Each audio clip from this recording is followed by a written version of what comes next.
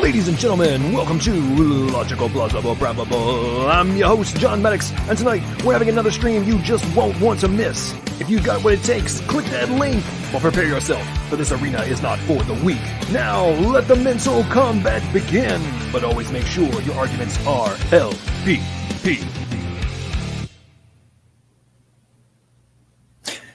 What's going on, everybody? We're doing another Friday night after show here on LPP. It's going to be a good time. You never know where it might end up. We have dumpster fires. We have great conversations. We have good debates. We have good back and forth. But it's usually going to get pretty fun, have some frivolity. You never know what kind of shenanigans we may get up to. You never know what might be shared by somebody's screen and the different rabbit holes down we will scramble. I want to say what's up to everybody who's bounced on over from that epic debate that's happened on Standing for Truth between Kent Hovind and Wade the Wizard, also aka the Wizard Show. I think he's actually in side chat. Appreciate you coming over to join us. Before I bring in people that are in the panel backstage, I want to give some shout outs to folks that have already joined us. We got Patrick, we got Sherry Lynn, we got Redefined Living, James, we got Missing Mod, Hurricane Havoc, Standing for Truth himself is here. Sea Science Film Labs, what's going on? Power Ward, Michael Smith's here. I want to say what's up to everybody. Utopia Buster, been a member for a while. Thanks so much, Utopia Buster, for your support on the channel. Born 100 years late, what's going on? This should be a good one, folks. We already got a bunch of folks backstage, and we haven't even gotten really kicked off yet. So for those of you who are joining for your first after show, how we kind of let this roll is initially, for the first 45 minutes to an hour, we'll kind of do round robin of people who are coming into the panel, spend minute and a half, share your thoughts about the debate, who won, lost, best one-liners, best comebacks, just overall thoughts about what you observed. Then we'll kind of do, like I said, in a round robin format, and then after we get done with that, we'll kind of go into back and forth conversation. And as new folks hop into the panel, we'll kind of cut over to them. They get a chance to share their thoughts, and then we'll go back to wherever the conversation was before they joined. So remember, this is all about having good dialogue, good conversation, presenting solid arguments and assessments of different things. And of course, if it goes into dumpster fire, that's okay too. But at least initially, let's try to keep this marginally intellectual. And I hope everybody in the side chat has a good time. And hopefully we'll get into some really good, interesting back and forth. Okay, so let's bring in, without further ado, let's bring in the panel who's already joined. And as usual, Jackson Rowe manages to be first. And we got Beamsy tonight. We have Steven's already here. Landon, who's been trying to join for the last couple streams, hasn't been able to. Looking forward to speaking with you. And then we got the one and only Donnie, a.k.a. Standing for Truth, who has come in to join us. I'm guessing he might have already had his coffee, so he should be good to go for a little while. But without further ado, Jackson, what's up, man? Welcome to the stream. How you doing? Congrats on being first. And share your thoughts about the... and I'm so Hey. go ahead and share your thoughts, man. Yeah, I thought the debate was really entertaining. I thought Wade did a really good job, a lot better than the last few people on the topic of is evolution reasonable, or whatever the topic title is. And that's all I have to say. Kent used the snapping turtle, the two-headed snapping turtle. That was the only bone I had to pick with him. That it wasn't a mutation; it was just a twin. That wasn't a mutation. But I'm still mad about the animal thing I've been talking about, and I had a bad date last night, so that sucks. So, but that's all. Yeah, I thought it was a good debate. Well, appreciate that. I'm sorry to hear about your debate, man. I actually had a... You said bad day or bad date? Date. Like D-A-T-E? Yeah. Okay, well, that sucks, man. I'm sorry to hear that. I had a phenomenal freaking date today. I'm not going to lie. It was awesome. It was pretty fantastic. But anyway, up next, we've got Beamsy. How are you doing, man? Welcome to the stream. What are your thoughts about the debate? Same as pretty much last time, but I do agree with Jackson. It was better than last time. There wasn't anywhere near as many ad hominems, and they stuck to the topic a lot better than last time. But there are still the same faults that Kent keeps bringing up again and again, which is no surprise. I will apologize if I take a while to respond. I'm currently scanning something for redefined living, so I might take a little bit of time to respond. Okay, gotcha. And I'm assuming you're referring to the Neff debate. Is that what you were talking about in terms of the ad hominems? Yeah, the ad hominems should never really be used, but Kent still used the same ones he usually does, but again, it's no surprise from his standpoint. Gotcha. Okay, I'm going to jump over to Donnie real quick because I know he needs to go get some food. So we'll let Donnie go, and then he can go get some food and come back in the meantime for the open discussion. So Donnie, why don't you share your thoughts real quick so you can go off and go mainline that coffee. John, what's going on, brother? Another epic after show. Good to see everybody on the panel. And that was a fantastic debate. Wade and Kent made for a fun debate. We had a huge audience, over 320 people, and enough questions where we probably could have had an audience Q&A for, as I said, all night. So I appreciated it because Wade came with visuals, Kent came with visuals, and it was just an all-around good debate. Like Beamsy said, no ad hominems, like some of these debates consist of. It was just fully professional, some great points touched on, and overall I really liked it. Easy to moderate, both were respectful, stuck to essentially one point at a time. I think the topic of ERVs was interesting as well. That's one of my favorite topics. Wade, you talked about how you watched Conspiracy Cats, and I debated him a couple times, couple of my own favorite debates, I guess, that I've done. And we in debate one, we primarily focused on ERVs, and I think Kent nailed it on his response, in that there are many DNA elements in our genome that we don't yet know the specific function of. And later on, when we get into the back and forth discussion, John knows we've got dozens and dozens of technical papers from secular journals demonstrating that endogenous retroviruses and other classes of retrotransposons are indeed functional DNA elements. There's paper after paper demonstrating their functionality in cell stress responses, the immune system, embryological development, functional in regulating genes. So again, it's an interesting argument. It's a good argument when you first see it.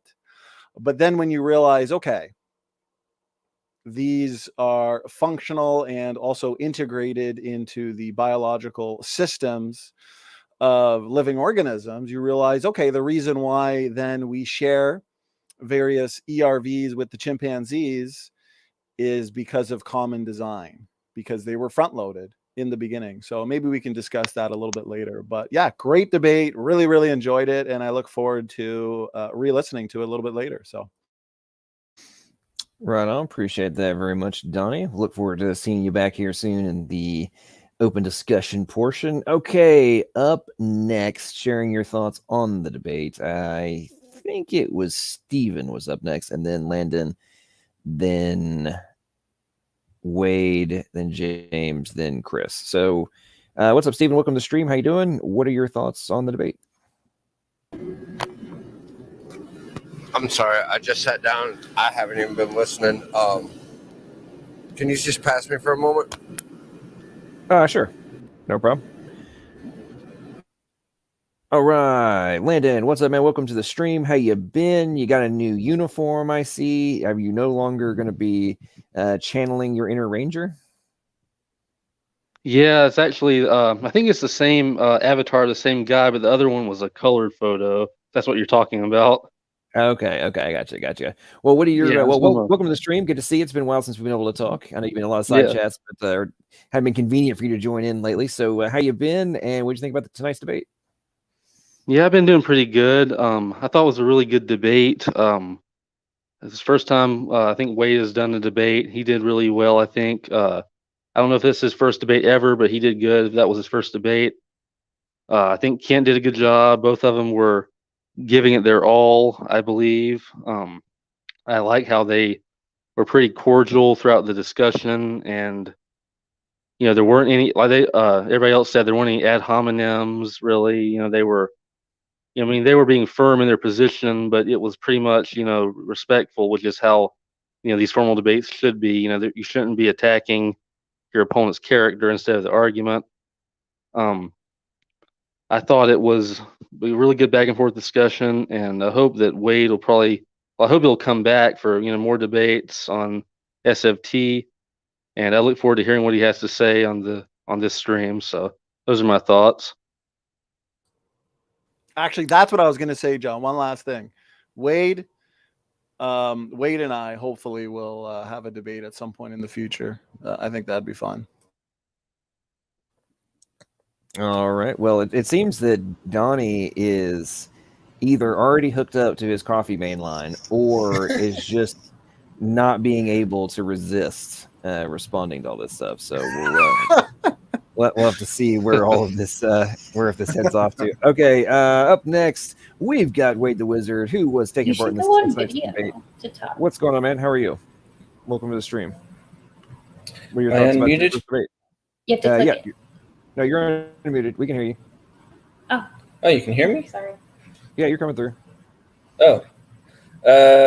How's it going? Wow, this is I didn't know there was going to be an after show, so that's exciting. But yeah, I feel it was like I'd seen some of Kent's other debates, so I kind of knew what to expect. He would say, "Oh, kinds don't produce kinds," and all these different things that he says ad nauseum, and so I was like, I was so ready, but then there was just so much that I didn't expect, and that whole issue with the internet, which was just so frustrating, and yeah, I don't know, but I guess my girlfriend was saying that Jackson Roe, we should do a debate, so it's Roe versus Wade. I don't know. I wasn't reading the comments during the debate, so I guess some people were saying that. Right on. Well, Jackson, you got any response to that? Yeah, we're on the same side, so I don't know what we would debate, but that would be funny. We just have a nonsensical debate. Well, I think that Jackson and Wade should have a debate over whether or not it is a totally reasonable law to ban and make a felony charge or ban the transport of and to make it a felony charge to take lizards or salamanders across state lines. I think that would be a very epic, I would love that. a very epic debate, which unfortunately is actually a topic that is actually being discussed in our Congress right now. So as much as I would hope that would actually be a joke, it's actually real, which is very tragic. Okay, real quick, I gotta address something that's going on in the side chat. Michael, I am not a Democrat, nor am I in California, nor am I a Biden supporter. So I'm not really sure how you have assigned those values to me, but in no way, shape, form, or fashion is that who I am. Anyway, okay. Who's up next? And welcome to the stream. Hey, how you guys doing? That was a good debate. I was able to get in a little bit after the I think it was like maybe 12 minutes in when everybody was having the issues. Wade was having the technical issues, but I did enjoy it. It was a good debate on both sides. Wade, you did a good job. Kent's he's been doing it for a long time. So, it's going to be, obviously kind of hard to go against that. But, yeah, I just think it was a good debate. And,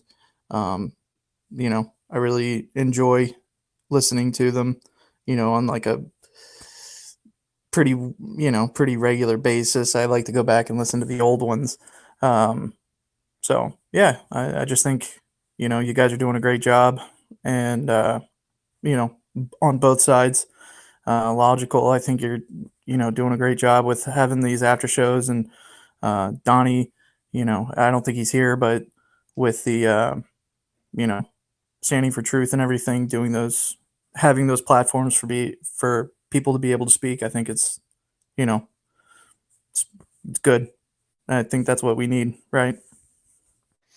No, I would definitely have to agree with you on that. I mean, the lack of ongoing dialogue, debate, and discourse in relation to topics, whether you agree or disagree, is like a sadly lacking concept in modern society. I mean, we supposedly have debates, but there's very little, like from a political standpoint, like, cool, we have a debate and they issue talking points that are 30 seconds long and don't actually address like the issue. Like, what was the question? Oh yeah, I'm sorry, I forgot what the question was, Joe Biden. I'm just going to talk on some other stuff that's completely irrelevant to what the question was. But hey, it's all good. We're fine. Country's good. If I could just say one thing, I think there was a joke that I saw a few years ago.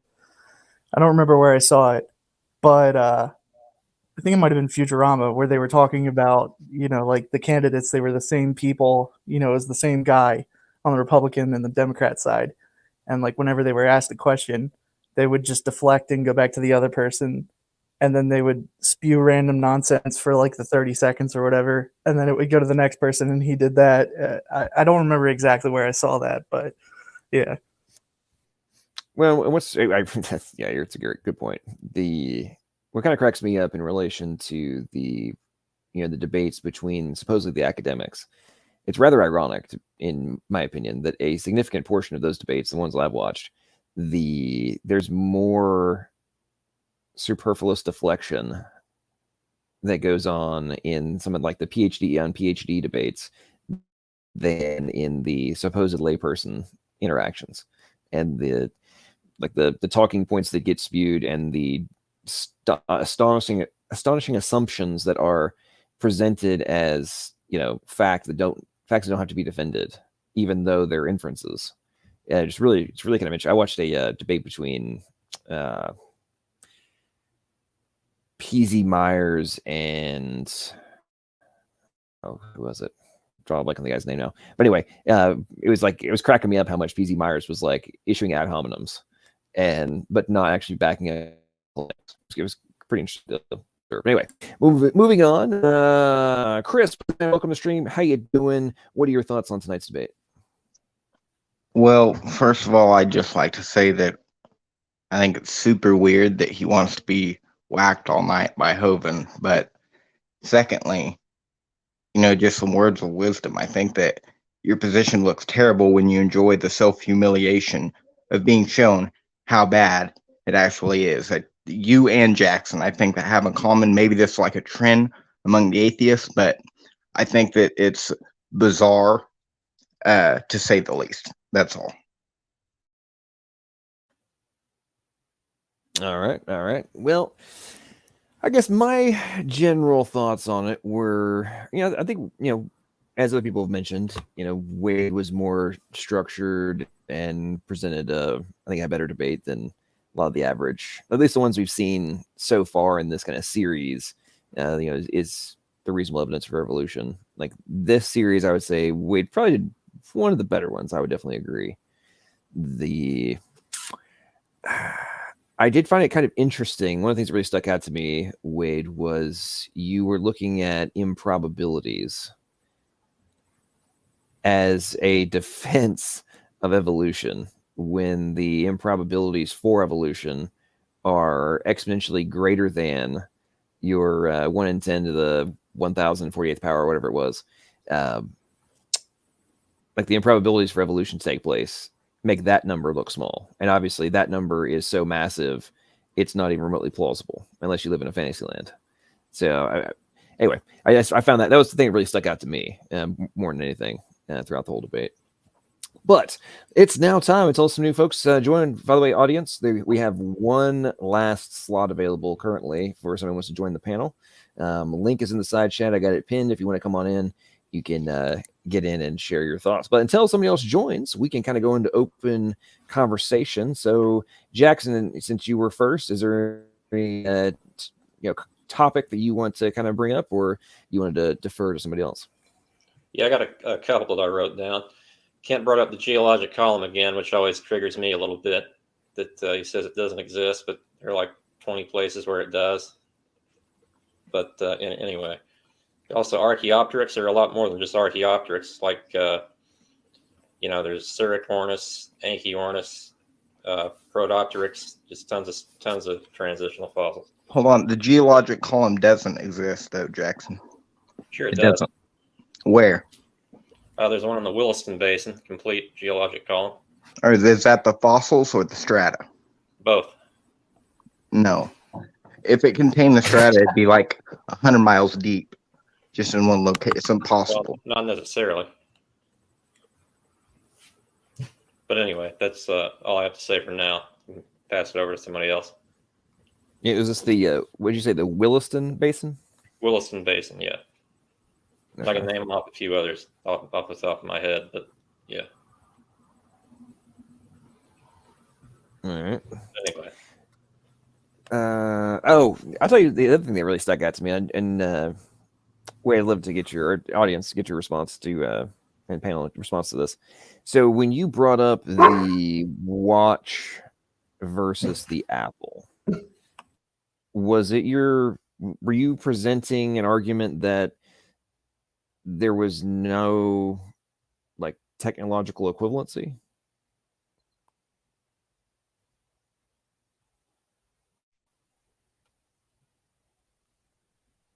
I don't know. He's muted still. I don't know if he knows that. whenever you're responding, you're on mute. But well, take your time because the one and only Ogre 343 has joined. Even though we know that Ogre never actually watches debates, he loves to come in here and share his thoughts on This topics. is true. You caught me. And then, ladies and gentlemen, in a little bit, he's going to start complaining about how he's had too much beer and it's his bedtime.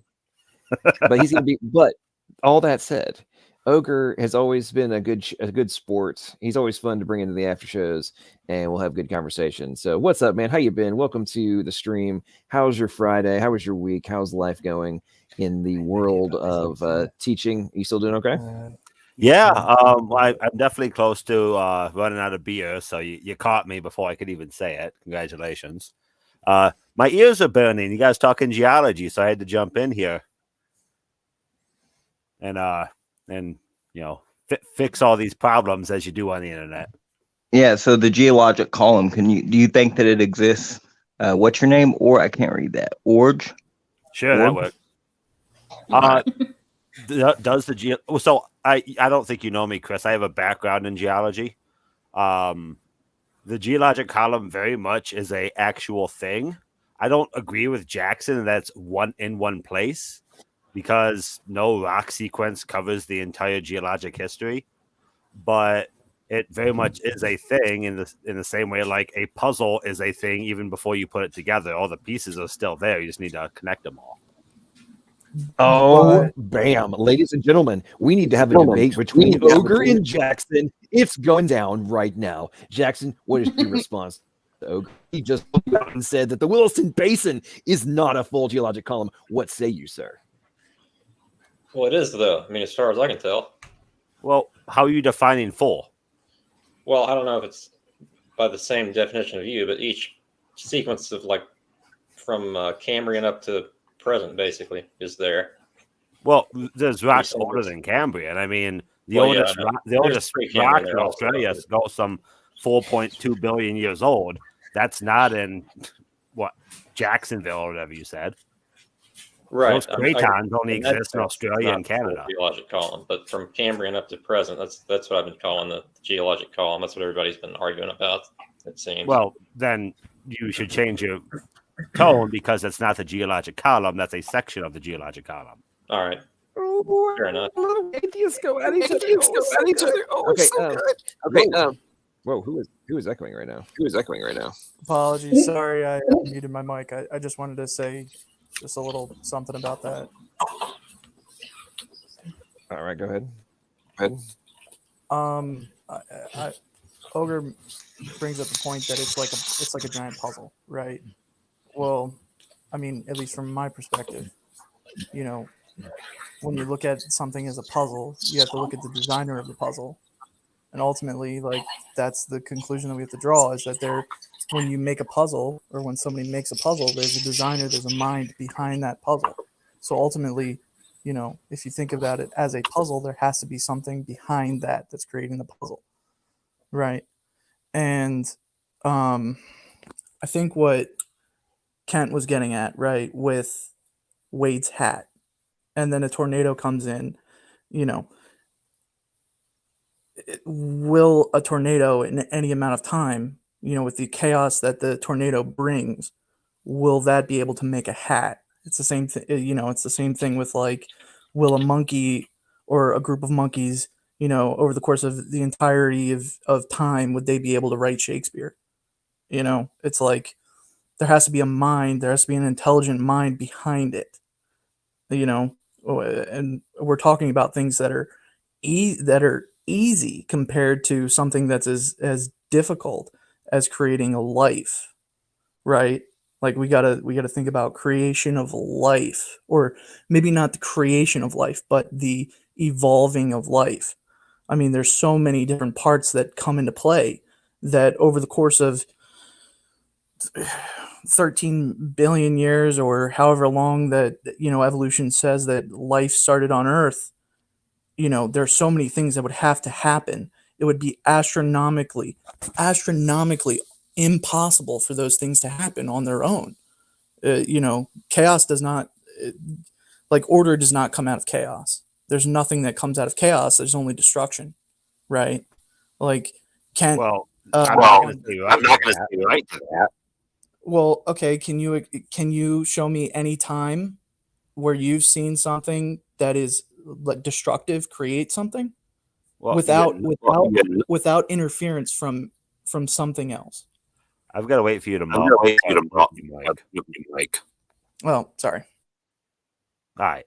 So you're loading your question there, right? Destructive and chaos and all these other things. You're applying all these terms to the conversation.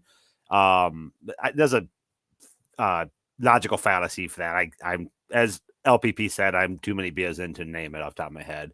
But the puzzle analogy was just that, an analogy. I wasn't you inferring some grand creator concept off of it is taking it far more than I was intending. So, and you're also doing a weird I see that you see this a lot in flat earth debates where the impossibility of it happening is so gargantuan, blah blah blah blah blah. That's not to me an argument against against the facts of the state. That's like an argument from ignorance almost, wherein I don't think the math adds up, therefore there's a problem with it. Well, you haven't shown there's a problem with it. You show that the math is difficult. Sure, math can be difficult on it, but that doesn't mean it couldn't have happened. You know, the example of the million monkeys typing away creating Shakespeare is an example of the inevitability of long periods of time or infinity.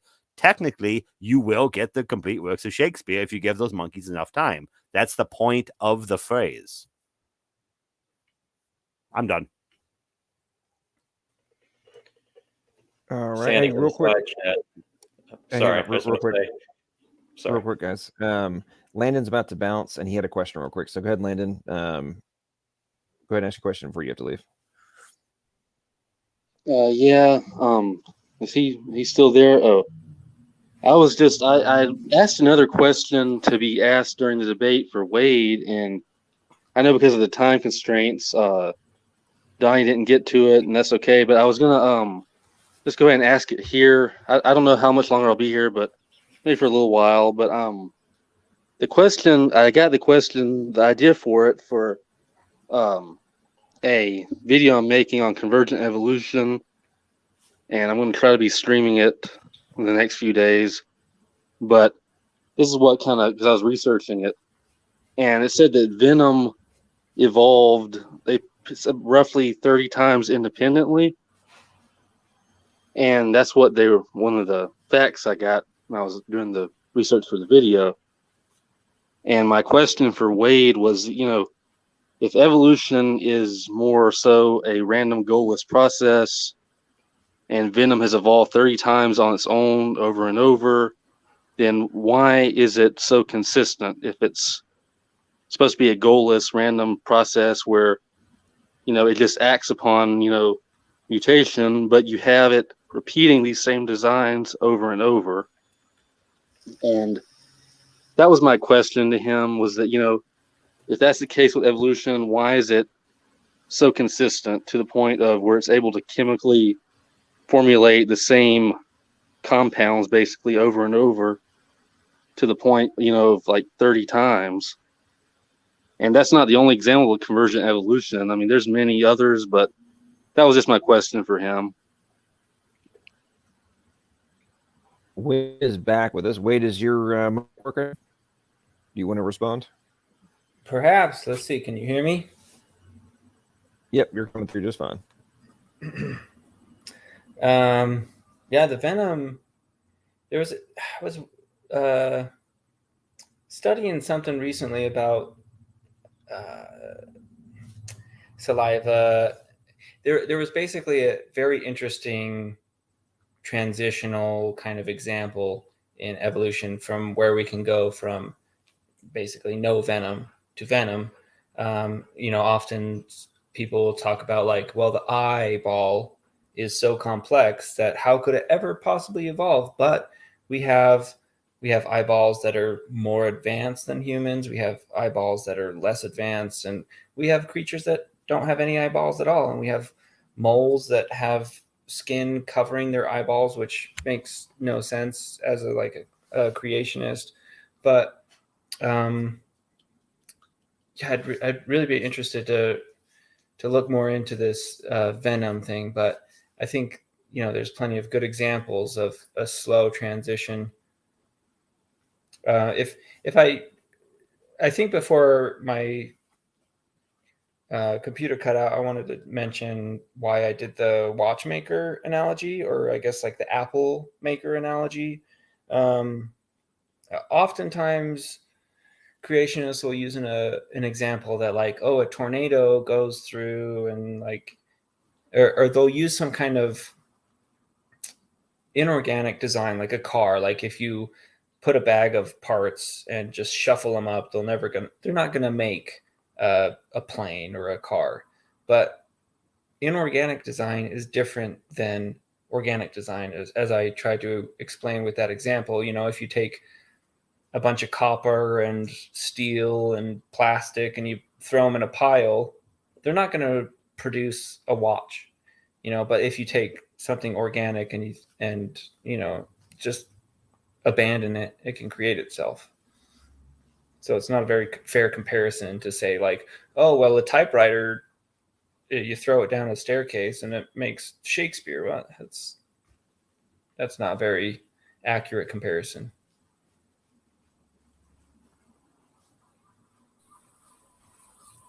Can I just say something to that real quick? Sure, go ahead. I think Kent, in a debate a few weeks ago, or in some other debate, right, use the example, okay, not necessarily the steel or the parts or anything to make the car, right? But you take a frog, you put it in a blender, you blend it up. You have all the parts necessary right there to make a frog. But no amount of time, or even, even insight, even influence from from a cognizant mind would be able to put that frog back together. Right. So yeah, and I mean, you bring up the eyeball and how miraculous or like complex the eyeball is, but that's not just, that's just one part of it, right? Because, when we're thinking about a design, or when we think about from a creationist perspective, if and people like to say, well, if I was designing it, I would design it this way. Well, our bodies aren't designed to be perfect. Like we're not, like from a creationist perspective, we're not designed to be perfect. We're designed to fail. I mean, evolutionists, right, say that we came from dust. The Bible says we came from dust. But it's just a difference in how we view how that dust was used, I guess. I think the main difference is the creator. Well, like, where did God come from? Well, okay, so I'm going to address this stuff real quick. So, on a variety of fronts, the main, and Beamsy is kind of talking about this in the private chat about false analogies, comparisons, and such. I would actually argue, Wade, that your comparison was actually a straw man, because what is required for the apple seed to do its thing is the digital schematics and digital information that's necessary for the replication to take place, and for all the other things you wanted to cascade down in terms of its impact in the overall ecosystem. At the root, it requires those digital schematics.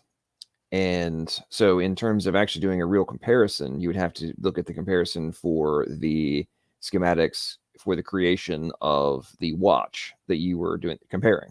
You have to go a step further down from just the physical object into what is necessary for that object to exist. And that's where you can actually do a direct comparison. And so from a more modern perspective, it would be, what is the 3D print script necessary? What 3D print scripts are necessary, and which 3D printers are required to create all of the parts and to assemble all of the parts into a watch? And what is that digital information? That exact same premise applies to the Apple. So I think kind of along that line of this code with comparing DNA to code, and I don't know who was talking about, the Bible talks about dirt turns to life, and then evolution says, generally that dirt turns to life, but the difference is the programmer or the designer, right? So God created dirt into life, but with DNA, we don't need that coder. It, like, DNA speaks for itself, it creates itself. And why does hydrogen have this affinity to oxygen? And these molecules bond without any kind of intelligence. An atom isn't consciously saying, oh, hey, there's a hydrogen molecule, I'm going to snug up to this, 2 hydrogen, 1 oxygen. They just do that. And so like with an Apple, it has that code, but it doesn't need a designer. A watch, it has that code or that design, but it does require a designer. Okay, so I'm gonna have to respond to that. So first off, DNA does not create itself. That's a false statement. And I'm not accusing you of like making a false statement on purpose. You may just not know that, but DNA in no way is self-replicating at all. It requires a plethora of molecular machines, replication factors, like DNA polymerase, for example, in order for that replication to take place. It is not doing it itself chemically. I actually went off I did a whole stream ripping MD Aware, a new one, for his categorically false assertion on Truth Wanted, one of the ACA shows. He made that assertion, and he's a freaking MD and actually a doctor and a geneticist, and he made that false claim. And you talk to any biochemist, and they will look at you and be like, "What the hell did you just say?" Because it does not. Secondarily to all that, the information that is necessary in the genome, not just from a deoxyribonucleic acid, but from the genetic sequences inside and the regulatory factors that are contained therein, that is what is necessary. You can have deoxyribonucleic acid doesn't do anything, or you can have a different type, or the organization of it into sequences that can be expressed into a three-dimensional object. That's the categoric difference between, there's a plethora more, but the root level, that's dramatically different than, we have 2 hydrogen, H2O over here, we have a water molecule. That is, nobody actually argues, that I'm aware of, that H2O equals something else other than itself. A codon, a triplet of base pairs, equals an amino acid that it does not transform into. It is equal to it. So you have a dramatic, and this is what's been discovered over the last plus years, probably 70 years now, in relation to what is the genetic code. As it's not just random molecules doing this and that; it's hyper-specified ones that are intangible information that's being expressed. So before I go on too long, went into a tangent. Like, do you understand what I'm talking about here, and why there's whether or not you want to agree that it could all come into existence without an intelligent agent being necessary, you can't make the claim that it's not directly comparable to what would be required in the things that I was making an analogy towards. Yeah, no, it's definitely very complex. I feel like it's kind of, we're talking more about abiogenesis, right? And how DNA first came about, and how, not only that, but like how the first cell formed and how it replicated and all. There's so much to study, and I've just studied the bare minimum. But what I tried to emphasize in the debate is that like with the comet, we can have a full discussion about a wolf and a coyote having a common ancestor, and we can see and we can observe this evolution. But like, oh yeah, well, how did DNA? I don't know. I don't know how it started, but we have a lot of evidence that shows this speciation. And there was another whole, like, could have had a whole other debate. And it was just so weird. It felt like one-sided, because I had my claim that evolution is true and here's the evidence. And Dr. Dino, he's like, well, God created everything, but the burden of proof is on you. No, wait a second. Hold on. Like, there's a lot of evidence that disproves 6,000 years old, Noah's Ark. There's no, I don't know of any evidence that suggests like God exists, God created anything. But yeah, I mean, as far as like DNA creating itself and abiogenesis, I'm skeptical. And I think we're just kind of splitting hairs if we get off into that kind of tangent, when like there's a lot of evidence that Noah's Ark is just absolute bonkers. And that's all. Okay, so let me. I'm going to shut up and let Zach. I think Jackson had a question, but let me get this straight. It seems to me you just made the assertion that you don't think the arc happened, therefore evolution is true. Because that was kind of the end conclusion of the point you were making there. Was, hey, I can debunk. I can feel confident in evolution, which, per your own admission, you haven't really studied that much of. But you feel confident in your rejection because another argument you disagree with. You don't think proves they don't. It seems to me that you're making the position that I haven't seen proof that God exists and God created everything. Therefore, evolution must be true. Not necessarily. So I'm presented with the evidence for both cases, and then I can determine, which is more likely. But I just wanted to kind of emphasize how unusual it seemed that it was like a one-sided debate, right? So I'm presenting, Dr. Dino does not understand the burden of proof, and I tried to explain it clearly, but he still just dismissed it. But if you make a claim, the burden of proof lies within you. And so Dr. Dino claims that... Wait. I'm just going to stop you right there. I listened to that portion of it. And from a debate perspective, you're just categorically wrong. In relation to inside of the debate, if the other person has to... okay. Now, they can engage if they want to. You're roboting pretty bad. I'm roboting? Okay, hang on. Well, I'll finish up later. Go ahead, Jackson, ask your question. It's not really a question. It's just a kind of statement, kind of far removed from what we're talking about now. But it's about the convergent evolution of venom.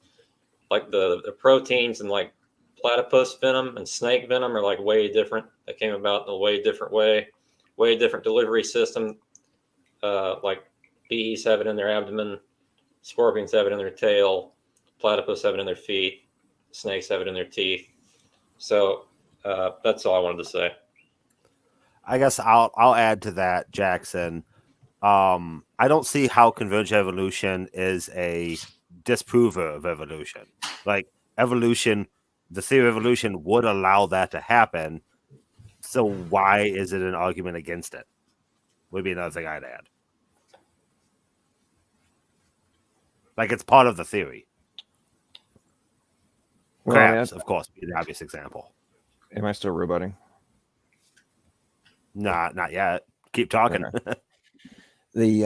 Well, I mean, I think this goes back. Convergent evolution, why people have issues with it, is that it requires like ridiculous improbabilities to just magically be overcome in a plethora of different ways. And like that's one of the fundamental issues with it. That problem can be very easily solved if you've inserted an intelligent agent into the equation. Well, it's very easy to account for it.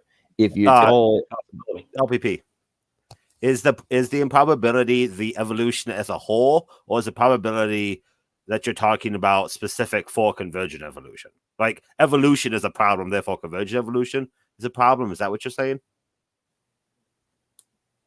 Well, I mean, I'm talking about in the context of, we have two different ways to reach two different pathways are needed, or we're claiming have occurred in order to reach X, right? But the improbability for either one of those to occur is astronomical. Yet, somehow, two incredibly improbable things just happened. They somehow, the variables that were required for this to occur, somehow they occurred. And not did it happen once, it happened thousands and thousands and thousands of times. These things have all converged and overcome the ridiculous improbabilities. That's the point. In any other context, when we look at things that have staggering improbabilities, you look at in the context of like writing a essay, right? You write a 3-page essay and it's 300 words or whatever per page. The improbability for it is freaking insane. However, because an intelligent agent is the one that is the reasonable conclusion for how it occurred, the fact that it happening without an intelligent agent is staggeringly improbable. Nobody views it as implausible because we know that an intelligent agent can do this very, very rapidly with no problem. Right? That same concept can be applied to what we're talking about now in terms of like, how did this convergence happen? How did these sequences come into being in the first place? Let alone how did all these different ones come into place? How are there are these slight variations in different sequences that have slightly different functionalities? We do that all the time. We have slightly modified. There should only be one screwdriver. You have all these different size screwdrivers, and you have flatheads, and you have Phillips. No, there was no intelligent agent for that. Like, that would be necessary for that, or there's no reason that those would exist. And then from a genetic perspective, we're having to go another layer to, and this is why I used the concept of the 3D print script earlier. The 3D print script for a big screwdriver versus a small screwdriver, both flathead, right? The majority of that 3D print script is going to be very, very similar to the other one. There's going to be some slight modifications in one portion of it, or a couple of different factors to make it bigger or smaller. Like, we see that exact concept in protein sequences all over the place. That exact logic. But we're told that is disproof of a intelligent agent being in play, and 100% proof that it was random and not directed, and occurred from an undirected process standpoint. Like, I really don't understand how, like, whether you want to agree or disagree with my point, it blows my away every time how even atheists on YouTube like completely reject that concept and don't seem to recognize its possibility. I think it's a possibility that a God is guiding this process, but I don't think it's necessarily needed. But I don't rule it out. Like, that, I mean by now. So one thing that we didn't touch on in the debate that I think it's interesting if we look at the statistics of people who, so there's basically 3 buckets: people who believe in God and creation, people who believe in God and evolution, that God did it, right? And then people who don't believe in God and evolution. And I don't know, it's just kind of interesting, like people who, and so like in the Mormon church, as I was growing up in the Mormon church, they don't have, it's an interesting history as far as the Mormon church and evolution, because they were first like really against it, and then they've kind of like gone to a neutral, like, we don't know, but God created Adam and Eve.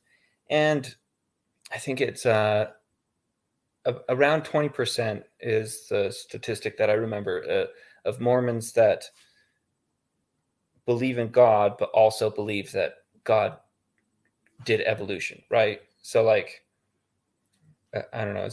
It's interesting that like, how can you prove or disprove? There's kind of like a fine line between like, well, did evolution happen? Did God do it? Like, is evolution a thing or not? Whether God did it or like, is evolution true?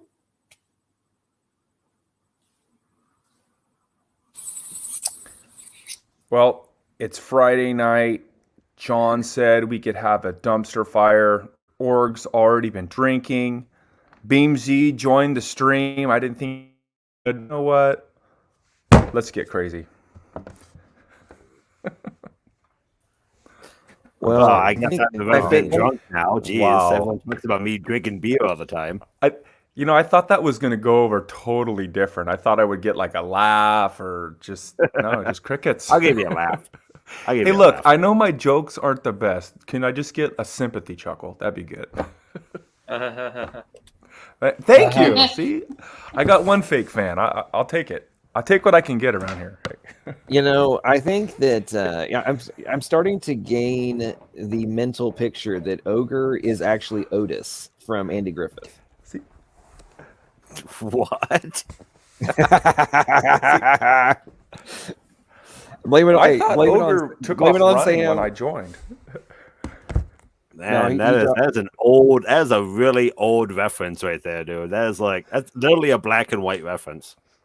Well, actually, I think there was some color. There were a couple seasons that were color, but Ogre, Really? are you suggesting? Look that up. Yeah, I think so. Or either that, or they remade them in color. I don't know, but are you suggesting that you are not old enough to have knowledge of Andy Griffith? I'm sure it was in reruns, but yeah, the last three seasons were in color. You're right. Cool. So yeah, what about that God dude? Like, is there any evidence that God exists? The LPP was talking about intelligent design, but I don't know of any evidence that suggests there's a God. Yeah. Hey, Wizard, I wonder, how did you determine that all evidence is not evidence of God? How'd you do that? So like one example. No, I'm asking you. Your question presupposes that you've already determined that all evidence isn't evidence of God. I'm wondering how you did that. Are you just asserting that all evidence isn't evidence of God? I'm assuming that because you're asking for evidence, that it is your position that beliefs held without evidence are irrational. So what is your rational line of reasoning? I'm just unaware of any evidence that suggests God exists. Yeah, well, you're just repeating the same thing you said. I'm asking how I'm you confused by your determined. question. It's like a double negative. No, I mean, it's not. I think there's evidence. How did you? Yeah.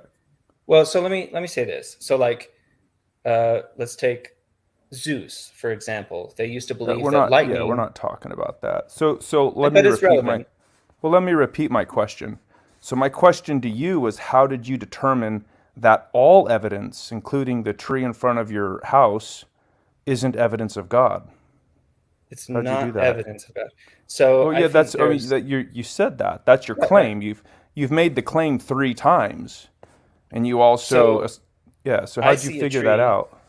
I see a tree and I see an explanation of evolution, that life became more complex. No, you see a tree and you presuppose evolution. Would you please stop interrupting so that he can answer the question that you've asked him? Yeah, but it doesn't follow from that God is not singularly in control of the system that you're observing, right?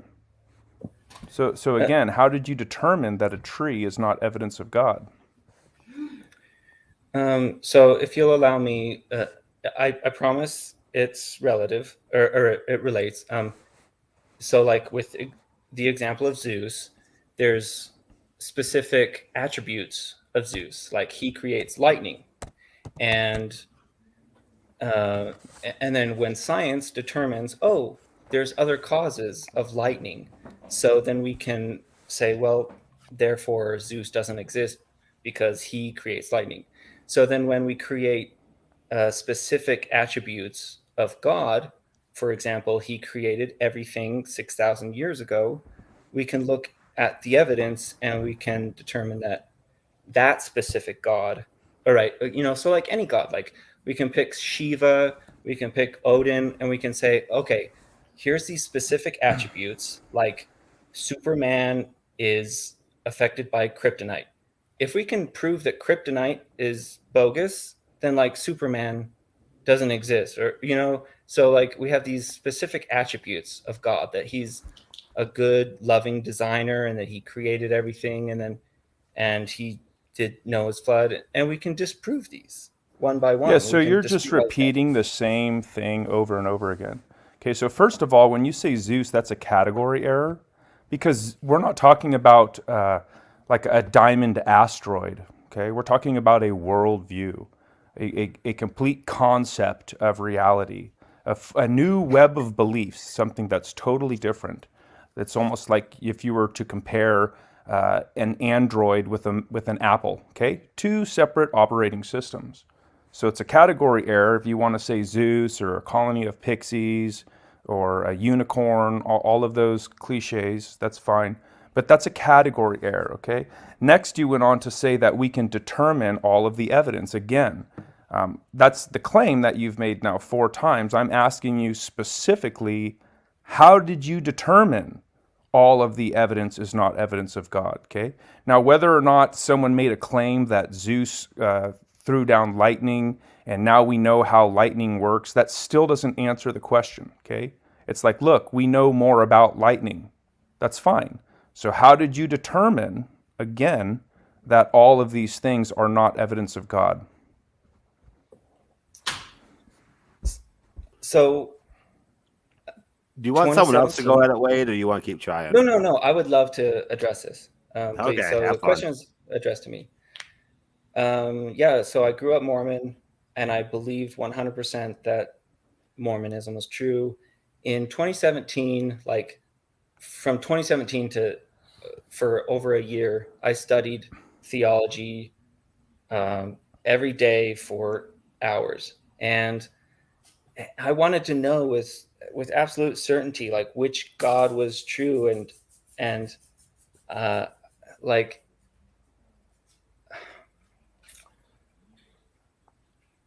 I just mean like, because I genuinely had a concern. So you were asking like, how do I determine, right? It was you said that, essentially, okay, that beliefs held without evidence are irrational. Yeah. Okay, so what is your rational evidence that there is no God? Yeah. What is that? So I was searching for the truth. I was searching for God, right? I wanted to know. I had absolute, genuine concern for the salvation of my soul, and I was praying. I was reading the scriptures, and one thing that a lot of religions have in common is they say, "Hey, if you're not sure, if you want to know, ask God." And I asked God, and I pleaded with God, and I prayed, and I begged on my knees, and I cried, and I wanted to know with absolute certainty. And my anecdotal experience is my own. But if there has ever been a scientific experiment that has ever been repeated more and more, it's the billions and billions of people on this earth who are pleading with God to know what's the correct answer. What is the correct, which God, okay? Like what commandments? What do you want me to do in this life? You just refuted yourself with that one. And the answers, okay, the answers from their prayer are Shiva and Buddha and Mormon Jesus and like all these different gods. Like, how am I supposed to know? Yeah, so your own, it does not follow that you rubbed a lamp and a genie didn't pop out. It does not follow from that there is no God, okay? And then when you want to appeal to a consensus, you've just refuted yourself, because by far the greater population of this globe does believe in a God of some sort. So it does not follow that because people are confused on certain attributes of God or which God, it does not follow from that there is no God. But the question again that I've posed to you now many times is, how did you determine that all of the physical evidence that you're acquainted with is not evidence of God? That was the question, and I haven't received anything other than just, emotional responses, which is fine. No, but those aren't very I can give you an convincing, answer. and you It's haven't provided skepticism. you haven't met your own standard, which is evidence. It's So you failed by your own skepticism. standard. I see something that others interpret as evidence, and I say, well, I'm skeptical. I don't know if it's this God or that God, or maybe it's just natural.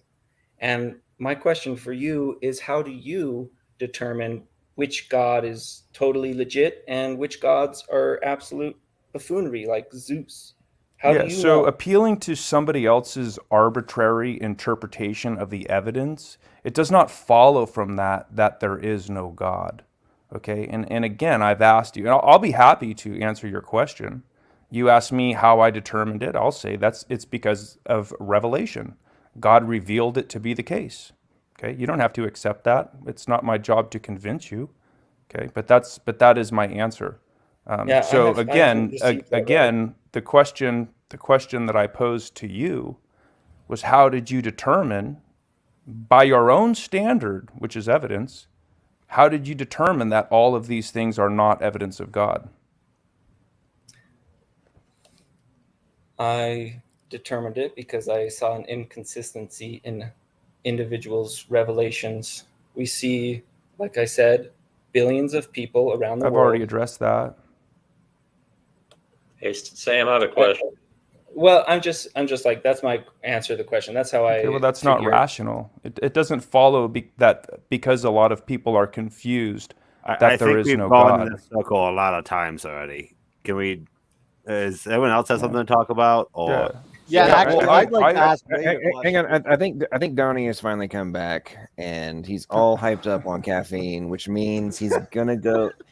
Listen, ladies and gentlemen in the audience, here's what's about to happen. I'm gonna prove that I am the YouTube Nostradamus, and what's about to happen is that I'm gonna wager within the next 5 to 17 minutes there will be I need to share my screen, John. It's going to come from Donnie. And there will be, we never know where this might come from. Try the next 10 seconds. Okay. So go ahead, Donnie. What's your Oh, I've been back for a little while, but I've been sitting here sipping on my coffee. Just finished a nice A&W chicken sandwich. Look at this, ladies and gentlemen. I am a prophet. Anybody who has ever questioned, listen, for all of my haters out there, my Christian haters out there who, question my faith and such. If I was a false prophet, then you would be justified in questioning. However, as I have just proven in real time, I have prophetic skills and powers. Therefore, that must be proof beyond all doubt of the fact that I am a justified soul, and all of your judgment and your hypocritical accusations towards me are obviously false. And for those of you who are going to probably do a stream about the sarcasm that I'm currently spewing, if you don't grasp the fact that I'm being like 1,000% sarcastic, I'm going to have to just question your IQ points, and therefore also going to just completely dismiss any arguments you make, any accusations you make towards me, because you're clearly too dumb to grasp basic humor. Okay, go ahead. Nope, that was super literal. Oh, John, I mean, you're a creationist, and that's a fulfilled future testable prediction. You've met the gold standard of science. So I appreciate that, John. You were accurate, and that's impressive. So my question is to Wade the Wizard, because you were talking about how in the debate I'm hearing a lot of typing or feedback or something. Oh, my bad. Sorry about that. That's okay, Sam. That's okay. And great job, Sam. Great arguments as always, brother. So Wade, you pointed to ERVs, shared ERVs between humans, chimpanzees, bonobos, gorillas, orangutans, ERVs that fit a nested hierarchical pattern in common descent. And you pointed out how you did the research, you looked at it objectively, and this alongside other lines of evidence are just such strong confirmation of evolution, universal common ancestry. But my question is, have you looked at the other side, and are you up to date on the data? Because these endogenous retroviruses, are you familiar with the dozens and dozens of technical papers coming out showing how ERVs are functional? Here's a few papers. Are functional in the embryo, they're functional in determining cell types, they're functional in the immune system, cell stress responses, so on and so forth. Are you I'll end it there. Are you familiar with those papers and that latest research? Wait. No, I'm not. I'm not a biologist. I'm not an expert, but neither am I a geologist. But I trust the science that of continental drift, and that there was once the supercontinent Pangea. I haven't observed it. But I'm not a geologist. I haven't done all the research, but I trust science because science is repeatable. Well, and that's good that you trust the scientific evidence or data, but don't just blindly trust the for example, the conclusions in a large number of these papers. We have the data, right? For example, scientists identify new beneficial function of endogenous retroviruses in immune response. Endogenous retroviruses function as gene expression regulatory elements during mammalian pre-implantation embryo development. So what I find the evolutionists do is they don't question the conclusions of the papers. They don't question the conclusions of the authors, which are oftentimes based on their interpretation of the data, based on their conjecture inference, okay, in light of the data. So, for example, this argument from ERVs, and I've been debating a lot of professionals on this for a while. I've debated Dr. Stephan Frello, Gutsick Gibbon, Conspiracy Cats. We debated specifically ERVs after his debate with Kent.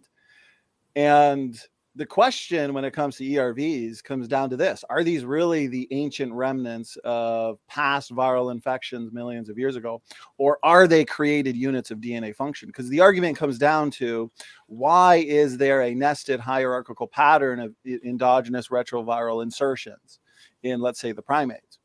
Well, if these are actually created units of DNA function and not the ancient remnants of past viral infections, millions of years ago, then it's evidence for common design rather than common ancestry. Because if they're proven to be functional and they're integrated into the information systems of biological organisms, they're no longer evidence for ancestry.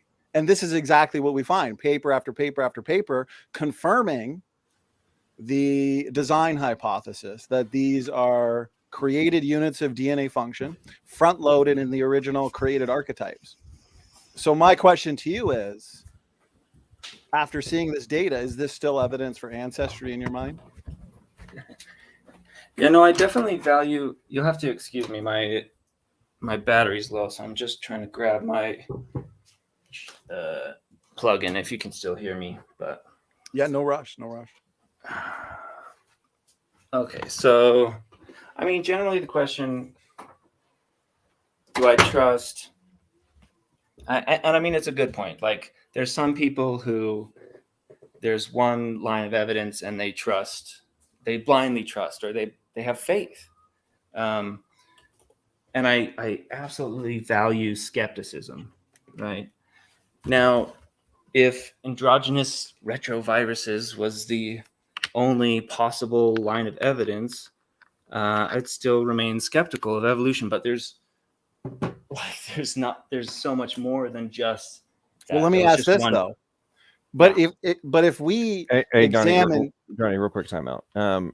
George Bond has done $10 super chat. Thanks so much, George. I really appreciate that. And George is always searching for excuses to get this video played. And so, Wade, you tonight are serving as the catalyst for George to get his fix of Okay, let's Godless do this. Engineer and his, interesting concepts.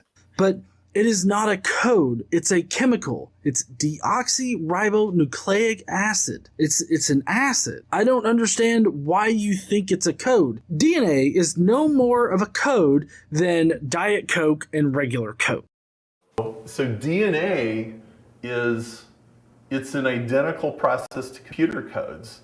And it's very interesting that, computer ideas about computers developed early in the 20th century. And, Claude Shannon comes along in 1948 and DNA is discovered in 1953. And when we start unraveling DNA, we find out that this incredibly sophisticated communication system has been around for 3 billion years. Mm-hmm. And we just discovered the communication theory that explains it. That's right. Okay, and so there needs to be no question that communication theory applies to biology. Okay, all of these concepts can be applied to DNA. Is that debated anywhere? Only among people who are ignorant, frankly. Okay. Okay. People in the know do not debate But not in this this fact. credible scientific community. This is well understood. There is no credible scientific argument to try to say that applying communication theory to biology is somehow inappropriate. Yeah. There's hundreds of scientific papers that go very deep into the subject, and so, no, there's...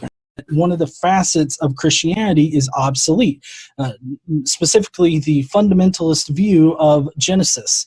So,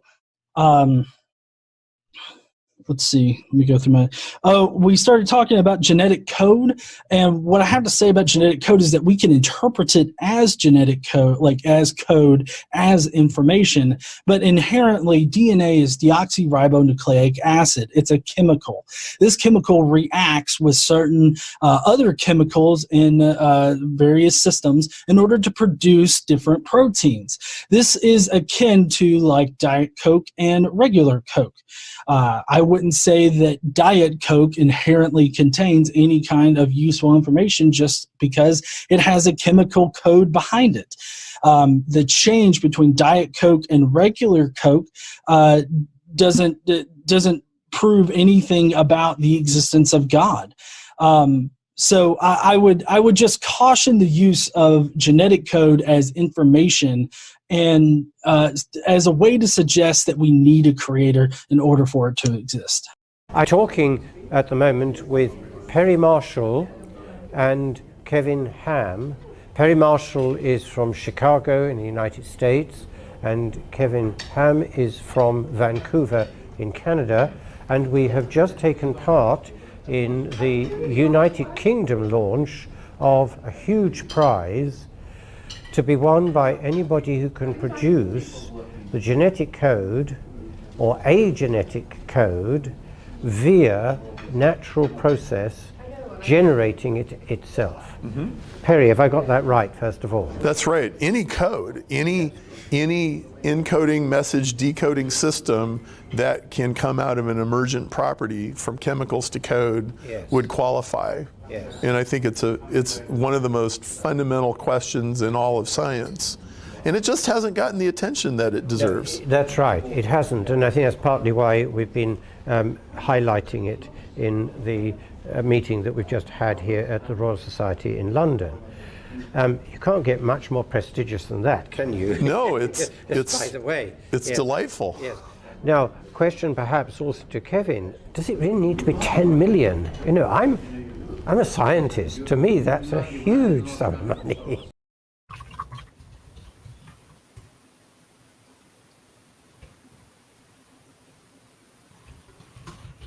Yeah, it's a code. Oh man, that's one of the still most epic debates. Okay, so hang on real quick, guys. So since I played those videos, thanks George for always giving me an excuse to play that. I actually, this coming Wednesday at 2:30 Central Time, I will actually be interviewing live Perry Marshall, and we will be discussing that prize, among other things. We'll be discussing the prize that he had for the capital he's raised, that's now being overseen by the Royal Society, professors from MIT, Stanford. I mean, it's crazy stuff what's going on with that whole deal. There's over, I think, almost 400 different research teams across the globe are attempting to accomplish this thing he's talking about. And it's very ironic that how many atheists on YouTube run around claiming that it's not actually that has to be addressed. But and something else I would recommend for folks, you should read his book, because there's a lot of things. It's called Evolution 2.0, and it goes into a deep dive about how traditional Darwinian evolution is just completely has been completely annihilated, basically. Now he operates from a old Earth perspective, thinks that there is evolution in a different format than what we're being taught in schools and such. And I agree with him on some of the things, I disagree on others, but it's a complete evisceration of traditional Darwinian evolution and neo-Darwinism, and even the extended evolutionary synthesis and such. Just completely eviscerates it and addresses quite a few different talking points. So I would strongly recommend people come to check out that stream. I'll put a link. I'll put a link in the side chat right now for anybody who wants to go and set a notification for that interview. It's gonna be a doozy, folks. So anyway, okay, enough of my tangent, enough of my promo. You guys can go back at it again.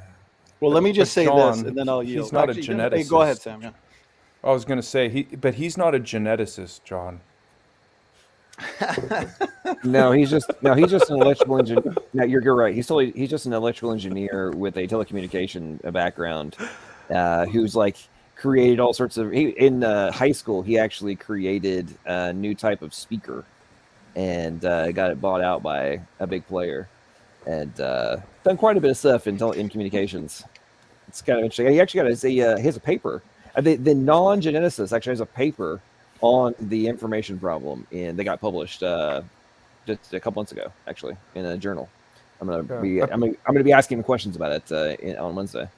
I guess no geneticist has seen that, because they would have raised that same objection. Huh, Beamsy? That was directed at you in the side chat. Actually, what's funny about Beamsy is he has the background, I believe, in biology or genetics or something, which means he should be qualified to answer this question. It might not be fair to ask it to Wade or Jackson. I've asked it to Jackson numerous times, but I just want to be fair here. The question going back to ERVs, because I just see it being brought up over and over again. I mean, stated clearly, Vice Rhino, they make videos titled "The Best, Most Irrefutable Evidence for ERVs." It's and then these guys don't even mention the function that's been found associated with them. They don't get into co-option. And then when you ask about co-option, they never provide any empirical evidence for it. So Beamsy, do you have any technical papers showing a non-functional ERV going from non-functional to something incredibly or critically functional in the embryo, cell stress responses, immune response, so on and so forth? No, I personally don't have that, because the only aspect of genetics that I've gone into is the monitoring, as I've explained. I'm only about 2/3 of reading through all the backgrounds of what you've represented from the last time I was in here. So as of yet, I've found that not much has supported what the argument you've put forwards. Okay, so what's, actually, before we get into that, anybody on the panel that's I don't want to go down a rabbit trail just yet. Anybody on the panel, and I'll just say for the record, I debated a biologist who admitted that if if that existed, he'd present it, but it doesn't exist. This so-called evidence for co-option when it comes to these various classes of retrotransposon. So for one, why do evolutionists keep looking to ERVs as evidence for evolution? I have no idea, because they don't even realize it refutes their position. And two, Jackson, I see you waving your hand. So have you come across a paper demonstrating my question? No, I just want to kind of say I don't see what their functionality necessarily means. They aren't, how that would disprove that they're shared between, they're definitely shared. I don't follow how that disproves it. Well, wait a minute. But Jackson, why are they shared according to the design hypothesis? The design hypothesis? Because they were all created that way. Exactly. So the question is, are these created units of DNA function, or are they really the ancient remnants of past viral infections millions of years ago? We as the creationists would predict function. You guys would predict non-function. And yet what we find is function, which is confirmation of the design hypothesis. Not necessarily. I mean, how is that not necessary? How do you explain these functional endogenous retroviruses from the common ancestry model? I mean, you say there's no evidence of co-option. I would agree, but I think all of that would have taken place a very long time ago. Okay, so I don't think you're going to see that. Okay, so again, as Kent says, you're putting it, you're putting the evidence long ago and far away. No, sure. we have yeah. So you believe that co-option has occurred, that non-functional, useless endogenous retroviruses went from non-functional to something critically functional. See, here's the thing. If a virus inserts itself, okay, it's more likely to disrupt genetic functionality rather than make it better. Like if a blindfolded painter, okay, let's say somebody has a painting and then he puts a blindfold on and just starts applying random brushstrokes to it. He's more likely going to mess up the painting rather than make it better. So for you to keep holding on to ERVs as evidence for ancestry, you have to demonstrate that this co-option rescue device is empirical. If you can't do it, then it's not science. I'm sorry. Well, I'll have to look into it. I don't know of any papers about it, but I'll have to look into co-option evidence for it. But I haven't done that. But are you interested in it though, Jackson? Because yeah, I'm interested in it. Because our first debate, and I'm not trying to be like aggressive here, but our first debate was eight months ago. You brought up ERVs, and I used the same argument, asked you the same question. You said, I don't know. I'm going to look in. I mean, how long does it take before these evolutionists look into it? I debated RJ Downard 4 times. Sorry, there's a lot to look into. Well, it's just, see, here's the thing. And I asked the question because I have looked into it. And guess what? That paper doesn't exist because there is no explanation. Well, I don't doubt there's never been an observed instance of co-option, but there might be some kind of evidence that it happened. Is what I'm saying. So one thing I wanted to mention on this discussion, one of my favorite things about science is that if a better idea comes along, then we update, we refine, and we develop science, right? So I mean, there's plenty of examples where we've changed our mind, right? So if whatever it is about these viruses, if some better study comes along, it's going to take hold. The science will accept it and praise it. And that's a good point. Well, Wade. I want to address this stuff real quick. So this is the kind of thing that just gets my goat. Is that's my goat. There's like one of the major portions of the topoisomerase, for example. It's like 450 amino acids of like a 1500 amino acid protein, right?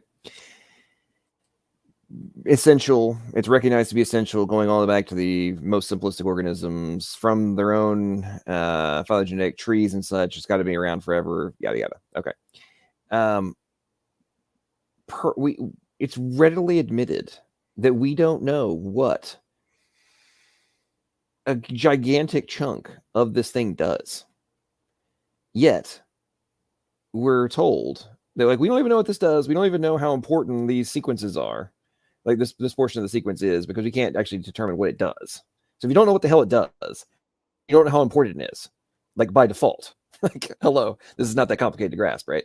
But then we're going to say that we can just ignore the fact that we don't know what the hell it does, and then make all these assertions about co-option, origination, so on and so forth. Like we don't even know what it does, and we don't know the significance of the variations between different organisms and their variations of it, and how essential they are and how necessary.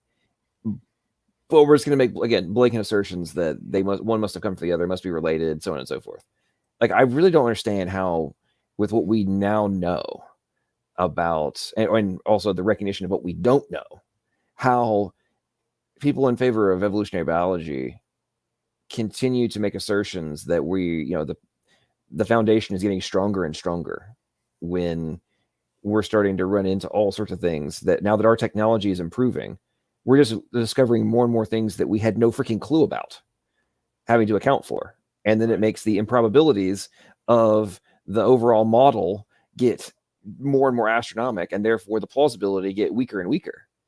But then in the day-to-day arguments, people are just like, oh, no, nothing to worry about. We're getting it. No, it's proven. Let's not even question. Go ahead, Jackson. I would say that things are getting blurrier in the abiogenesis field for sure. And I think that's what you're talking about. Am I right? No, I'm not. I'm talking about I'm talking about the assertions that are made by evolutionary biologists that because there's sequence similarities, that it means that one must have come from the other. Because there's sequence similarities, when there's giant chunks of proteins that we don't even know what the hell they do, therefore we can't actually make arguments in relation to the plausibility of the transition actually having taken place, or if there has to be a different starting point. This is what just goes over everybody's head in these conversations. This is why I use baseline examples. John, I need to jump in here real quick, please. Go ahead, Ogre. I need to jump in here and say my beer is empty. So you are 2 for 2 with your predictions, and I'm going to bed because I'm you just running, Org. Yeah, just running. I am okay. So audience. So listen, just so I have to issue a disclaimer because there are certain people inside chat who just think I'm just a complete jerk and just mean to everybody. Ogre knows that I like him. We get along. I'm not mean to him. But here's the deal, folks. What's really happening is, yes, Ogre ran out of beer, but he has a major aversion to biology talks. Now, if we were discussing it's just the worst. If we were talking about really super interesting things like rocks and what happens when rocks bang together, Ogre would be all over it. He would be like jumping off up and down. But I have to say, I got to give Ogre some mad props because he debunked the geologic column assertion. And I heard that. I was impressed. Now here's I'm gonna make another prediction. I'm gonna wager that tomorrow or whenever the next weather report is, there's gonna be damage control that's gonna have to be put into place. And in this one, it's gonna be an extreme rarity. But Ogre is gonna be the villain in the mind of Pudding Brain and the gang over on Answers and Atheism. Because Ogre, how could you debunk such a foundational talking point of atheists? What say you, sir? Yeah, you Christians have been infighting so much. Just atheists needs to pop each other in the jaw a couple of times nowadays too. So I feel like that's kind of boring on my end of it. Oh, okay. So let me get this straight. So, Ogre, are you suggesting that there needs to be more infighting and backstabbing in the Evo atheist community on YouTube? Yes, I'm trying to pick a fight with Beamsy in the side chat right now, actually. So yeah, don't mess with Jackson, though. Not yet, anyway. He's still nubile. He's all young and fresh, and he doesn't. That's right. Yeah. I will say that I didn't take into account a lot of the Precambrian layers, which everyone just kind of calls the Precambrian, but really they should probably be. I mean, all of that's probably not there completely, but like from the Cambrian up, there are places where that exists. Yeah, man. We'll go over that later. And before I head out, I want to. I haven't done it in a while, SFT. So as usual, your dress is on point for the debates, but I haven't been able to compliment you recently, so that's my bad. Well, Org, I appreciate that. I'm going to have to shift the compliments to my wife because she works hard, making sure that my dress shirts are ironed before every debate. It's noticeable. I see every wrinkle, so don't worry. It's not easy getting them out, that's for sure. Yeah. Now, what SFT didn't actually admit is the reason that his wife has to make sure there's no wrinkles is that SFT is so technology incompetent. The premise of utilizing a iron to remove those wrinkles, like he would need a tutorial And she's come to the realization that he forgets the tutorial that she gave him from the last time. And it's just faster for her to come iron the shirt than to try and teach him how to use it again. Am I right, SFT? Is that am I correct? You know what? That's a third fulfilled prediction. The last time I tried to iron one of my shirts myself, I ended up dropping the iron. Water spilled everywhere, and I broke it. We had to get a new one. So I've been banned ever since. You look like you came out of a burning building. Big burn holes, smoking. My day job as a fireman. Yeah. Too funny. Well, okay, all right. So but all my jokes aside, and again, for anybody who's like suffering from atheist hyperliteralist disorder in the side chat, I was being facetious. I wasn't actually being serious. I wasn't actually insulting anybody. So don't get all worked up. And I don't think there needs to be, atheist on atheist dumpster fire action, even though it would be interesting. I'm not encouraging that, but if it happens, it would be funny, and I would watch it. But go ahead. All right, guys, go ahead and go back to Star. Hey, I just want to jump in because I just want to wrap up and kind of dip out here pretty soon, and I guess give anybody an opportunity to, if they wanted to have a question or something. I had a few comments that I've been wanting to bring up, but yeah. So I guess let's see. I don't know. One interesting thought. We were talking about computer code and DNA code, but we don't have an example of a computer code self-replicating, right? I don't know that we do, at least not in a similar way that DNA works. But I was having that conversation. Who was it? We were talking about God and evidence. My main point, my main thought is, or I guess the one thing that led me to atheism. All right, so we have a bunch of different people with different revelations, but I don't know how I can, with absolute certainty, know that revelation was that God, or was that some mischievous deity that I don't know of. I can't really prove that, right? There's no way of knowing with absolute certainty that and that was one of my issues. Is that's why I started to search for God, is because I would pray and I'd have a good feeling, but I wasn't sure if was that just my own psychology, was that some other kind of mischievous deity, or was it God? And there was no way that I could confirm that. And I mean, that started my transition, but I now think that, there's a lot of evidence, there's a lot of lacking evidence, and there's a lot of evidence that disproves God, in my opinion.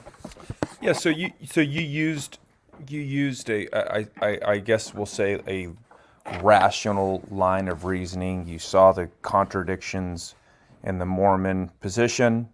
The Mormons. We can all agree that Mormonism is garbage, right? Yeah. Well, but I mean, the point is, you can look for a contradiction. You could say, well, the Book of Mormon requires the Bible to be a foundational book, but there's contradictions, so one of them is necessarily false.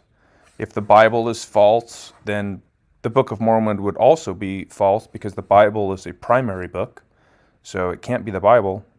So you can eliminate the Book of Mormon that way, right? And then when you're talking about God, you would say, well, if there's to be an all-creator God, right, then it would follow from that, based on these certain attributes of God, that there would be at least some sort of evidence. That means other lesser gods, they should meet, there should be a bar, a certain level of criteria that some of these other professing religions would have to meet. And there's not many of them. There's 3. There's Hinduism, I think, is a computer, right? You've got the Muslims. You've got the Jewish religion. And then you have Christianity. So those are the 4, right? Is there any other serious contenders? Scientology. Science. You think science is a faith position? Well, or it's not. But I want to dip out here real quick. So I don't want to like go and this could be a whole other conversation. I did want to. Well, you asked a question, and I just wanted to give you an answer. But just really quick, something else you said that somehow science disproved these things, but in reality, you see a system, and you learn how to, or you see something, and you learn how to explain it from a scientific perspective, but it doesn't follow from that God did not initiate that whole process, right? And I asked you how did you determine that it wasn't the case, that God didn't initiate that whole process? And you didn't meet your own standard of criteria. You're evidential. You appeal to evidence, but you don't have an evidential line of reasoning for me. Let's let Wade respond, because he's about to. Yeah, I mean, this is an interesting conversation. I'd like to go more into depth. I don't really have the time right now. I did want to mention, part of my transition away from Mormonism, that was 2017, and then the following year, I created a weekly blog that called Sacrilegious Sabbath. I'll throw this link in the side chat. So I've got like 50 or more articles about faith and the atonement, and I discuss all these different issues. But I've discussed and I've researched and I've thought a lot about God and how I really just don't believe in God at all. Fine. But you don't have a rational argument. You've got a lot of links. No, I maybe. do. I just you could even link Google, but I asked you for a rational argument, and you weren't able to present that. You weren't even able to meet your own criteria. Hey, Wade, I'm sorry. Well, I'm sorry. What was? I mean, I do have rational reasons. I believe something to be the case is not a rational argument, right? I believe the Earth is flat. I believe there's a colony of pixies on the moon. Those aren't rational things. And we can have a whole other conversation about how I have rational thoughts as to why God doesn't exist. A specific God. Thinking something doesn't necessarily make it the case, though. Hey, dude, it's been interesting. Wait, before you go. Any other final words about the debate? I wanted to say, out of all the guys who have done this topic of debate with Ken Hovind so far, I think you did the best so far. Thank you. That means a lot to me. Yeah, I just wanted to say that. Wade, I want to, I've been hearing you going back and forth with Sam, and I kind of have a similar story to, Sorry, who's talking? Sorry, this is James. Oh, James. Okay. Yeah, So, I kind of have a similar story, as you, but sort of on the opposite spectrum, right? So, I understand, Mormonism, coming out of that, it's the same thing with Jehovah's Witnesses. It's the same thing with Seventh-day Adventists. I mean, it's a cult. Ultimately, it's a cult. And, I'm sorry that you had to go through that in your life. Ultimately, as a Christian,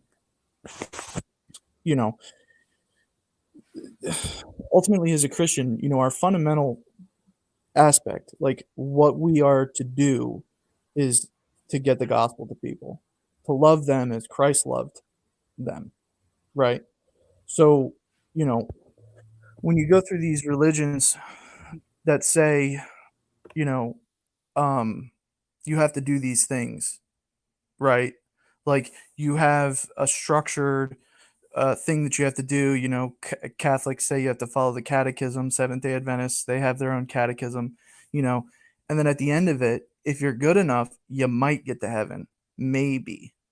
But the thing is that's not what the Bible teaches. And ultimately, it's a faith-based thing, right? Like, people can find evidence for things. Gary Habermas, he wrote, I don't know, I think he's on his 11th or 12th book about the resurrection. specifically about the resurrection. I mean, the last video that I saw from him, he said he was in the middle of writing like a 12,000 page book just on the resurrection, and like 10% of it was just was stuff that he had already, talked about in his previous, 10 or 11 books or whatever. But ultimately, it's a faith-based position. Do you want to believe in faith that the people that you're getting information from have no ulterior motives, don't have a financial gain based on, the research that they do, right? And that the science, it equates to like having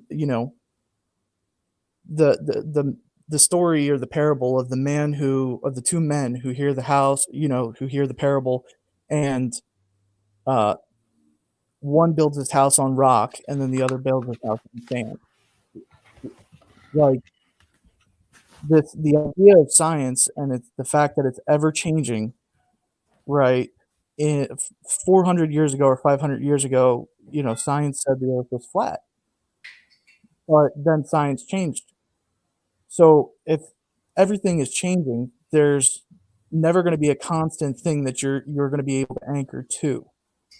And when you don't have something that's constant, or something that is like a tangible thing, right? Like we see,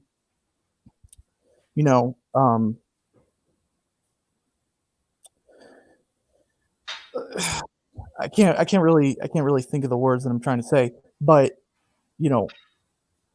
if you try and hitch your horse to a cart that's got one square wheel, one round wheel, eventually it's not going to be able to move. It's going to get stuck in mud, and you're not going to be able to, function.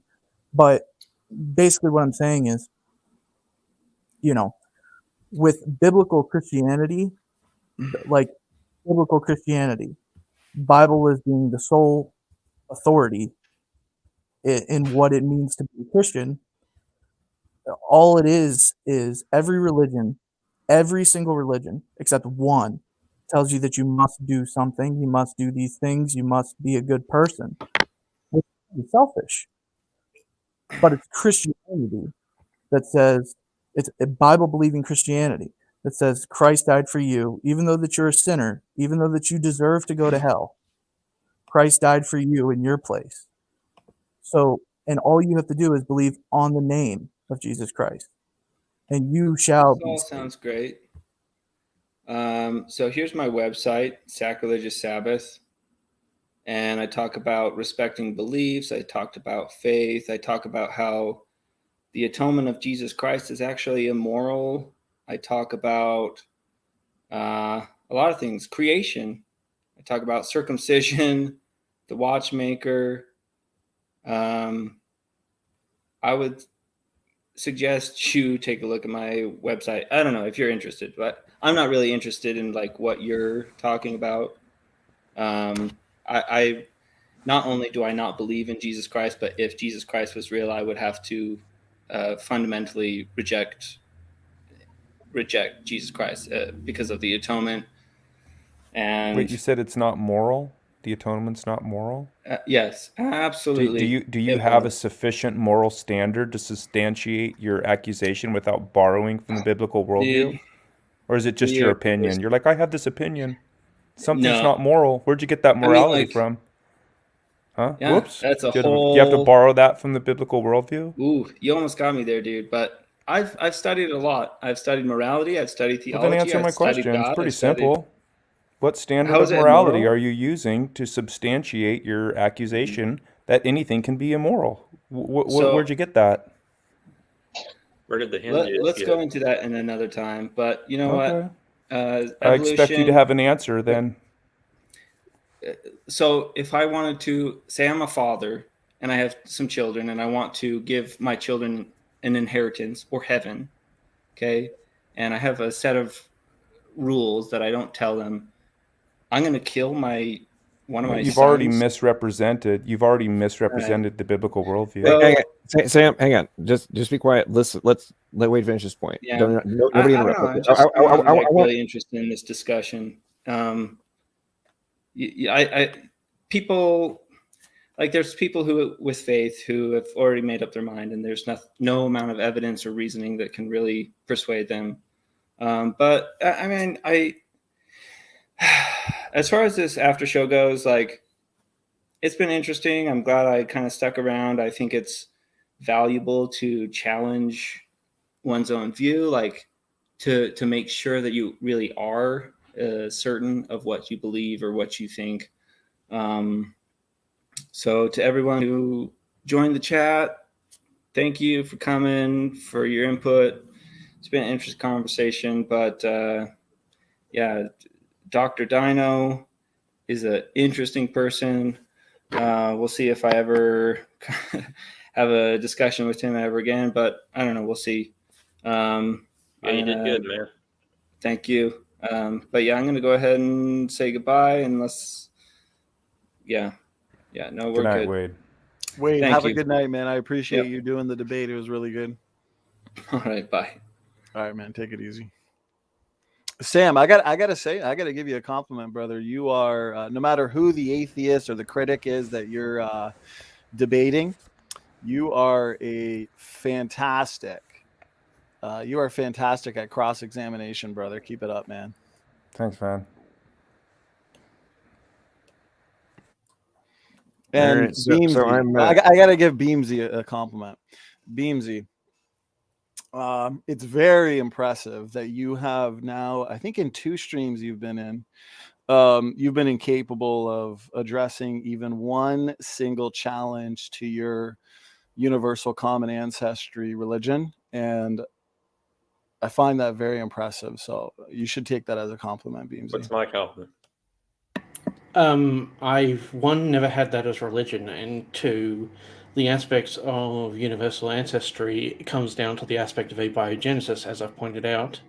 And because abiogenesis is not a founded Beamsy, theory, I'm I starting have to no think basis that in it. I'm starting to think that you dreamed up this so-called education that you have from the past. Are you telling me that, let's say, humans and whales, do you believe that humans and whales are related through common ancestry? They're both mammals. They have a lot of similarities. Just a simple yes or no will do. In ecclesiastic term, yes. Just in reality, in your reality, are whales and humans related through common ancestry? Yes. Yes, they are. Okay. And that has to do with abiogenesis. How? No, what you were talking about, bringing it even further back, the idea of going to what other people have brought up, your elephants and pine trees. Okay, That elephants and pine stems- trees being related through common ancestry is also not abiogenesis related. No, that falls into the aspect of abiogenesis because we're going into the areas of eukaryotes. Eukaryotes have a problem with the aspect of they can do cross-gene transfers. Therefore, it's more of a spider web when you actually get to that point, and it's not actual. Abiogenesis is the evolution of non-living chemicals to the first self-replicating molecule or cell. Okay. Evolutionists would say that the common characteristic or trait when it comes to elephants and pine trees or whales and pine trees is the fact that they're both eukaryotes. Yeah. Where did Beamsy run off to? This guy doesn't even understand his own religion. It just boggles my mind. Boggles my mind. It was like that one guy, Alex, or what was his name? Andy. That was in here last week.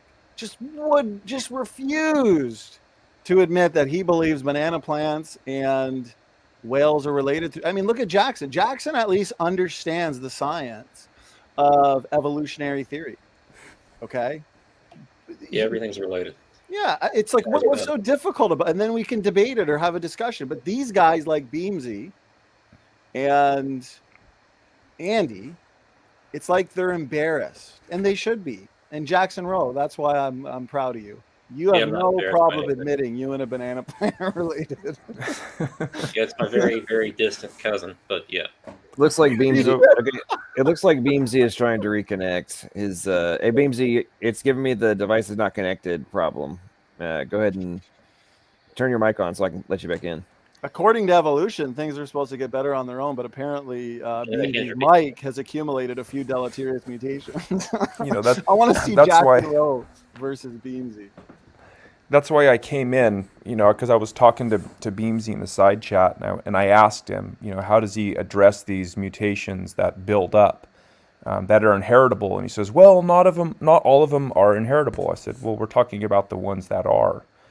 And I said, I want you to address these mutations that natural selection doesn't select that are inheritable. And I showed him that they're accumulating. I gave him an old paper that shows there's over 200,000 of these in the human population. He said, no, there's going to be over 1.3 million. And the solution is the intervention of the intelligent agent, the doctor. That's fine. But the problem is you are accumulating all of these harmful mutations, up to 1.3 billion according to him. But there's no solution for these things. Where's the solution for that? And he says, you don't understand. Okay. Beamsy, what type of Help me selection can you provide us with today that can remove effectively neutral mutations?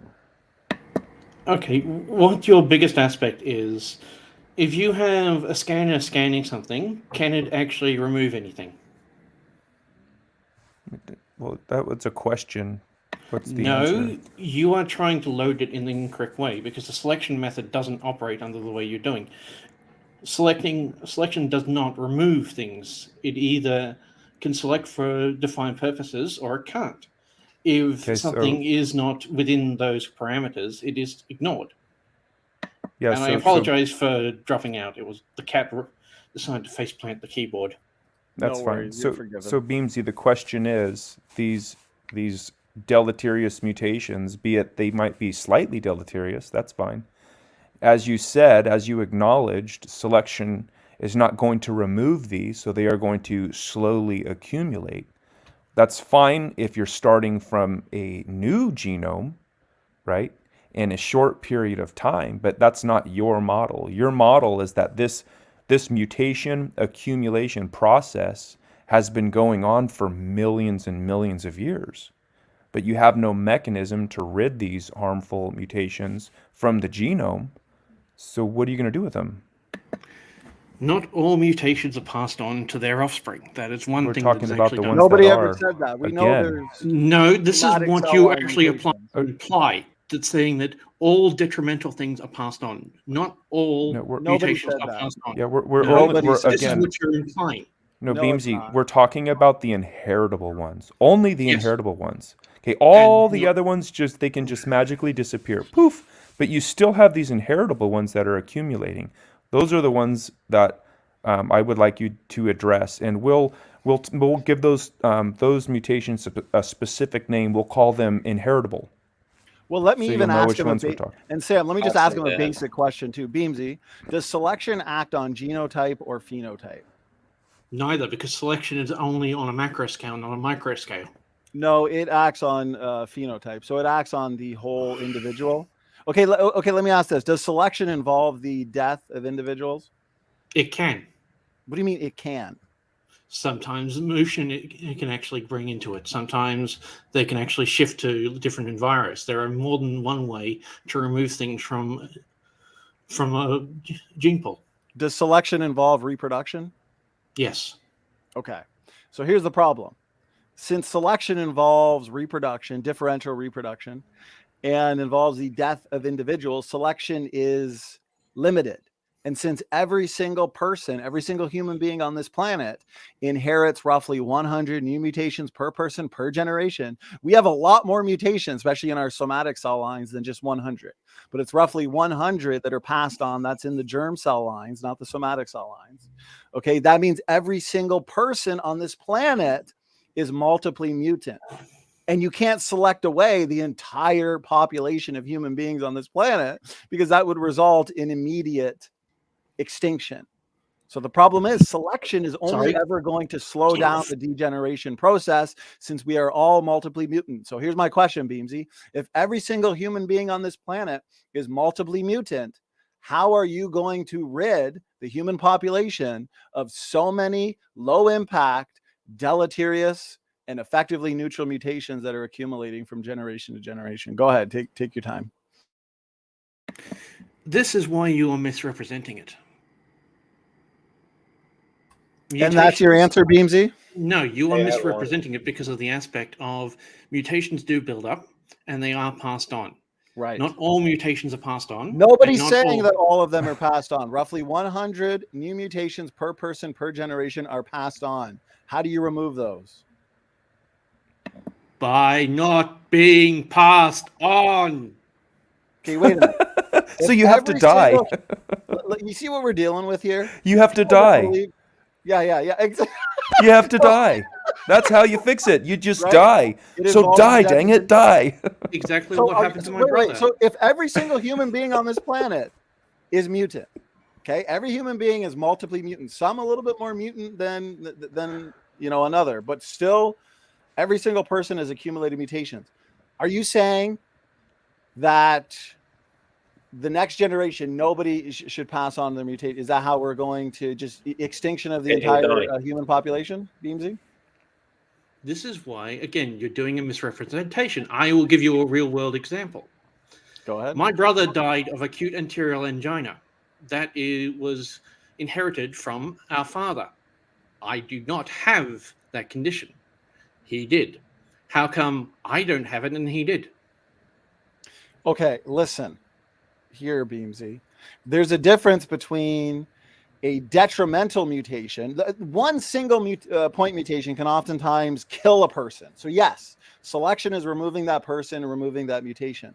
But the problem is most mutations are, again, okay, and I can share screen and show you quote after quote after quote from population geneticists. Most mutations are only slightly deleterious and effectively neutral, as in they don't just result in the immediate death of an individual. Okay, they're just slightly deleterious to the point where that individual can still reproduce and pass on their genes to the next generation. Yes, selection can see the worst, most damaging mutations, like a lot of these diseases that would result in the death of an individual before they can reproduce and pass on their genes. Sure. But that doesn't do anything to solve the nearly neutral mutation accumulation problem. I yield. Go ahead. All right, real quick. So Jackson's had his hand up for a while. What's up, Jackson? What do you want to add?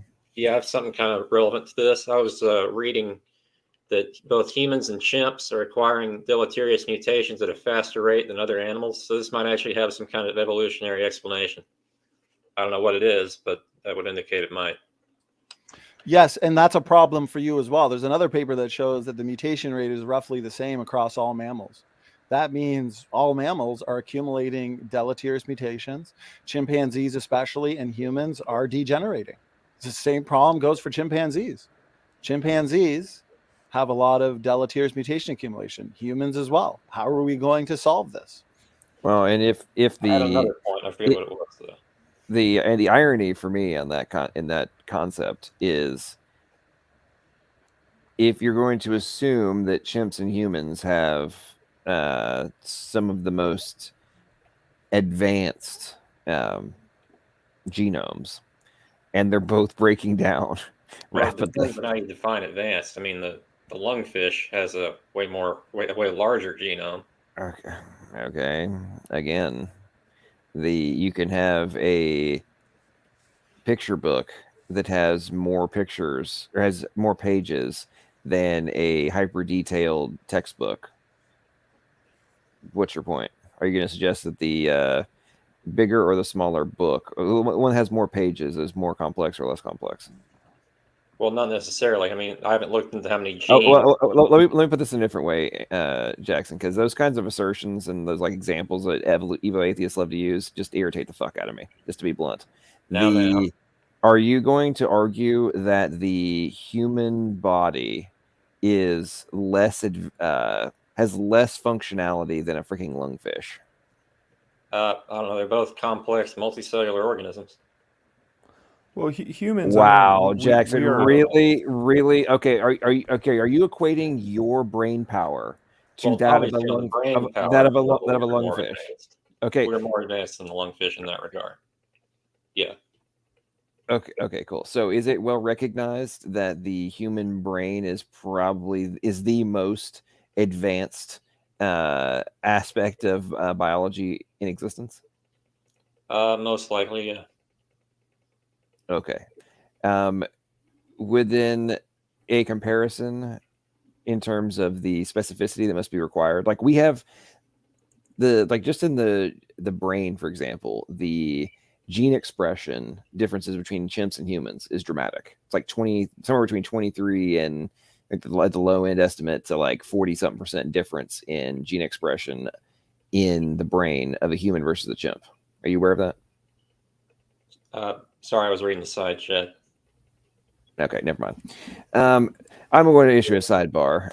So I've been reading through some of Wade's blog posts on the website he was sharing, and I mean, I feel bad for the guy, to be honest. He's clearly done a very superficial investigation of all this, or if he did more detailed, it's interesting that some of the things he's posted, and he's relying on people like crap, playing for you. Because the guy he does the debunked videos. Let me pull that back up.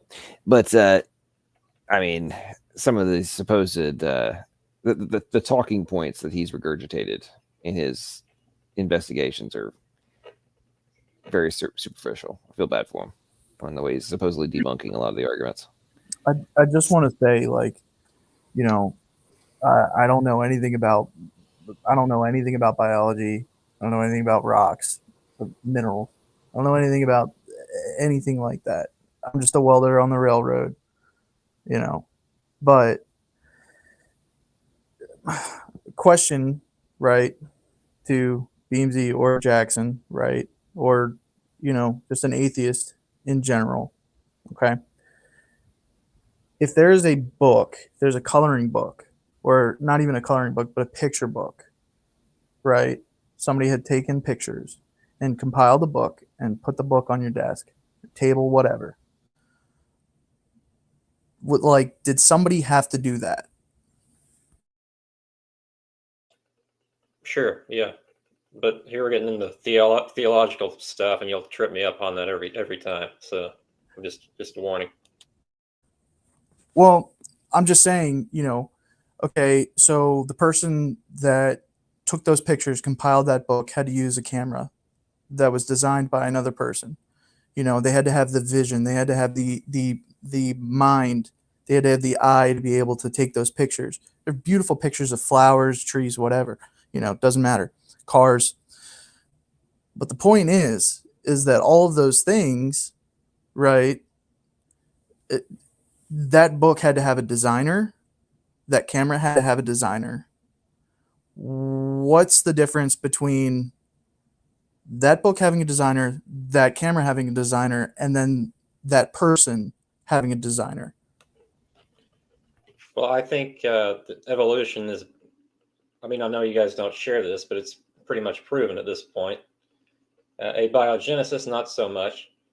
So that's why I say God could have created the first cells. I mean, or the first.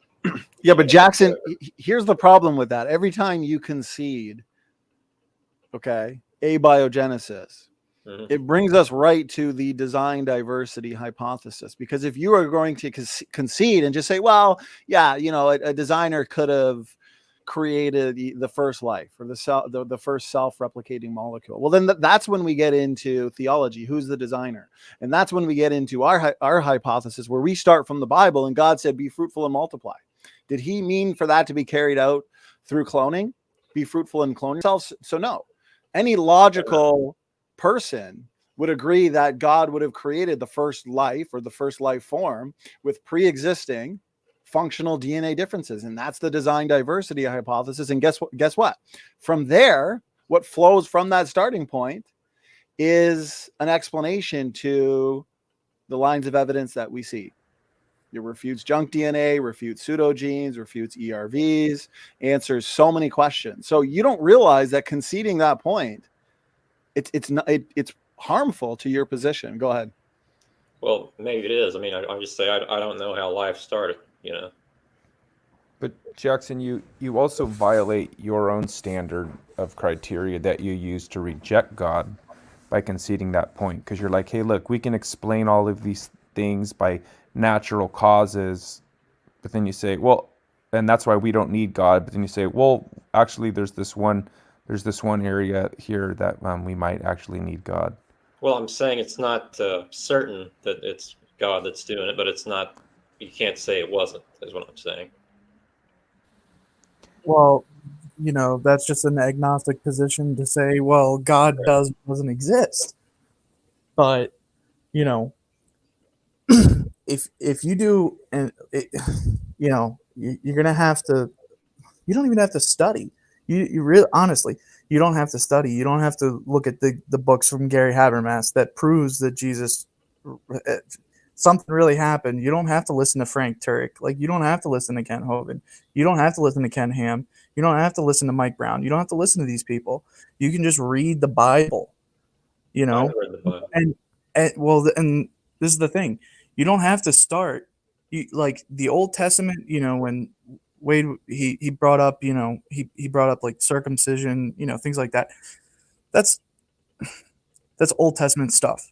Like, that's for our knowledge, that's for our understanding. Like, replacement theology, it just doesn't make sense, at least from my perspective.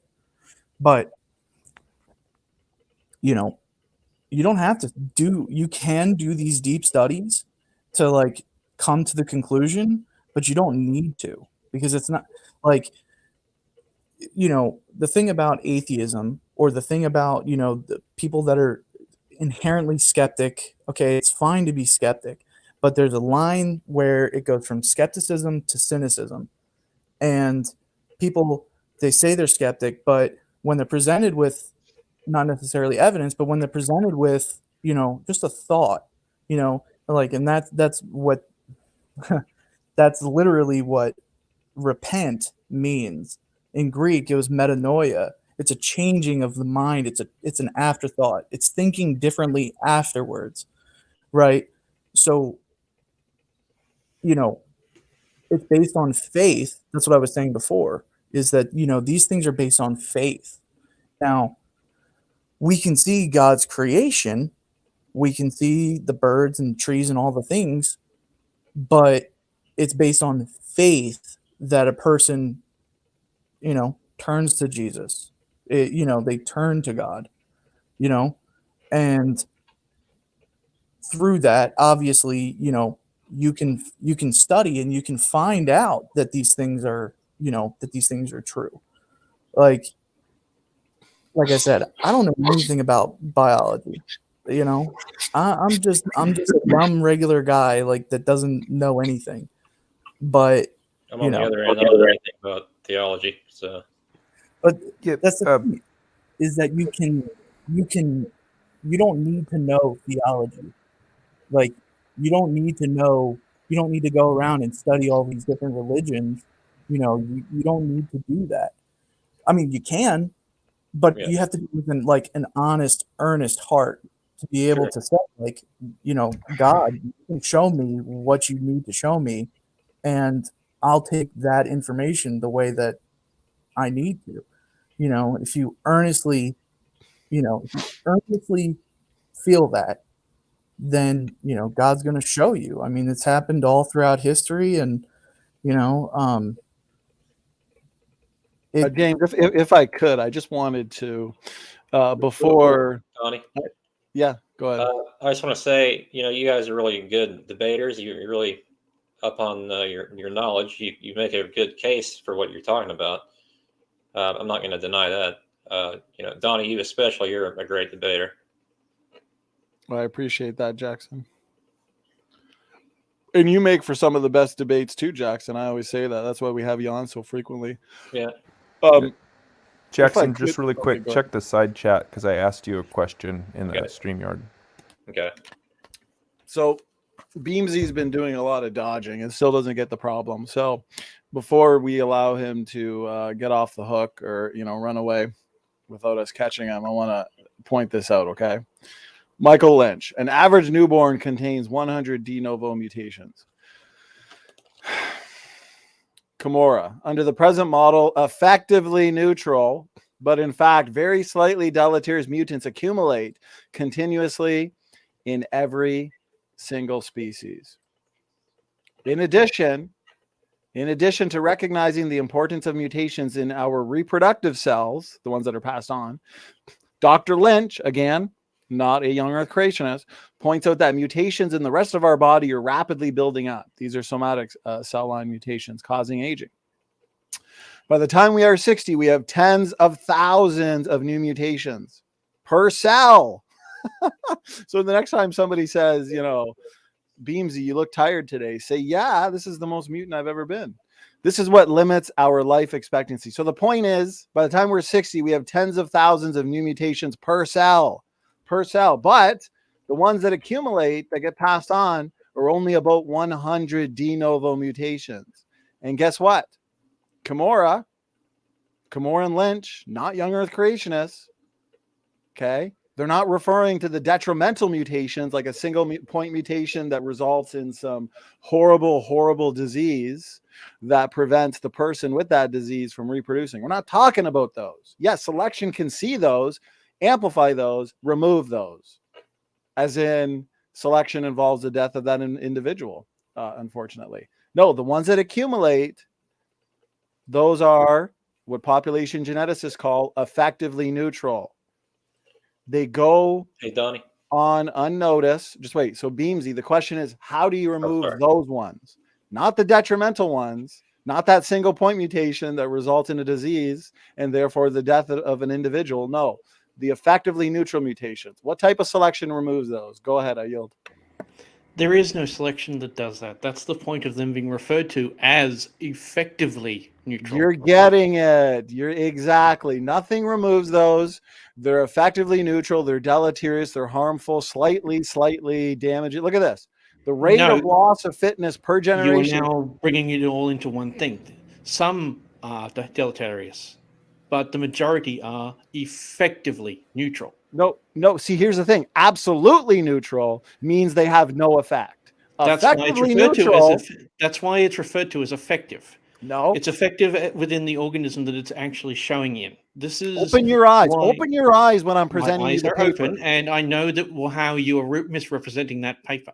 No, I have read that paper. What you are stating is that every mutation, that even as if it's represented as effectively neutral, is deleterious. Well, what does this? All mutations. What does Kimura say here? Effectively neutral. What does he define as effectively neutral mutation? Very slightly deleterious. And what does the link to it actually state? Because down the bottom of the page of that particular page, there is a subnote. Yeah, and what's Kimura's rescue device for how we can stop this rate of loss of fitness per generation? What's his rescue device? Go ahead. Let's see if you really read the paper.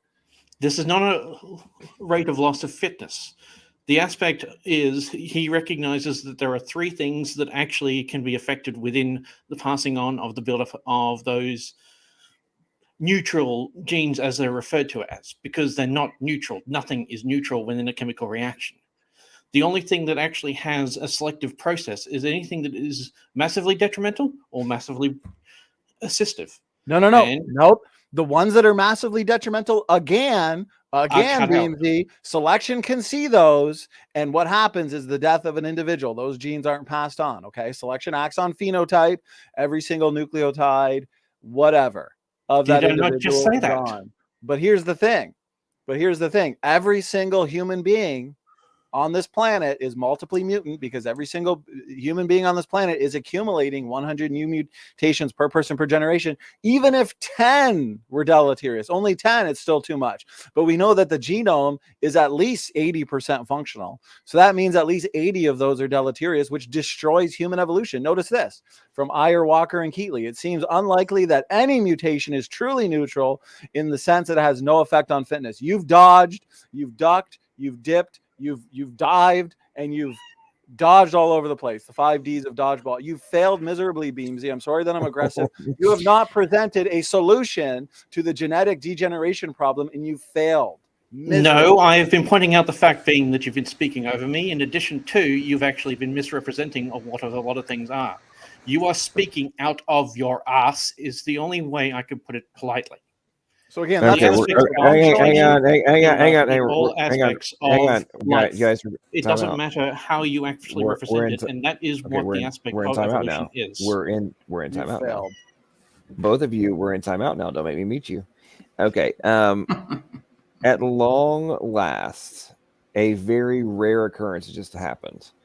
Germania has entered a stream in spite of the ridiculous amount of trash talking he does inside chat at the time. But never actually has, I don't know or what very you're talking rarely, about. very rarely has enough beer generated CO Jones to come into the stream.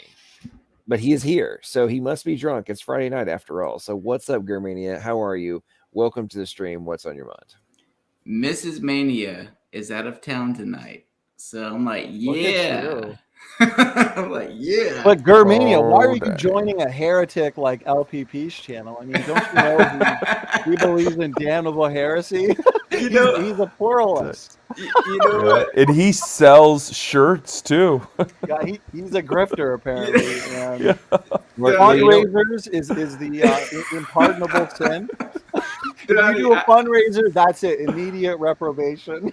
Only certain I'll be fundraisers. honest. I wasn't sure if I could bring that up or not, so I wasn't going to. But yes, LPP, I heard that you're going to hell, even though you believe it in Jesus Christ as your Lord and Savior. But you're still going to the lake of fire. Yeah, apparently. That's what I hear.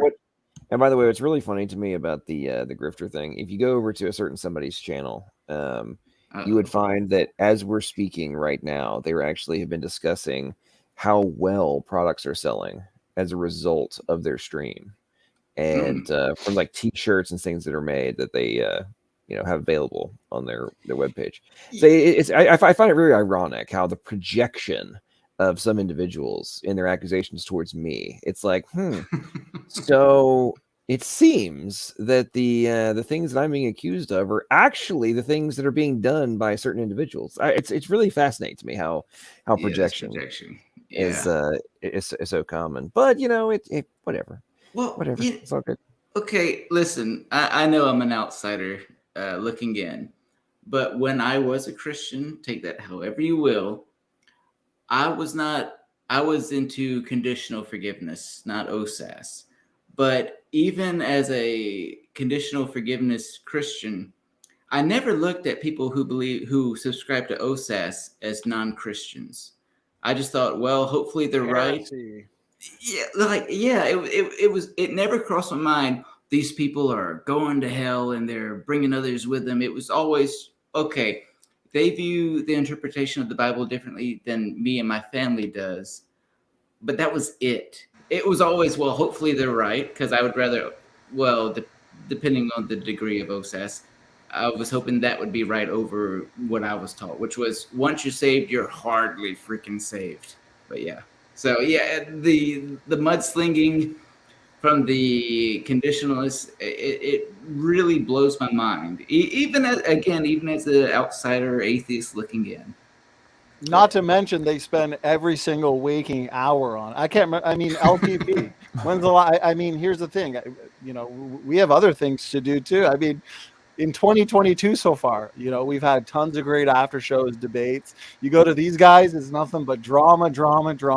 You're not lying. And right now, I think there's an internal implosion going on too. So I mean, not surprised. I guess. Shocking. Oh, sloppy. See, here's the thing though: when you're scientifically incompetent and theologically, I should say scientifically illiterate and theologically incompetent, like Sloppy Saint. I mean, on the last part. Unfortunately, you don't have too many when you're not versatile, right? Sloppy's not versatile. He's got to just focus on drama. That's really all he can focus on. He's just. I mean, I actually feel bad for him, but I should probably be quiet now. Glad you're here, Germania. Always a pleasure. Oh, thank you. Same to you, Donnie. I appreciate that. But yeah, I'm just here to chew bubble gum and kick LPP's ass, and I'm all out of bubble gum.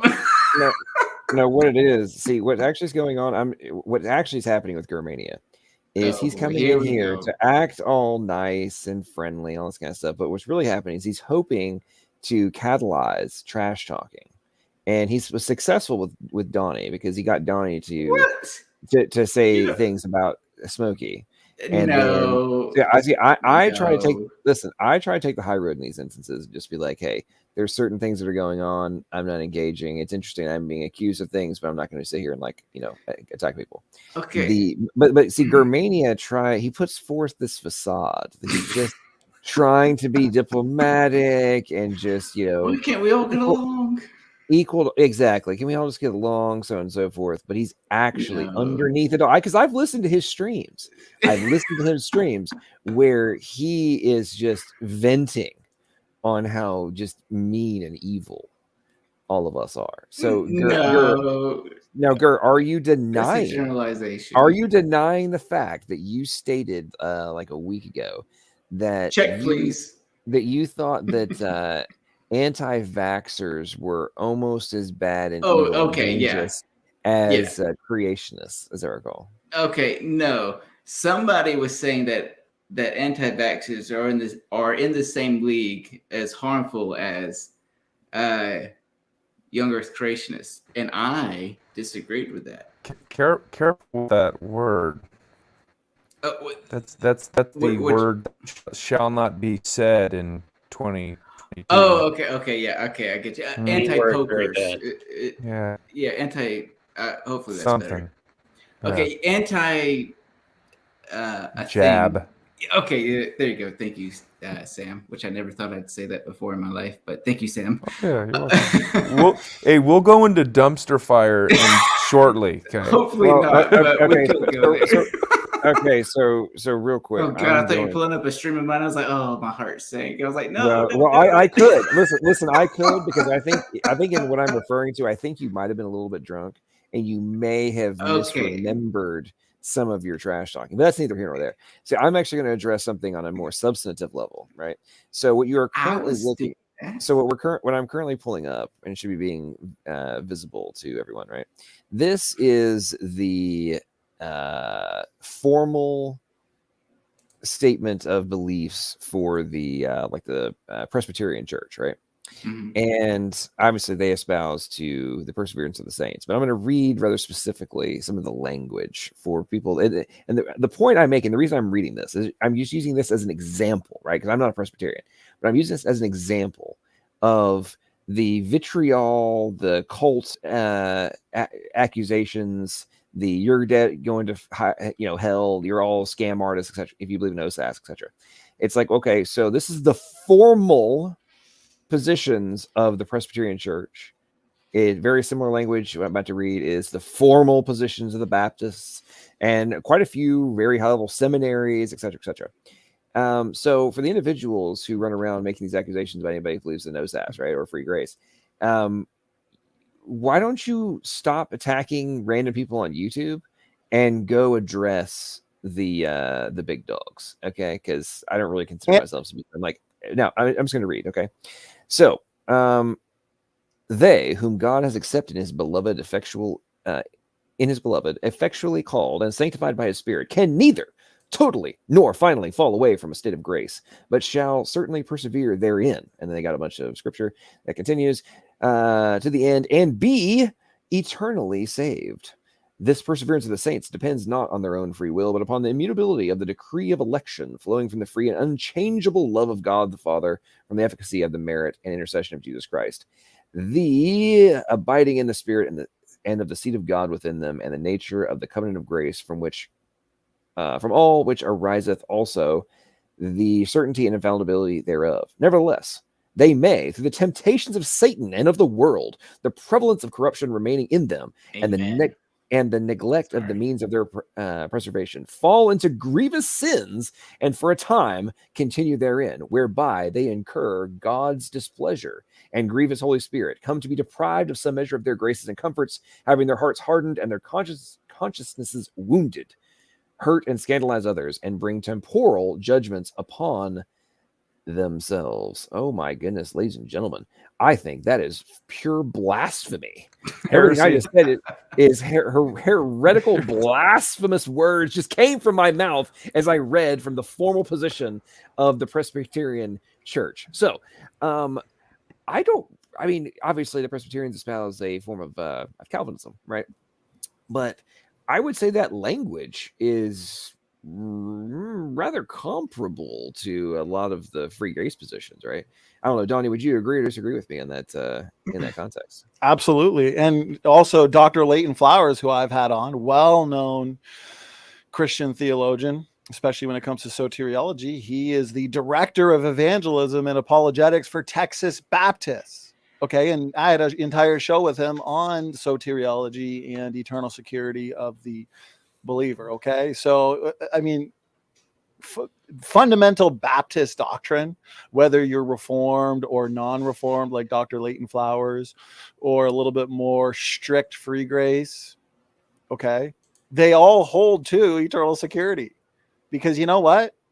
If anybody who knows basic soteriology understands what we always talk about, John, the different aspects of justification, regeneration, sanctification, glorification. So yeah, I mean, apparently every single Reformed Baptist and non-Reformed Baptist, apparently we're all damned. We all have a false gospel. Well, and what I find so fascinating about this, and this goes back to my earlier point about the evisceration of people on YouTube, right? It's like, so why don't you let your balls drop and go take on every pastor of every Presbyterian church as an example, like if not 100%. A vast percentage of the Baptist churches, right? And all of the professors at the seminaries of said denominations, right? And these are just two examples. There's way more than this, right? Like, why don't you guys go on a mission and go take care of all of them?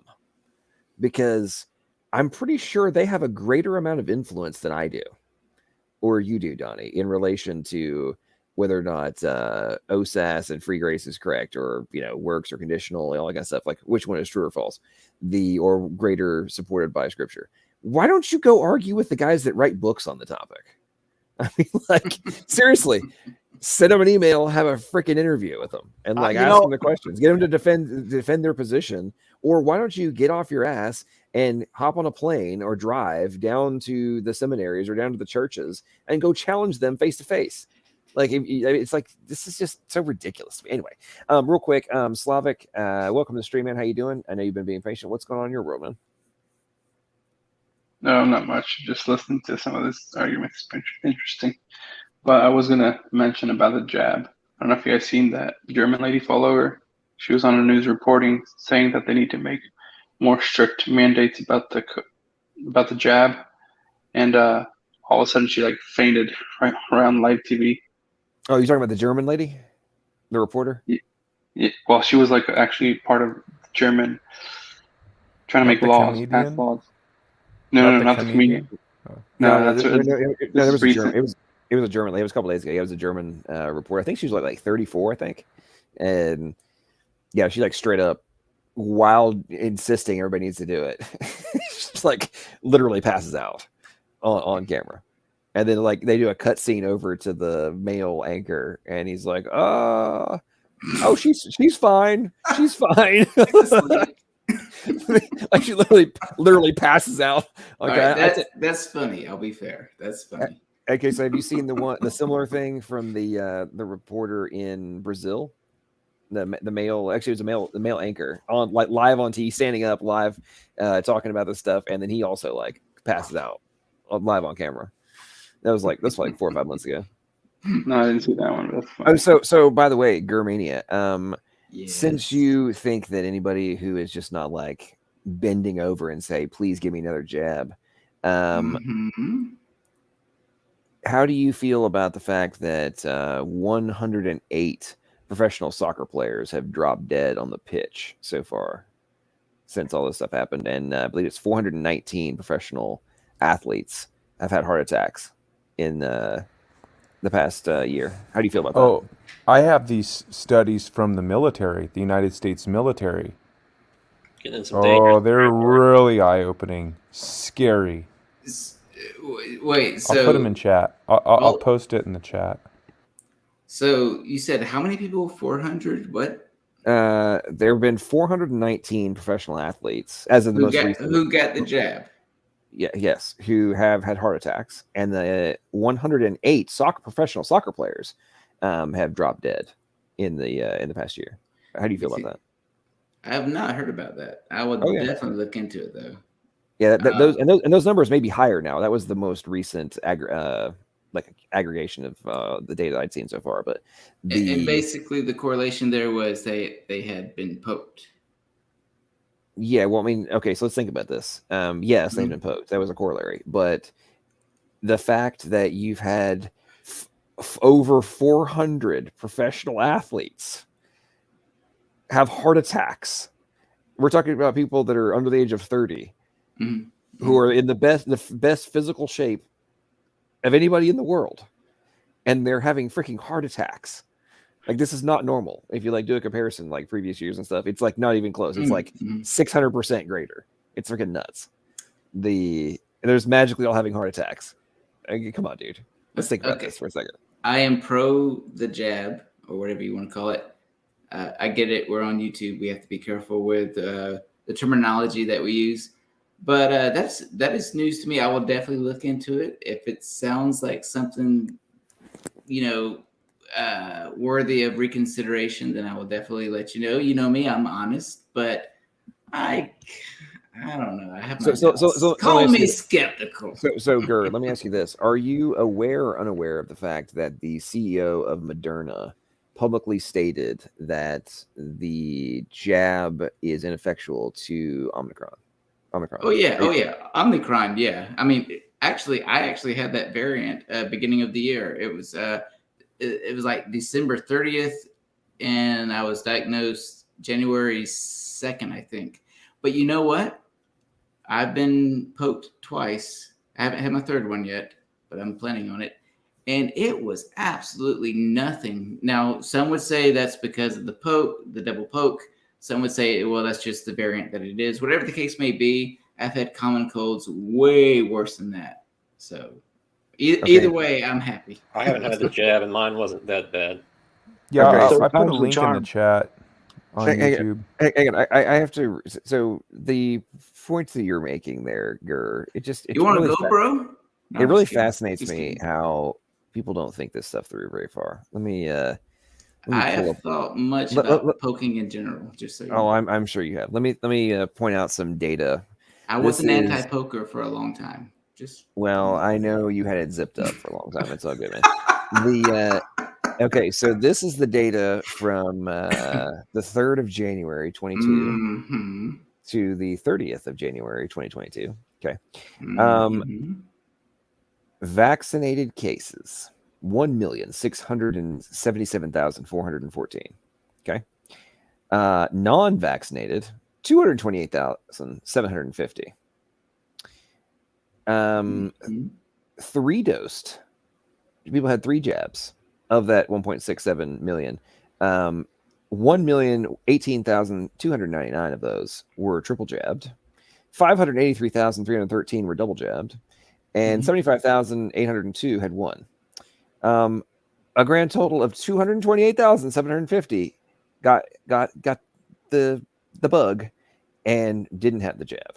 So are you actually going to argue that the people who have triple jabs are less likely to get it than the unjabbed? And no, nobody that I'm aware of. Wouldn't that actually Go ahead. indicate that the research that's showing the more jabs you actually have negative efficacy in relation to not getting the bug versus not having any jabs? Are you to my understanding, once you've had the jabs, even if you've only had one of the 2 OG recommendations, it's not that it makes you less likely to get the actual thing, but it is to lessen the severity of the symptoms of the actual thing. That makes sense. Right, but over 70% of the people going at being hospitalized are double and triple jabbed. Recipients. Oh, okay. Going to the hospital, you said So if we're minimize over 70% of the people going to the hospital are jabbed. What's that compared to the non-jabbed? Well, then if 70% of the people going to the hospital had the jab, you only have a remaining like maximum of 30% who are unjabbed, right? So, hey, John. Yeah. Do you know that I calculated that 107% of people are bad at calculating percentages? Very, very astute observation there, Jackson. Well, my point is that if it is That was funny. recognized, if it's recognized that even if you get it, the probability of you having to go to the hospital or having any long-term negative outcome is decreasing, right? However, the number of people who are actually having the negatives are the people who are supposedly the ones that are protected from having the worst symptoms. That doesn't compute. And moreover, if you actually rewind in your brain, if that's possible for you, Germania, if you rewind, you might remember that we were adamantly told not that long ago that if you got it, you wouldn't get it at all, right? Then, it turns out, well, it's not as effective. It's not as effective. It's not as effective. Well, no, you're still going to get it. You're just going to have, your symptoms won't be as bad. However, we were adamantly told that if you questioned the fact that it would prevent you from getting from the transmission, you were branded as a conspiracy theorist, non-scientific, science denier, et cetera, et cetera. Mm-hmm. And so do you deny the fact that the powers that be said that if you took the jab, you wouldn't get it? It's always been my understanding from the start of the poke that it's not that you would be like a higher percentage of not getting it, but rather it was a higher percentage of if you get it, it'll be less severe. That's always been my understanding. Oh my Lord, bro. You were not paying attention for a good period of time, were you? Maybe. But Okay. out of fairness, can you post the articles? Can you post the articles so I can take a look at them? Because we could just define vaccine. Okay, they don't call you can just that by definition should stop something like smallpox or something like that. But when you get the flu shot, they don't call that the same name because it doesn't prevent you from getting something. So Gur, I'm going to assume you've never seen any of the compilations of the interviews from Lord Fauci, where they show a timeline of him. Have you never seen the timeline videos of Lord Fauci from like January? It's like, no, you should definitely not wear masks. Masks will do absolutely nothing. Yeah. No. And hang on. I'm going to follow the timeline. Okay. So it's like, no, January, you should definitely not wear masks. Masks won't do a thing. You're crazy if you wear a mask. And then like fast forward a month, to March, and it's, we really need to wear a mask. Like masks are the only way we're going to stop this, right? Fast forward to May. We might need 2 masks to do it, right? And then you fast forward, a little bit further. Well, it turns out that masks may not actually be able to stop. And then you fast forward again, and it's like, no, we're back to double masks, right? And then you keep going into the jabs, and it's jabs will 100% keep you from getting it. I've never heard 100%. Oh yeah, dude. It's like you will not catch, dude. It's like every talking head on TV was regurgitating this stuff, dude. I don't watch a lot of news. Fairness, transparency. Dude, they were repeating this over and over again. Like people were getting blackballed for claiming that it wouldn't prevent transmission like that. It wasn't actually minimizing symptoms, all this kind of stuff, right? People got blackballed, right? And then you fast forward a couple months later, and it's like, well, no, the efficacy is actually only like 40%. And then it's like, oh wait, now we're not. Now it's 30%. Now it's 20%. Across the globe, right? When the jab percentages, went up from 10, 20, 30, 40, and it's like now when you have Israel, for example, which is the most jabbed. Well, actually, Singapore may be higher, and Gibraltar, but like Israel, from a decent population perspective, they are the highest jabbed country in the world, right? And they're having higher rates of infection now than prior. Like you can't make this stuff up. You need to wear your mask. Like the math is freaking. Are you listening, to Jackson? Are you channeling Lord Fauci over there? You can torture the Lord numbers. Fauci said we need to wear this thing. You can torture the numbers to say anything you want. And if you look at the billions of dollars that the pharmaceutical companies have made pre-vax just to get the vax, and the amount of money that they're charging for the vax, and all the other stuff, it's just a tremendous amount of money. Huge money grab. Thank you very much. There were articles that had come out about Gibraltar that had a 115% vaccination rate. And so that means, 100% of people were vaccinated. and then 15% of them had a third jab, and they were having surges of the incident. But, you know, Ron Paul a couple months ago, he had, you know, a thing. He did a show where he was just going down the list of these inaccuracies that that had come out about, you know, the jabs. And, you know, I think the efficacy for the J&J was, you know, originally it was supposed to be like 80%. It's like 16%, you know? So sorry, go ahead. You're just too go ahead, skeptical. James. That's the problem. You need to trust the science. no, but I'm just saying, like, Yeah, Fauci is you know, the science science. is image with this crap, in my opinion. Fauci said he is the science. You know, I want to ask See, Gurmy that's a right. question. So, Gur, yesterday there was a whole study that was released on the fact that, and the question that was being raised was, the current projections are that 73% of the U.S. population is naturally immune to Omicron.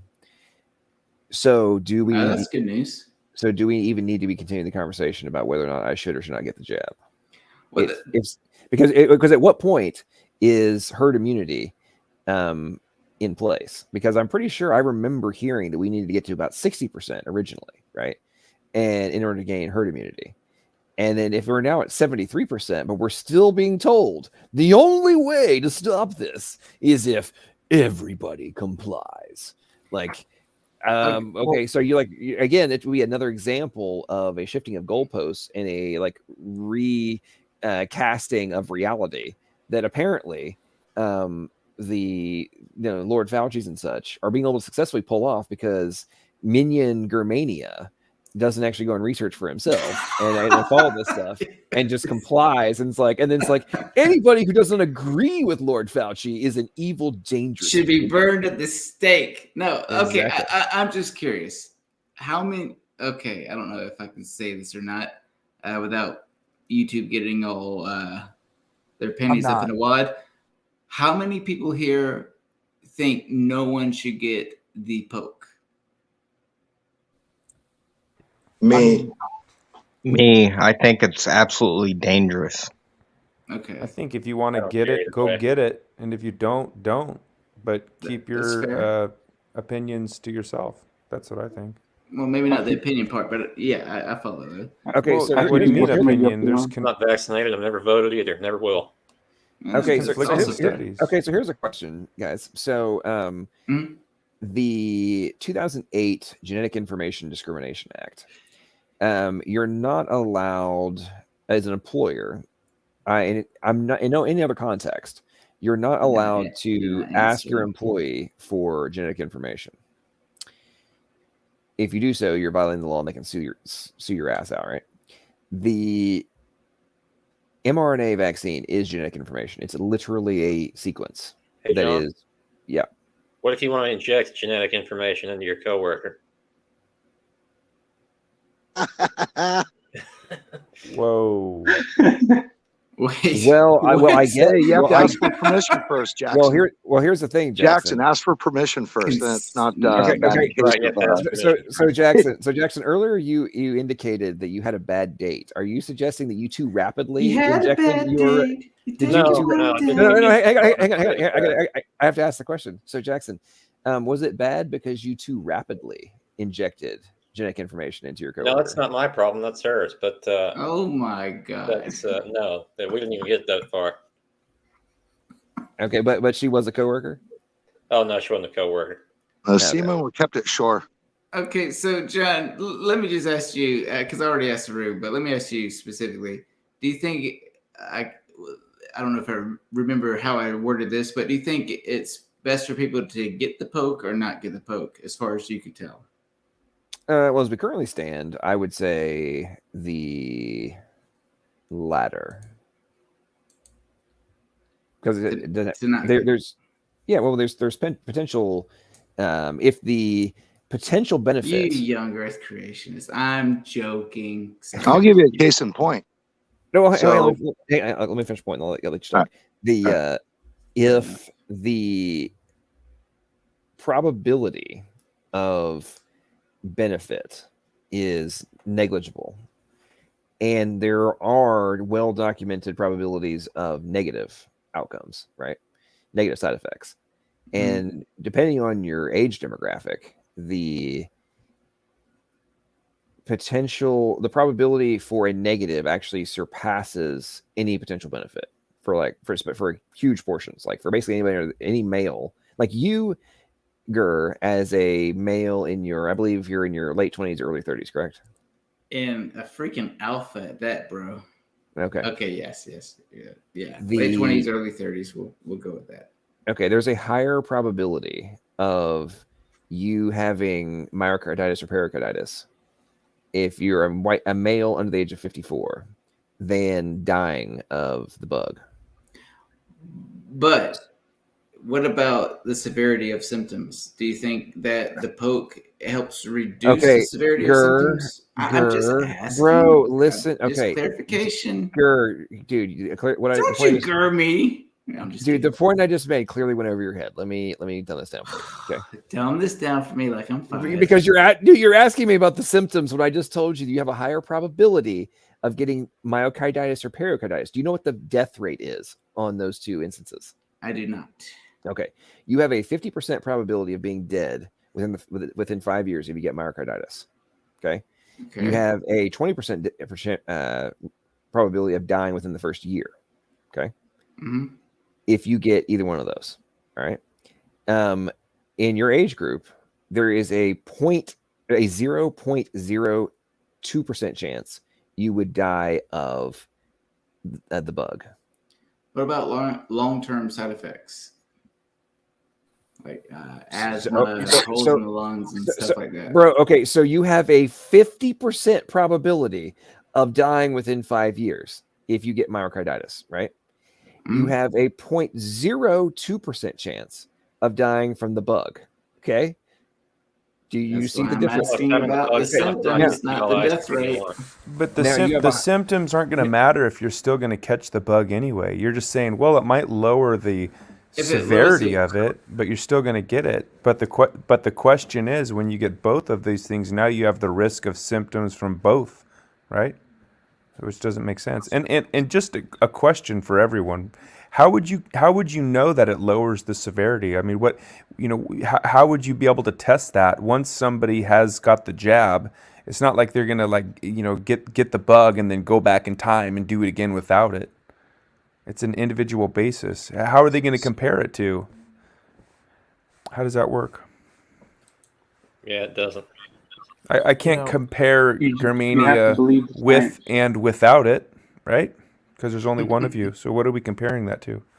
Just trust the scientists. That's all you gotta do. Yeah, which ones? Okay, just whatever's more popular. So Gur, trust the guy that got the government grant for $2 million to come up with some little hypodermic needle that doesn't really inject you. That's nice. Hey, just trust the cliches. Okay, so Gur, here's the math, right? So you have a 0.06% chance of getting myocarditis, and then having a 50% probability of being dead within 5 years, versus a 0.02% chance of dying of the bug. Which one is a greater risk to your dumbass?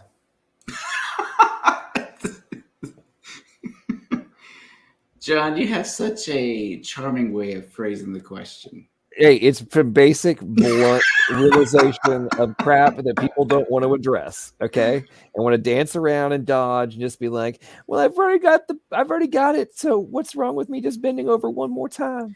I mean, that's where you're at right now, because I know I'm trying to wake your dumbass up to the reality that you are. And by the way, there's also data that shows that your probability of getting myocarditis or pericarditis actually spikes exponentially when you get the third one. There's like peer-reviewed papers on this, by the way. So if John, can you link me these citations in all honesty, because I will look them up.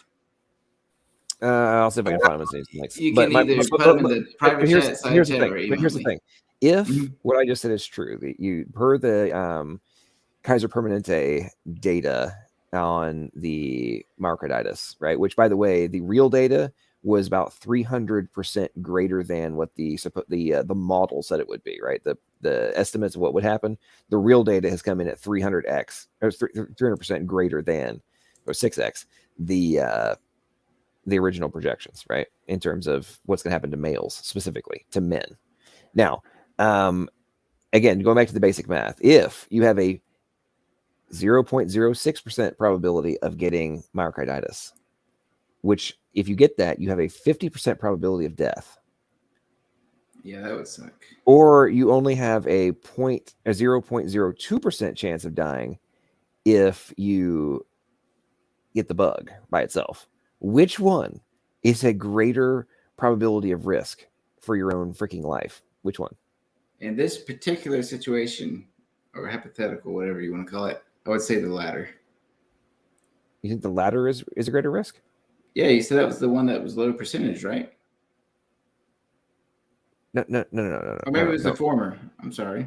Yeah, I'm sorry. Yeah, the former. 0.06 is greater than 0.02. Okay. Yes. Yeah, I would go with that option if that is indeed true. Okay, and again, so I'm open to it. Man, this is what I'm talking about. This is what I'm talking about in relation to dumbasses on YouTube. Okay, I literally just have been explaining why the math here. I'm not bashing you, Germania. I'm talking about flame blades right now. Sure. He says also your chances of developing flame blades. Also, your chances of developing myocarditis is substantially lower than catching COVID. Conveniently left out by LBP. Dude, I literally just talked about how your probabilities. If you give yourself the jab, right, then you have 100% probability of being in potential of being in the 0.06, right? Versus you might get something that will give you a 0.02%. Like flame blades, you're an idiot. You really are dumb. Giving yourself the jab guarantees you put yourself in that potential risk factor. God, I can't take it. I can't take it. I can't take it. People are so dumb. I will have to see citations on this, in all honesty, because I mean, like, as far as I know, yes, there's pros and cons to all of the jabs, not just the infamous virus. But in most of the cases, it's the pros outweigh the cons versus getting the thing without the jab. So the only potential benefit that you're talking about is my flu symptoms might not be as bad. That's the only potential freaking benefit that you're talking about. Yeah. Okay, Well, so for a couple days, you might feel a little bit less sick versus the long tail ramifications of getting the jab, of destruction of your heart. Again, I'm gonna have to see citations for this, John. Oh my goodness! The fact that you Hey, John, don't know about this, John, just real I'm quick. just being honest. Okay, go ahead, John. I yield. Just real quick. Hey, what are the numbers on children? Because children have been dropping like flies.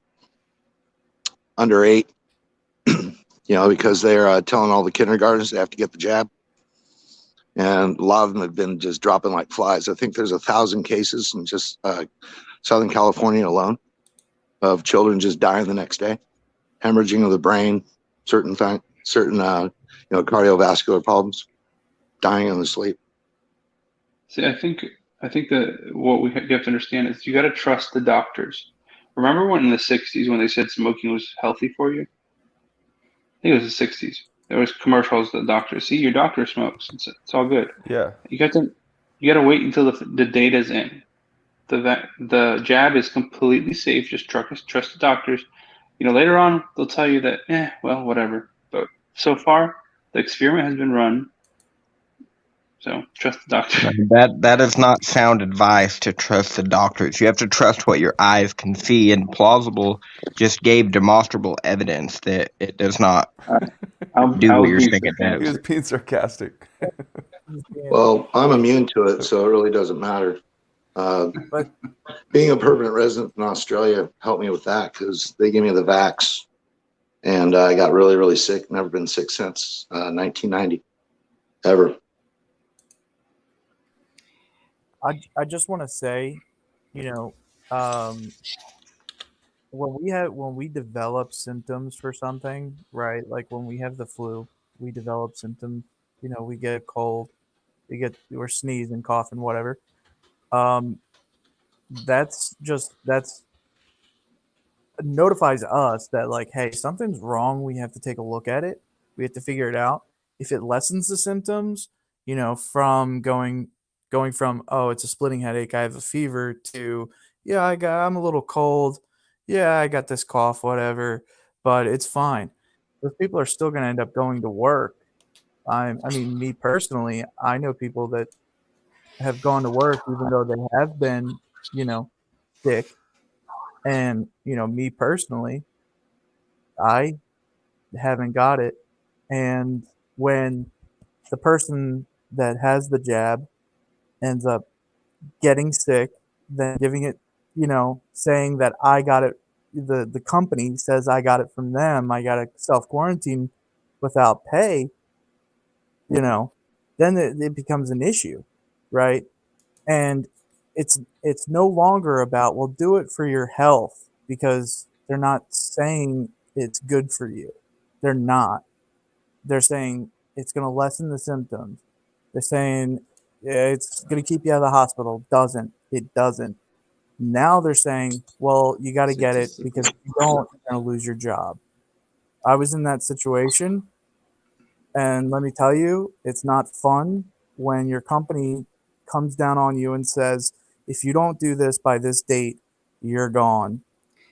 Hey, I have to balance in just a few moments here, but I do have a question concerning the poke. Is there a moral objection to it, or is it just what the science seems to say according to everyone's perceptions here? Well, some of them use the fetal stem cells as the research. Okay, yeah. My There's dad's a moral of that opinion. objection right there. Yeah. Okay. My moral objection is that they're forcing people to do it, which is that's kind of. So it's not so much the poke itself; it's just the enforcing of it, basically. Yeah, you understand that it wasn't FDA approved when they. It is now, at least Moderna and I don't know that that's the Listen, case. since Germania is trying to run away from reality, we're gonna. I'm posting it in the private chat right now. The reasoning. No, listen, don't leave. I want you to. I want you to witness and to experience Fauci versus Fauci. Can I? Okay, never mind. Go ahead. No, you have to experience it right now. Yeah, you said your wife is gone, dude. You have to stay all night. You already blew it. You have no out. Let me just state for the record that masks are not theater. Wearing a mask might make people feel a little bit better, and masks are protective. But it's not providing the perfect protection that people think that it is. There has not been any indication that putting a mask on and wearing a mask for a considerable period of time has any deleterious effects. There are unintended consequences. People keep fiddling with the mask and they keep touching their face. And can you get some schmutz sort of staying inside there? Of course. You do not need to wear a mask indoors if, in fact, you've been vaccinated. Good that you're vaccinated, but in a situation where you have people indoors, particularly crowded, you should wear a mask. So even if you are vaccinated, you should wear a mask. If, in fact, you are vaccinated, fully vaccinated, you are protected, and you do not need to wear a mask outdoors or indoors. When the children go out into the community, you want them to continue to wear masks. You know, if you look at children outside, particularly when they're with the family, walking down the street, playing a game or what have you, don't have to wear a mask. The Academy of Pediatric actually makes that recommendation that children should be wearing masks from 2 years old onward. And you're asking now, if your child is a member of your household, can you walk outdoors with your child without a mask? According to that chart, the answer is yes. But the child can't, not to beat it to death. Yes. Okay. Because now the CDC says, I mean, I think I've got this right. 1 mask is better than 0 masks. 2 masks is better than 1 mask. But you don't have to have double masks. Is that right? I mean, it became clear that cloth coverings that you didn't have to buy in a store, that you could make yourself, were adequate. And then you want it to fit better. So one of the ways you could do it, if you would like to, is put a cloth mask over, which actually here and here and here, where you could get leakage in, is much better contained. Are you a double masker, Dr. Fauci? It looked like you are. I mean, honestly, honestly, you know, I trust that science. Yeah, seeing what people.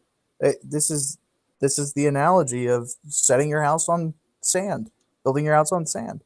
If you build your house on sand, it's going to tumble. It's going to fall. Can I just ask?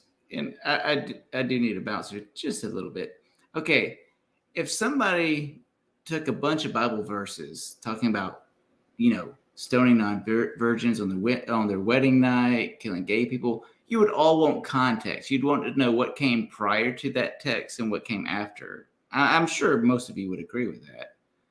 I feel the same way about all these quotes from Dr. Fauci. Like, what's the context? Wow. Okay, Gurmit. Sure. Am I not making sense? No, I get what you're saying. I get what you're saying, Gur. But if it's, you definitely don't need X, and then you say again, you 100% need X. No, you 100% don't need X. No, you 100% do need X. Like how it's like over, and this is the same thing. My point, dude, about in terms of like the efficacy of the jabs, right? It's 90%, it's 80%, it's 70%, it's 60%. Oh, it's 40%, it's 20%, it's 15%. Oh, actually, it doesn't do anything for you. Okay, so you told me if I questioned you when you were at 80%, I was a crazy person, like denier of science, etc., etc. But then now you admit that it's only 15%. Or okay, well, which one's which, buddy? So I can't have a difference of opinion until you tell me I can have a difference of opinion. Nobody's saying that. Well, at least I'm not saying that. Okay, so here's a real question for you, Gurmit, on a different topic, right? So, you said that the rage is trash talking you. Okay, I wasn't gonna. Yeah, I don't know. He was on my stream earlier, maybe 45 minutes to an hour ago, and he was saying he kept. Okay, as we all know, there's a certain Christian who's had some doxing and some allegations used against him. And he said, I'm going to pull up all the pictures of him on this show and him on the mugshots. And I said, listen, I don't like this guy, but let's not get into the whole doxing situation. And he got really pissed about it. And he stormed out of my stream and created his own. And so out of curiosity, while you're playing that clip, and I was listening to the clip, I thought, let me just see if he's doing anything. And sure enough, he is. And so, yeah. Yes. You see, there I am, upper left corner. Okay, so earlier, actually, I popped over there and I told him to, I was like, bro, you're going to end up in therapy again if you start doing this again. Yeah, you're not the only one who. I feel bad for him. Let's see what's unwrapped the whole fucking thing. He wants us to just have a fight in his backyard, like one of his redneck Yahoo fucking family members. No, fam. Well, that's about what I expected. I don't understand where this idea comes from, where people think that, like if you're a Bible believing Christian or you're a young earth creationist, that you're immediately like a redneck, whatever. Like, I live in Delaware, and not like the southern part of Delaware where there's farms, like the northern part. I'm fairly city, you know what I mean? But I just don't understand where this idea comes from, where people who are Christian, young earth creationists are just uneducated. I don't know. I don't get it. But yeah, well, it is a very interesting stigma that you're referring to. I agree completely. I mean, it's like I live in Nashville, which is a hardcore blue city, and I mean, heck, we have freaking socialists that are like members of the city council. I mean, it's like this isn't exactly some country bumpkin stuff. There's like we're the healthcare capital of the United States, literally. And now it's a bunch of uneducated people where he's at. Okay, that's interesting. Congratulations. I'm guessing that you're an uneducated idiot if that's your conclusion. Like you really can't do it. Sorry. Ooh, bad echo. Sorry. I just wanted to say, Gur, to your previous statement about like the context in which, these statements are being said, right? Like, okay, you might see something in Leviticus or Deuteronomy, and you want okay, context. You want context. That's the context of the culture and the people at the time. That was a certain group of people, right? But then you have, but then you have, throughout history, you had the people, the scribes and the Pharisees. They were changing the way that they were viewing these laws, right? Like I saw an article might have been about a year or two ago now, I think, about how these people had found fish bones of a certain type of fish that the Israelites were eating that wasn't a part of, the lack of a better word, kosher food that they were allowed to eat. And, I thought about that and was like, well, yeah, of course. I mean, these people, they got the law and they rejected the law, right? So like, and that's the thing. That's the thing about the Bible. That's the thing about Christianity. That's the thing, is that man doesn't want to do what God tells him to do. So man at every turn is at odds with God. But Jesus came, right? He said, you have heard of them of old, thou shalt not, commit adultery. But I say unto you, if you've looked at a woman with lust, you've committed adultery in your heart, right? So like Jesus, he didn't come to abolish the law. He came to affirm the law. He came to elevate the law. He came to abolish the law through his death, through his ultimate death and resurrection. But he came to elevate the law, to show that no man can attain that law. There's no man that's perfect. And we see that even throughout the entirety of the Old Testament with the great patriarchs. You had David and Moses and Abraham. All of them did stuff that was against what God had wanted them to do, but they were still forgiven. And that, and that's the point. That's like the context in that point doesn't matter. And then of course, you're equating the words of Dr. Fauci, a fallible man by any means. I mean, with the infallible word of God. So, it's like right now you're kind of deifying Fauci as saying, well, his word is just as good as what the Bible says, which again, you're building your house on sand,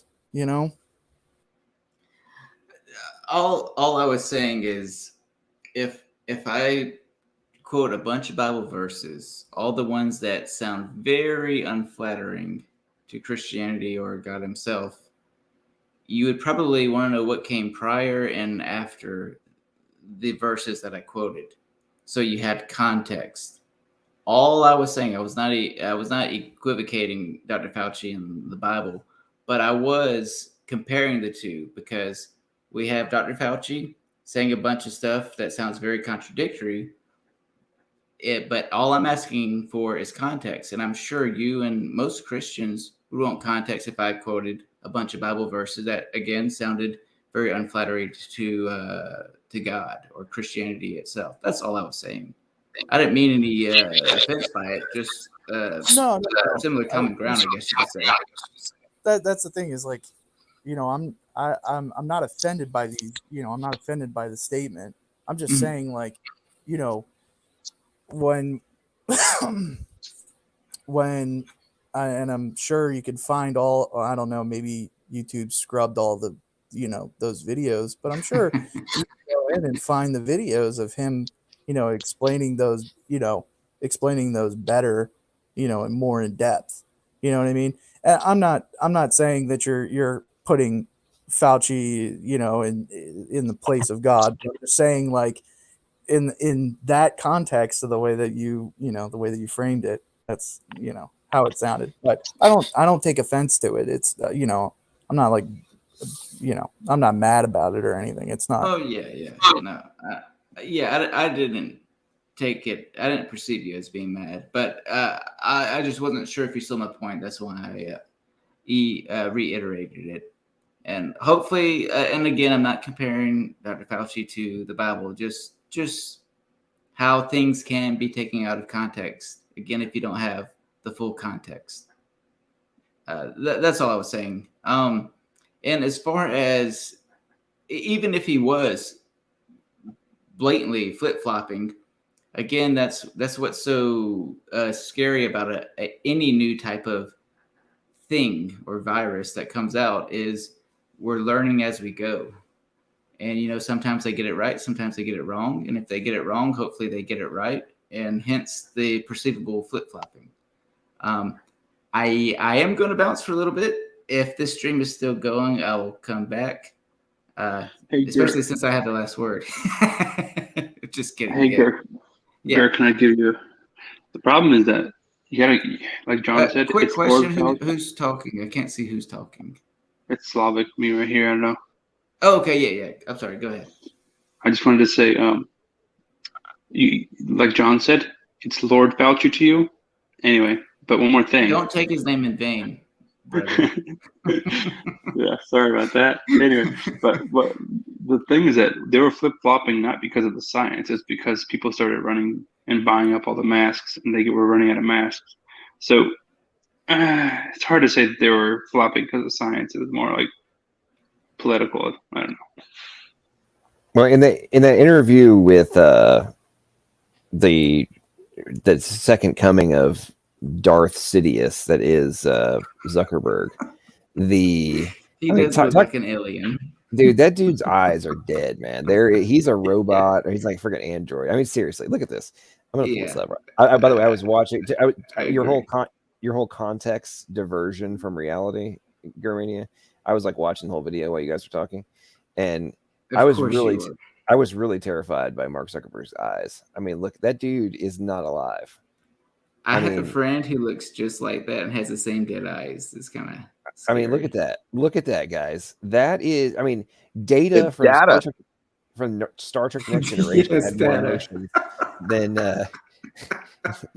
Data was more alive than freaking Mark Zuckerberg. All I'm waiting for is the freaking little things on his neck where he can touch it and go invisible or some shit. Hey, I've been in the metaverse. I've got a VR headset now, and I'm telling you, that stuff is wild. I highly recommend all of you get it. And then when they come out with the mark you got to put on your hand, I'm not saying it's 666, but when it comes out, you should all take it. I'll be there with y'all. Oh, and the vaccine passport, you should all get it too. It's really it actually protects you from the Hey, so Gur, have you followed? I'm just going to go on a limb and guess you have not followed this, but are you aware that there is a messaging shift from the Vax passport to the climate change passport? Are you aware of that? No, that is news to me. So, what is a climate passport? What does that mean? Where you fart on an airplane. No, it's the it's the next step of where the things you will be allowed to do will be dependent upon your carbon footprint. And is this a for real thing or an InfoWars thing? No disrespect by the question. This is a for real thing. It's not the frogs chemicals turn the frogs gay or anything. No. Let me guess, Germania. You never actually research any of this stuff ever. You talk a big game about how you're I researched the vaccines, yes. But you never bullshit you researched it, because if you did, you wouldn't be spewing your talking point. Okay. So did in a minute. Okay, bro. So did the Moderna CEO state that his jab is not able to prevent Omicron? Yes or no? I'm sorry. I was laughing. What was that about the Omicron? Did the Moderna CEO publicly state that his jab was ineffective against Omicron? I'm pretty sure, and I thought this was known knowledge. Like everybody knows that. Okay, cool. So, if we know this beyond doubt, and this is public knowledge, why are there a freaking mandate still in existence? A mandate for the vaccine against the OG virus. Why? Correct. Why would you, if something per the manufacturer, right, of the against product, this one strain of the virus, right, and this one strain that makes up over 90% of the infections? Yeah. Currently, yes. Yeah. Okay, so if Not it was prior. Okay, so if the efficacy was negligible against Delta, and it's basically zero against Omicron, right? And pretty high percentage on OG. Why would a mandate still be in effect? Oh well, I mean, as far as mandates, dude, whether or not it was effective against Alpha is irrelevant to the current reality, right? And the justification. Well, I mean, but that strain is still out there. If you're mandating, dude, nobody. Okay, basically nobody's getting it though, even if it exists. Okay, that's good. That's good. Okay, cool. So think this through, buddy. Why? I'll try. If the justification is a supposed justification for a mandate to get the jab is dependent upon public safety and the prevention of negative effects of public safety, right? If that's the supposed justification. But the thing you're telling me I have to do in order to help keep the public safe is not going to do anything to keep the public safe. How then can you justify mandating that I do something that won't actually have any benefit? If your justification for it is the supposed benefit, the hypothetical benefit to the overall public safety. Well, as far as the Omicron goes, yeah, as far as I know, no vaccine FDA approved, like the Pfizer, maybe Moderna, but I'm pretty for sure it's Pfizer, is FDA approved. But as far as I know, they're not saying it's effective with Omicron, but it is effective for the previous versions of it. Right, but if 90%, do me, bro. 90% of the cases are the strain that is not the jab is nothing for, then how could we're talking about from a legal mandate perspective. How do you justify the mandate? Dude, get your brain back. Don't you get the I mean, dude, you're missing. It's amazing how brainwashed you are, bro. Like you're like it works against. It used to work against the old one. Like dude, it still works against the old one. Dude. Okay, but we're talking about the legal. Dude, dumbass. We're talking about the legal. It seems to be set to Wombo. The legal justification. John, I meant to get out of the stream a long time ago. Legal justification. Listen, bro, I like you, and I'm really hoping that you don't go and like bend over and. I'm going to make a stream about how anti-vaxxers are dumb. No, I'm just kidding. Well, here's the thing. You a liar. FDA, you a liar. Listen, I don't give a rat's ass if you go get the jab. Okay. I don't want you to because I think it has a potential negative impact for you. And that is my question. And I don't want your heart to explode. However, some days I do. I don't. If you want to go do that, it's a free country. Like, go get yourself jabbed up. Whatever. I don't care. The point is, I'm arguing is that from a legal perspective, even if you want to argue that there was a justification from a public safety perspective, if you're rewound a year, last year, that we are no longer in that same current scenario. So to continue to kind of are though. Oh my God, dude, you are not grasping this. You think you're in the same one. You clearly have not been listening to anything, and even your own concession. But the OG virus is still out there, but nobody's getting it. Dumbass. It's burnt out.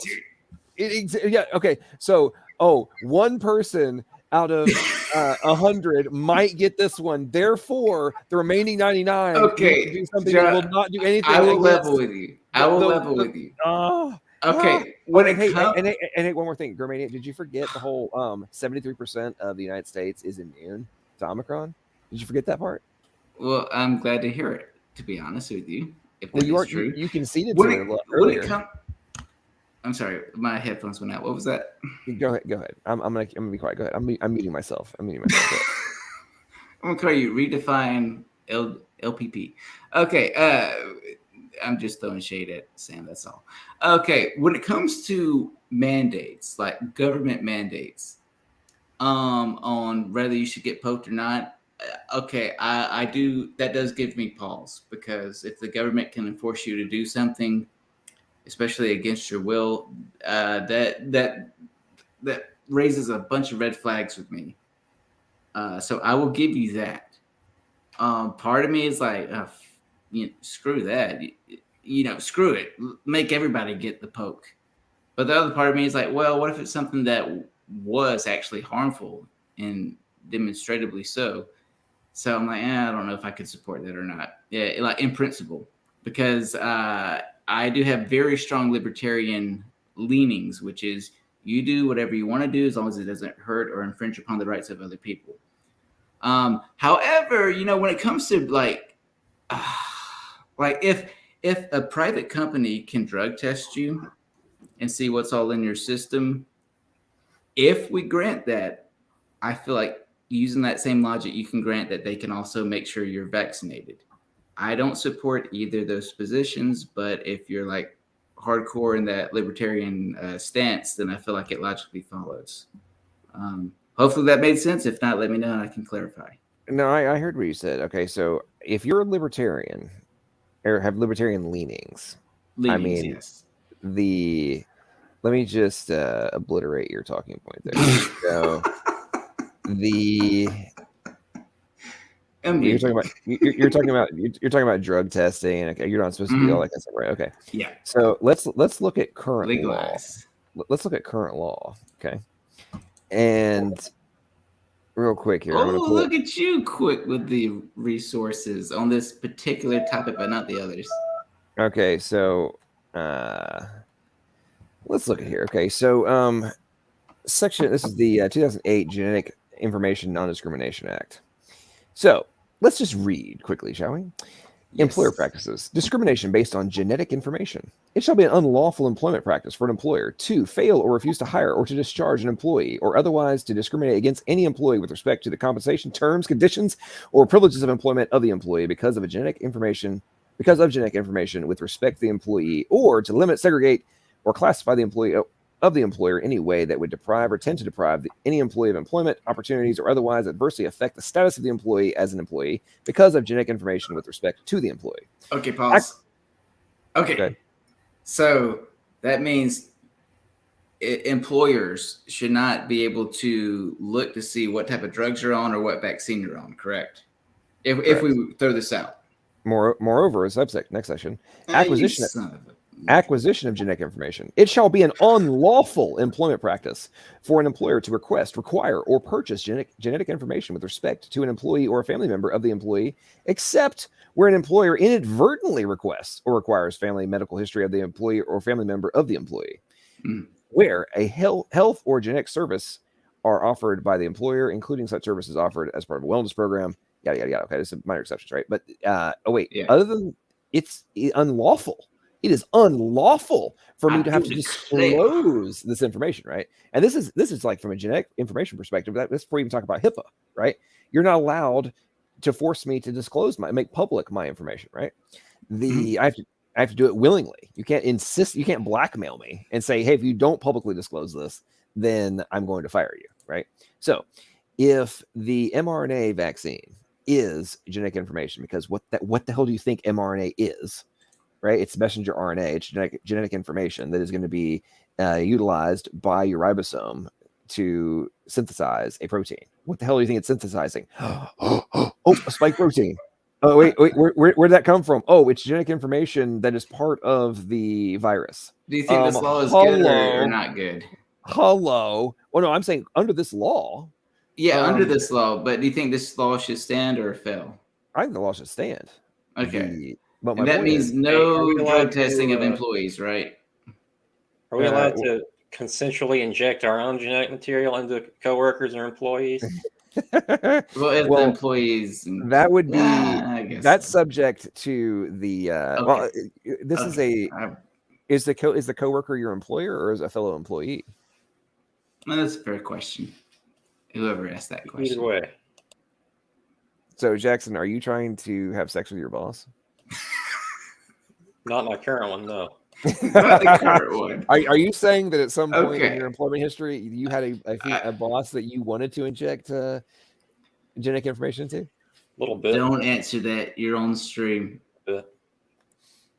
Okay, I'm going to bounce. Okay, so Germania, let's go. One last question before you leave. Listen, I know you want to run away because you see the future. You know that you've just been pinned. You know I am pro poke all the way. Okay, so going back to the mandate justification, right? If under current law you are not allowed to force me to disclose that information, how then is it just in this context in which we currently exist? Can you hire or not hire or fire me based on whether or not I will or will not disclose said information to you? Okay, I was going to leave, but you've got me baited here. Okay, let me ask you, John. Can a company hire or not hire based on sexual orientation? Should they have the right? I don't believe they currently do. But should they? That's irrelevant to the reality. Okay, I will grant you that's irrelevant to reality, but we're I just want to see if your logic is consistent. That's all I'm asking. I'm just looking for consistency. Arguing. Well, in this context of what we're discussing, oh, I feel like you're dodging, John. No, actually, I'm actually about to obliterate your talking point. So I'm operating under the current law, right? Okay, I'm talking hypothetically. We're not talking, dude. Who gives a rat's ass about hypotheticals? We're talking about real world scenarios right now. You're a Christian. Okay? You should care so you're trying to dodge. You're trying to dodge reality and the here and now with a hypothetical. Is that am I understanding you correctly? Incorrect, but I am trying. Wait, hang on. So this is in relation to a position that you take rather adamantly in terms of your accusations towards people who don't agree with your position. So should we rescind the law that I just read to you because it would, I mean, you should be able to require me to disclose that information, correct? I think there's a lot of, to be fair, I think there's a lot of nuance to be had here, because on one side of me, I think, for example, whatever I ingest, whatever I put into my body, is none of my employer's business, and I think probably most of us would agree with that. I can't agree with that. Let's say I own a trucking company or a company that you have to operate really heavy equipment. And if you start ingesting some kind of substance that impairs your judgment and you destroy my equipment and I have to pay more insurance payout, whatever. If their job performance is crap, then yeah, get rid of them. No argument from me on any philosophical level there, because that's just straight to the facts. But that's the same thing as, like, let's say that you are hiring 20 people, right? And you want to make sure that they will operate your equipment safely. It's not like you can monitor. Can you also them. make sure that they're vaccinated or poked? Well, I would say this way. I don't know what that was. Yeah, there's a bit of an echo. Yes. Yeah, I would say. Try again. I would say there's possibly some legal precedence to, let's say, if there was some kind of, let's say there was a ship, right, and you had a crew that had to be living in close quarters, and you could maybe say that they would, one person, if they get sick, they will transfer that virus to the next person or whatever. So maybe you could say there's some kind of precedent for that, but okay, yeah. But I would say in most cases there isn't a precedent. Yeah, no, that's fair, because one reason why I bring this up is this is somewhat off topic, but I see a lot of people say, hey, if this is an outlier, so John, just listen. If the owner of a bakery decides not to sell a wedding cake, because they also make wedding cakes, to a gay couple, that doesn't never happen. Come on. Most would say that the owner of the company has the right to sell or decline service to that person based on whatever reason, be it genuine or not. If we can give employers that much power, and maybe there's a right, maybe there's not, to do so, then can they not also have the right to hire or not hire people based on if they're poked or not? I just feel like this is a rabbit hole. I do think that I find a lot of nuance in. See, I do think that there is nuance specifically in that if it's an experimental drug, how can you force somebody to be a part of an experiment? What if it's Let's say, FDA approved? well, that's the thing is that if it's still ongoing. But what if it's approved though by the FDA? Well, I mean, Does that make a forget difference? Loratab and Oxycontin are FDA approved too, but there's all sorts of negative things come from that. Yeah, However, now you can barely get that stuff now. the point that you like most people are missing the entire point. Okay, I would say. Hang on. The law that I just read is about the genetic information that is either in or is not in your body. Okay. Mm-hmm. And whether or not you're allowed to discriminate based on what is or what is not in your body. Okay. So the color of your skin is determined by genetic information, correct? Right. Yes. Okay. So in any context, would you say that it is a acceptable position under law for you to hire or not hire somebody based on the amount of melanin that their genetic information it causes to be produced? No, I don't think so, because that would just be discrimination of a different race than yourself. Right, but it would be that discrimination would be the direct result of the existence of certain genetic information, right? And the reciprocal would be the lack of or the reduction in said information resulting in lighter skin, as just an example, causes you to hire somebody, right? So we wouldn't agree in any context that would be acceptable, right? To hire or not hire based essentially on skin color or race, basically. Yes, you're saying that would not be acceptable. Right, but correct. We won't accept that, right? Okay, yeah. Okay, right, but the cause of that is the result of specific genetic information, correct? Yes. Okay, so like the end color is the surface level, literal surface level outcome of the genetic information that is or is not present. Okay, now in relation to the mRNA vaccine, okay, we are now stating that whether or not somebody does or does not have a specific genetic sequence in their body is the reason I'm either going to hire or not going to hire somebody. And with the fact that you have to get boosters and everything else, it's like, hey, not only must you have it right now, in order for you to maintain said status, you have to keep getting it injected into you in order for you to be considered fully vaccinated. So I have to, in perpetuity, under this logic, I must continue to inject a specific piece of genetic information into me in order for me to be hired or not hired, right? So under the law that I just read, that should not be remotely justified under the law. Yeah, under the law that you read, yes. Would you also agree with the other variables, like a company cannot discriminate against somebody based on sexual orientation or race? Would you agree with that?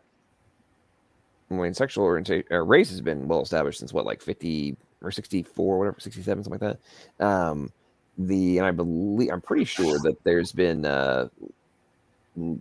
case law regarding all the way up, not just sexual orientation, but also like transgender, for example. So there was a Supreme Court case where you're not allowed to fire somebody solely based on that.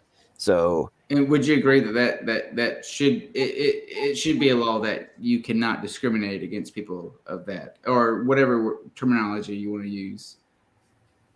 Like if somebody is transgender or I am stating that under the current law, that is where the law stands. Okay, and this is why I get so irritated with myopic little dances that people do and attempt to circumvent the direct, the point at hand, which is under the current law, the way the law stands right now. I like these hypotheticals just to see how consistent somebody's logic is. That's all.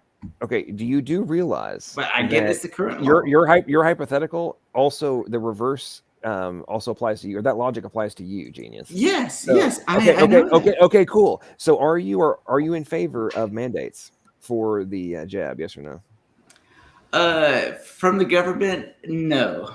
I want to be, I really do, but no. Well, no. We're talking about right now. We're talking from a hiring perspective. Oh yeah, I mean, if a company wants to do it that way, as far as it stands, I mean, that's their business. But then again, that opens up another can of worms. Well, what if they're of a different skin color? Well, hang on. You said it's their business, but I just read you law that said it's none of their business. So companies should be able to hire anyone, even if they're on drugs, as long as. No, we're talking about genetic information right now. Well, not drugs. We're talking about genetic information. So under the law that we read, we're discussing right now, are you suggesting that employers should be able to hire or fire based on genetic information in your body? No, I don't think so. No. Okay, cool. So then, are you in for or against? Same way with any with other the issue. jab. So with the jab that is genetic information, are you stating that employers should or should not be able to hire or fire based on its presence or non-exist or not or lack of presence? I feel like if the potential employee, if the employer of the potential employee poses a health risk, then they should be able to decline the hiring process for them. And with that, good night, everybody. No, I'm just kidding. Man, Germania, you try to claim that you're applying a even keeled, like a extrapolation of your hypotheticals. I try, and you just dance so bad, bro. Like you can apply that. Dancer. You can apply that logic to if you don't have the flu shot, then you're a potential health risk. Therefore, are you going to argue that an employer should be able to force you to disclose whether or not you have or have not had the flu shot? No, but here's the thing. No, you wouldn't. You don't agree with that? No. Here's the thing. I feel like you're going between what is and then you go into hypotheticals, which is where I like to go. But anytime I bring up a hypothetical, you go, no, that's not law. Well, hang on. No, we're doing a direct comparison. No, now we're doing a direct comparison. Okay, is there any scenario in which you think it is the generally accepted act, right? That because somebody might get sick, that I have to disclose whether I do or do not have the flu shot, and if I don't, you're going to fire me. Let's see. Again, if the employer feels like the potential employee proposes a health risk to not only them but their clients, their customers, and their other employees, then I feel like it's justified. Whether it should be or not is another question, but under current law. Again, we go back to current law. Under current law. And anytime. Okay, I'm done. Okay, go ahead, guys. You guys. Okay. I'm getting through. This is wait. Before you go, this is typical atheist. No. So, ladies and gentlemen in the audience, this is usual atheist bullshit. Okay. Okay. So I don't actually want to deal with reality. I want to deal with crazy hypotheticals that don't actually apply to the real world. I feel like the real world. It's. Go ahead. It's actually been pretty excellent. Yes. No. Anyway, I just want to say before I go, I've enjoyed it here, even though you give me so much crap. But you know what? I give you a lot of crap, so it's fair. I can't hold it against you. I do appreciate the questioning. In all honesty, I do. Edgar, I just want to make sure I clarify my position. No. I do think that employers should have the right to mandate if they want to hire somebody because of the jab. But I think that they should also take the liability on themselves, which means if they. Oh, I see. If they make their employee get the jab and they suffer the consequence from it. Yeah, and you know what? I think that's fair. In all honesty. Yep, I think that's the way to fight it. Nobody. See, what happens is after that, no company will enforce it. I'll be honest with you. I don't think that would impact it whatsoever because there's so little long-term side effects from the poke. But I digress. But I agree with you. Okay, so Guarini, Okay, no, I'm let's leaving. think about that I'm logically for a leaving. second, bro. Okay, so let's say one negative side effect equals $1 million.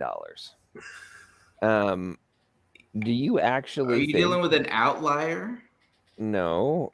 Okay, Oh, you're okay. Let's say you employ 100,000 people, right? Mm-hmm. Man, I'd And be millionaire. and you have and let's say that out of the 100,000, there's a probability that there will be 5 negative outcomes, right? Out of 100,000. Yeah, and that's hypothetical, which you don't like hypotheticals, as we Well, just actually, established. actually genius. I'm basing my assessment on less than the recognized data from fucking peer-reviewed papers on the topic, dude. Okay. Hey, you can go to heaven with that foul mouth, son.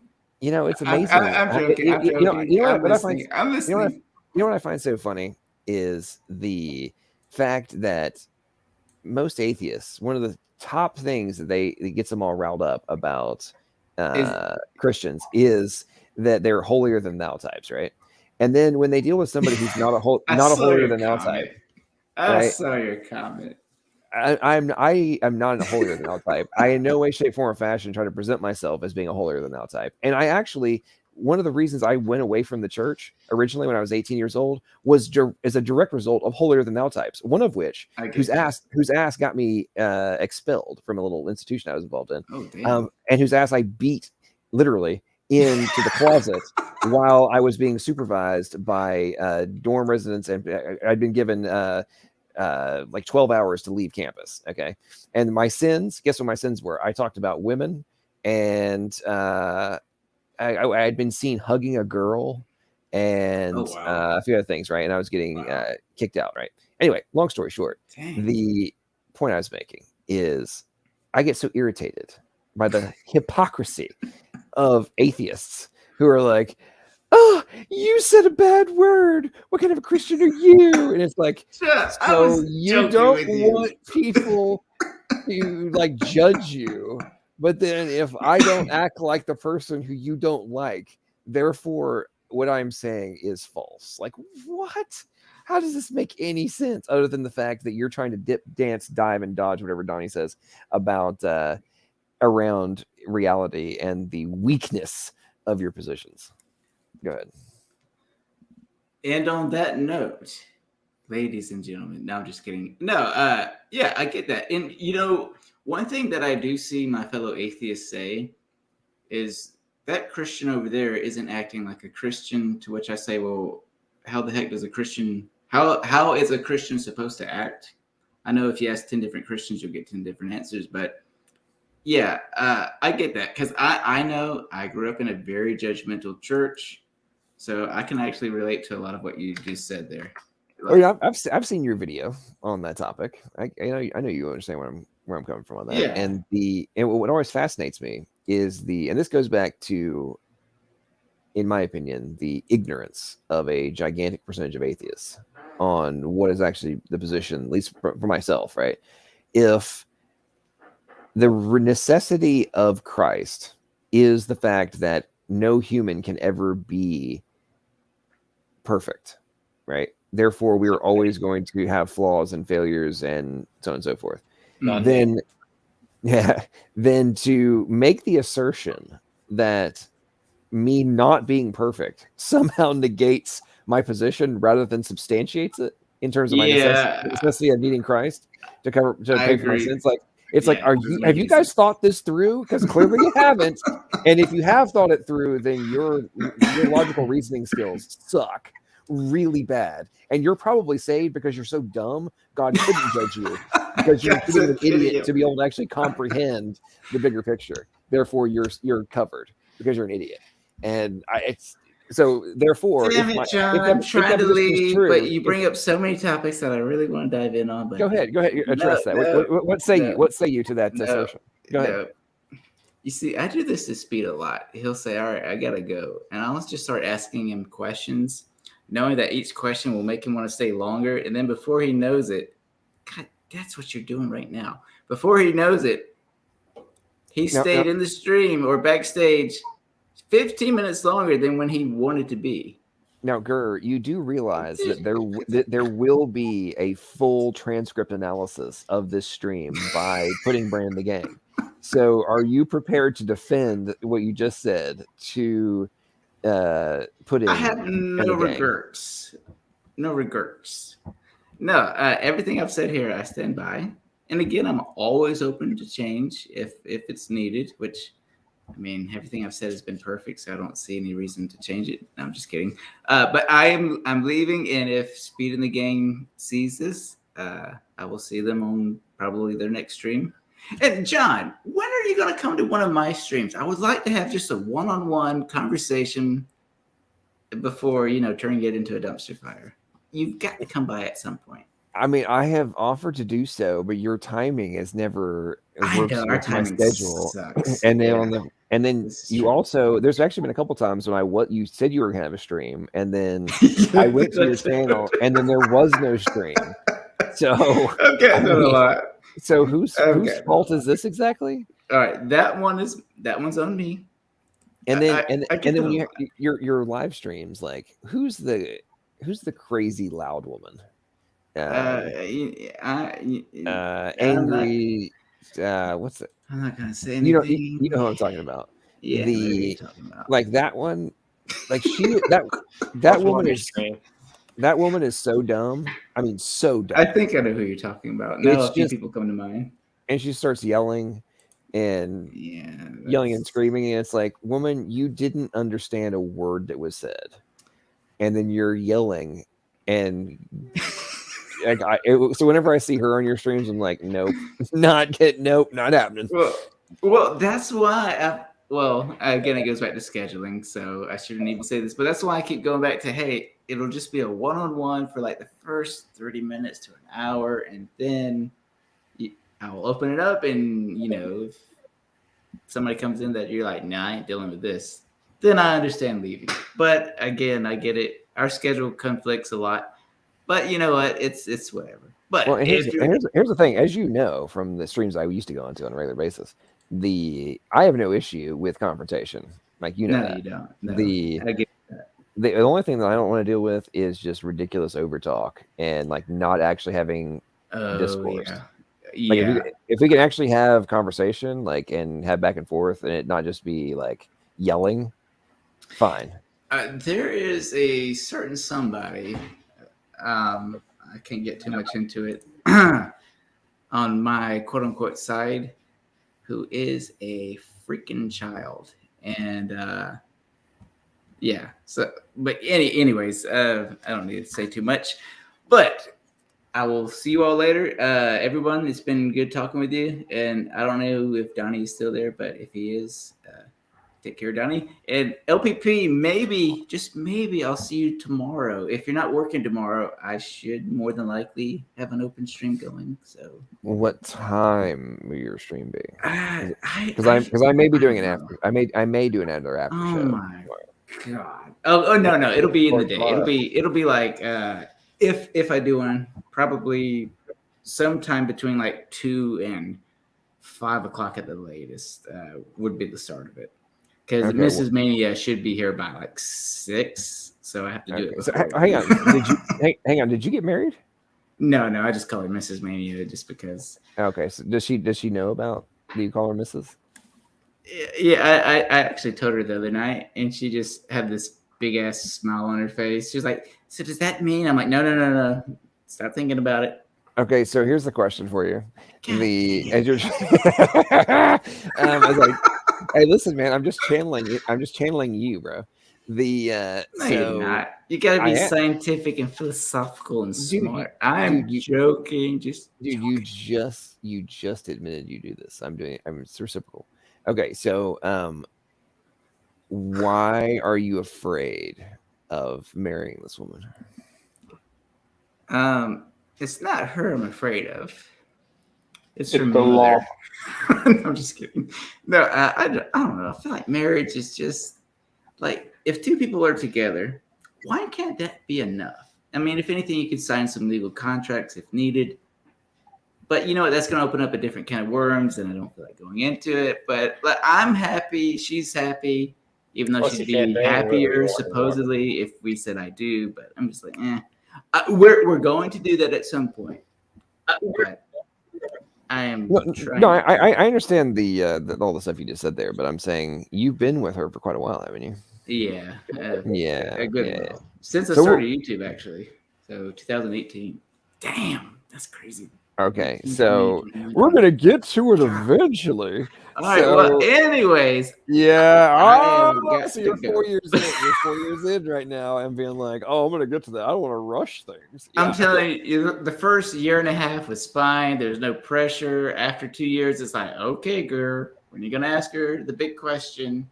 3 years later, okay, girl, when are you gonna ask her the big question? 4 years later, it's like, oh my God, just everybody shut up. Okay, so basically, what we've established is you're being a pussy. I don't think that's what we established exactly. I think so. That you're actually. I think that you're I think your afraid of recollection commitment. is a little. No, and listen, I'm not speaking from a judgmental perspective because I have been you, and have. You had cool sunglasses like me, bro. I did actually, but no, I firmly was afraid. Okay, so I was totally afraid of the commitment aspect, 100%. Yes, And the one I actually even researched the whole. There's actually in other countries they have like 7-year marriage contracts because the most divorces take place in the like year. the first 3 years or something like that. No. It's actually there is that, but then it goes in cycles. Basically, every 7 years there's a spike in divorces, and not just like the first 7 years. Like when you get to 14, there's a spike in the probability of a divorce. When you get to 21, and so on and so forth. So there's some countries that have instituted 7-year marriage contracts, which can be renewed or dissolved. In that makes sense. Make it easy, right? That's smart. Yeah. So I mean, I'm just saying I used to operate from like looking at those kind of like this is what needs to be in America because I need a way out to avoid even making real commitments. Okay, we will have not prenups. I don't know. I say that I don't know if that's going to fly with her or not. Yeah, exactly. See, but however, fast forward to where I am now, and not only do I now recognize how much of an idiot I was for not wanting to make that commitment, and the fact that actually where I am currently, I am actually okay with the fact that I did because I've been there. I think I've actually found something better, but good for you, John. It's at the same time, there's also I made some dumb moves. There's no doubt about it in relationships. And I probably could have been in a better position than I am now. But anyway, the point is, as we're getting older, time flies by. And as you look back, you realize like, man, I missed out on a bunch of stuff. No, you're not lying. And I did it all from this, oh no, I don't want to go that rabbit hole. I don't want to commit, and crazy things happen. And what if I find something better? All that kind of stuff. Yeah. We've all had those thoughts, and I'm just not ready. Yeah, we tell ourselves we're not ready, right? Over and over. And then you fast forward, it's like, oh well, now it's 4 years later, and I'm still not ready. Like, okay, at what point? That is the story of my life. At what point are you gonna know if this chick? At 4 years, come on now. You don't know in 4 years whether or not. I will make sure she never sees this stream because she's gonna be like, "What's that guy's email?" I'm gonna send him a thank you and keep talking her into it. Yeah. All right, I'm leaving. Leave now. Leave, no more questions. Leave now. Bye bye. Thank you. Y'all have a good night. Bye. My longest relationship was like 3 months, so I suck at it. Am I a professional? Because my first relationship has lasted the longest. How long have you been married, Slavic? I've been married for like 6 years already. She was my first girl. Oh, well. And I think Donnie's been married for like about the same. I think. Yeah, Basically made this girl we break just up. had our 7-year anniversary, so 7 years. Oh, you better watch out. You're about to get divorced next year. I basically got tired of this girl. My longest relationship, 3 months. I got tired of her, so I made her break up with me because I thought it would be too mean to break up with her. Well, Jackson, you got to find a good Christian young Earth creationist girl. I don't care what kind she is, as long as she puts out. So hey, so let me get this straight. Let me just get this straight, Jackson. You want to have a barefoot and pregnant relationship? Is that right? Say again. So are you trying to find a barefoot and pregnant relationship? I don't know what that means. That means that all you want to do is have a woman for sex and to take care of your house. Yeah, but what are you going to do about the Not back necessarily, source? no. Well, when you put it that way, I sound like a jerk. Well, I mean, you did say that you only wanted a woman that would put out. That was it. That was like the primary. Okay, so let me get this. So Jackson, for you, is it how much sex you get or the actual relationship you're going to have with your fellow human being? Well, I would say sex, I guess.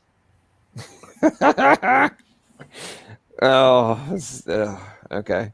All right. So I mean, I I kind of want a normal relationship. I don't know what that looks like, though.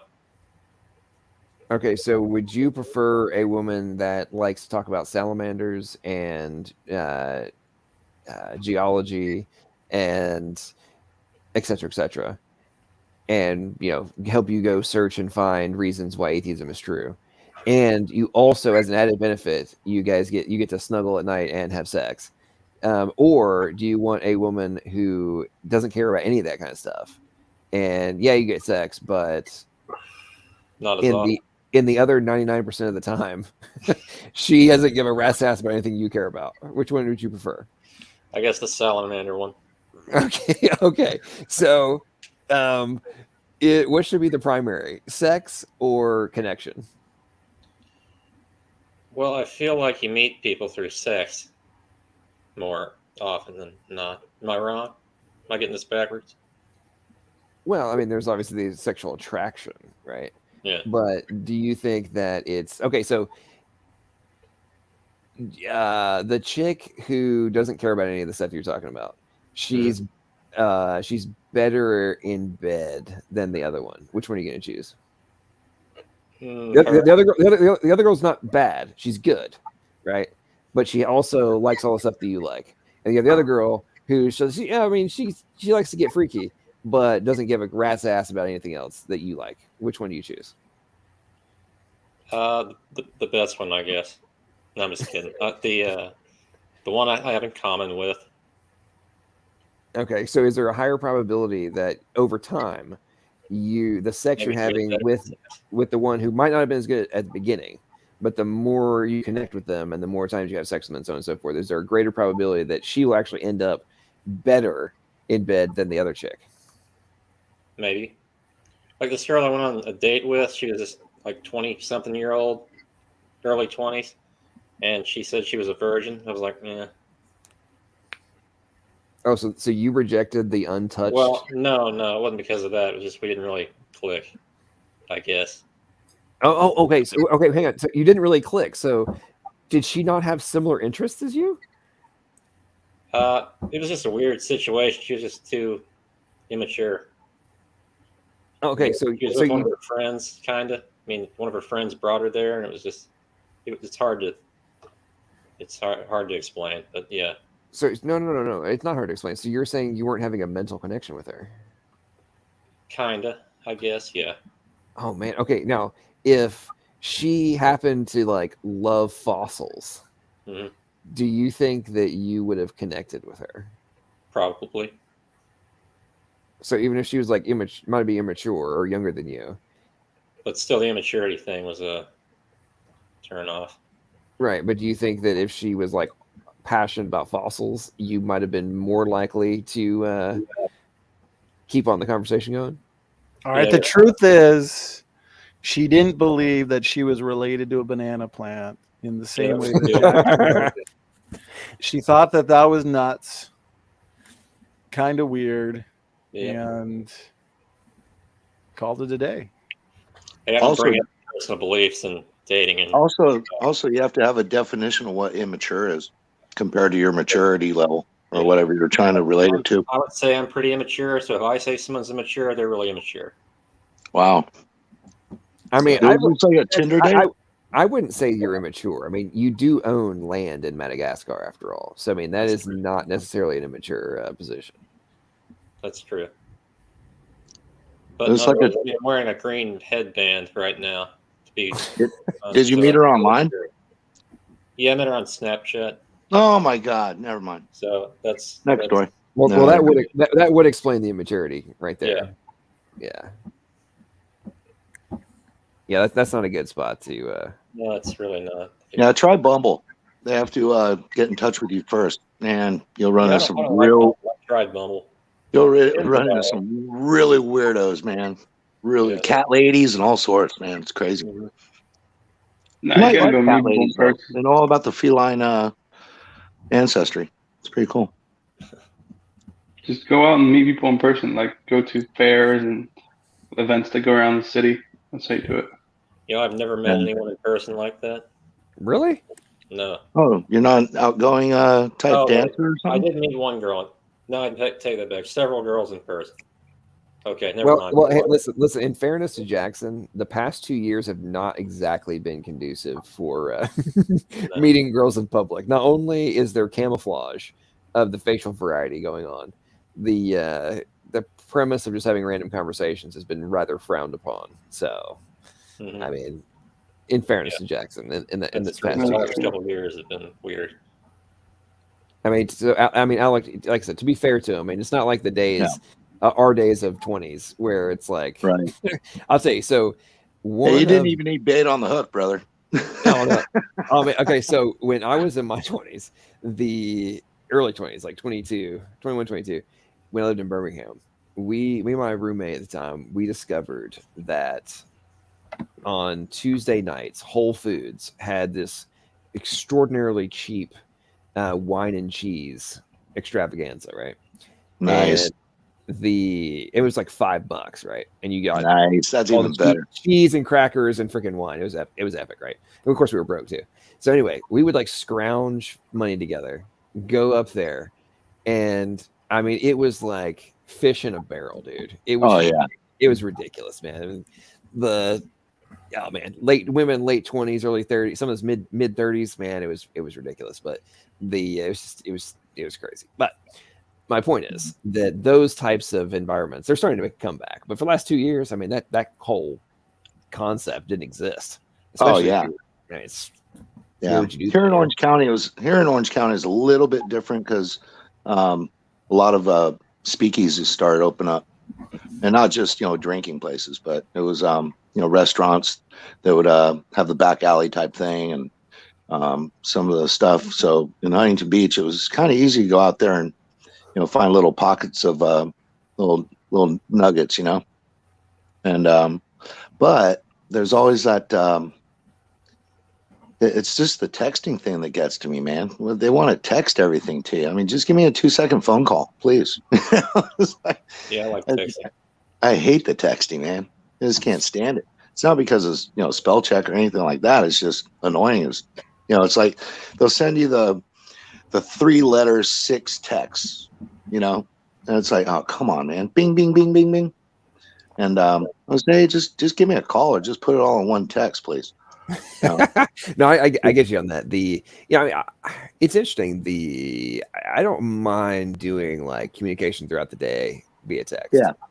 But that's assuming you're actually going to have like either like face-to-face or a phone call later on, right? Like just kind of keeping in touch, keeping on the communication, having jokes and all that kind of stuff throughout the day, right? And then having but to your point, in no way, shape, form, or fashion do I want that over the in-person conversation or talking on the phone. Yeah, tell me, okay, we're meeting at 5, we're gonna grab, something to eat, whatever. That's fine. I was dating nurses and dental what do you call them? The dental assistants. They're the worst because they're very sexually challenged, I guess you'd say. So they're a bit more exuberant to get horizontal. And the other part is that it seems like they're not. They don't do anything all day because literally, my job had a lot of driving and a lot of meetings, right? So I was meeting business owners, things like that. So we're talking, half hour drive, half hour this, and I can't text. Well, I can text while I'm driving, but it seems like I was just getting 50 texts a day by this one. She was a dental hygienist or whatever she was. And it was just like, I texted her back one time. I said, don't you work? She said, oh yeah, the person's sedated right now. We're all good. I was like, holy crap. So it became over the conversation that you would get later on. It's like, you can't ask us what happened to your work today because you already got that. So what do you talk about? You talk about space, time travel, what movies, and then you really find out, that you're not compatible. But they're really, they're very affectionate. Let's put it that way. Those particular two. Donnie, you were a nurse, right? You probably know what I mean. Donnie dropped out. Okay, so Jackson. But no, Jackson, it's what you just heard, Jackson, is that you need to go directly target dental hygienists. Yes. Yeah. Nurses. So pretend you had a sprained finger and you're going to the ER. And you get the operating room nurse, and she's really hot. Yeah, just ask her straight out, dude. Straight, within the first minute. I was going to ask the nurse who took my blood for a number, but then I threw up. So I was like, well, hey, that's even better. Because she has a set amount of heart. No, you already had her to throw up. They don't mind all that. They clean up diarrhea. They clean up old men. Come on, they're not afraid of that. What they're wanting is 12 3-day consecutive 12-hour 36-hour shift that they do, and they get nothing. That's why most of the time they hook up with firemen and paramedics and police officers, and they're the most abusive of all the bunch. So all right, John, I'm gonna jump off. I'm married. Yeah, I'm married, so I'm gonna jump off. Oh, come on, you can still I was married 22 years. No, what Slavic's trying to say is he needs to go snuggle with his wife. Oh, hey, fair enough. Yeah, wink, wink. No, I was going to say, go ahead. I was going to say, I saw your message in private chat, Slavic. Yeah, shoot me a message and we'll connect. All right, sounds good. And one more thing is about some kind of short videos I heard about. I'm not sure if it's, but anyway. Oh yeah, those clips. That clip thing. Yeah. I have. Yes, I actually have been. I've been getting some timestamps together to download and edit. So. Nice. All right, cool. It was nice talking to you guys. You guys have a great night. You too, man. Night. You too. Night. Yeah, I didn't get much in on the mRNA and all that other fun stuff. You handle it really well, John. I didn't get a chance to say hi to Sam, other than private chat, but man, some of these people, like the wizard guy that this all started with. I mean, I hate to say I get premonitions of stuff, but I've been around enough demonic people to kind of feel that, that really there's something else going on. Well, I would say that no, I would agree with you. No, I don't know if he's like demonic or whatever, but I would say it's actually more likely that his negative experiences while he was Mormon have that's a big trip too. Have resulted in a dramatic amount of anger and deep-seated rejection of anything. The reason I say that is I read through while a bunch of people were talking. I was reading through several of his articles on his website. And it was rather obvious that he's still in the very angry stage, right? Yeah, he does admit in the series of Is Evolution Reasonable or whatever, he probably did the best out of all of them, which that's not saying too much. Yeah. So he didn't like the Nephi Hyli and the golden stones and all that stuff, golden tablets. Yeah. I mean, dude. So it was really funny because my Little League baseball coach was a Mormon, and he wasn't high up. He was just whatever. So I actually went to the service with him just to check it out because his daughter was really hot, and so I wanted to hang out with the daughter because his son was on the baseball team as well. So I kind of had an in, right? So it's like we went and everything like that. Being young, 10, 11, you're really not soaking in all the vibe, but it really was kind of creepy because they all wear the white shirts and like a black blazer and stuff. So it looked kind of really like twins walking around and stuff like that. But then as I got into learning more about Mormonism, things like that, as I got older, the women and that can't really marry outside their religion. There's a lot of weird stuff that goes on, but we actually went to Salt Lake City to the Mormon cathedral thingy over there, and that was interesting. A lot of Masonic symbols in there, a lot of the whole way it's made up. But that was when I was 12. Yeah, so when I was 12. So when I became a diabetic, and that was really interesting, that whole thing of Mormonism. But as I think I told you before, John, I married a Jehovah's Witness, but I brought her to the Lord before we got married. She was so indoctrinated in the Jehovah's Witness. But what I learned about that more than anything is that's a very harsh, disciplined religion. They beat the crap out of the kids if they don't, do what they're supposed to do, which is hand out the awakes and all that stuff. So they treat them pretty harshly at an early age. So a lot of them are, physically and mentally abused. And that's what I found out about, my wife. And I was like kind of thinking it, and the Lord did change her. But, after 25 years of knowing her, 22 years of marriage, it kind of, I don't know, I think she was going back or something like that. Probably through somebody at work. It was just really crazy. It's like it's a real mental,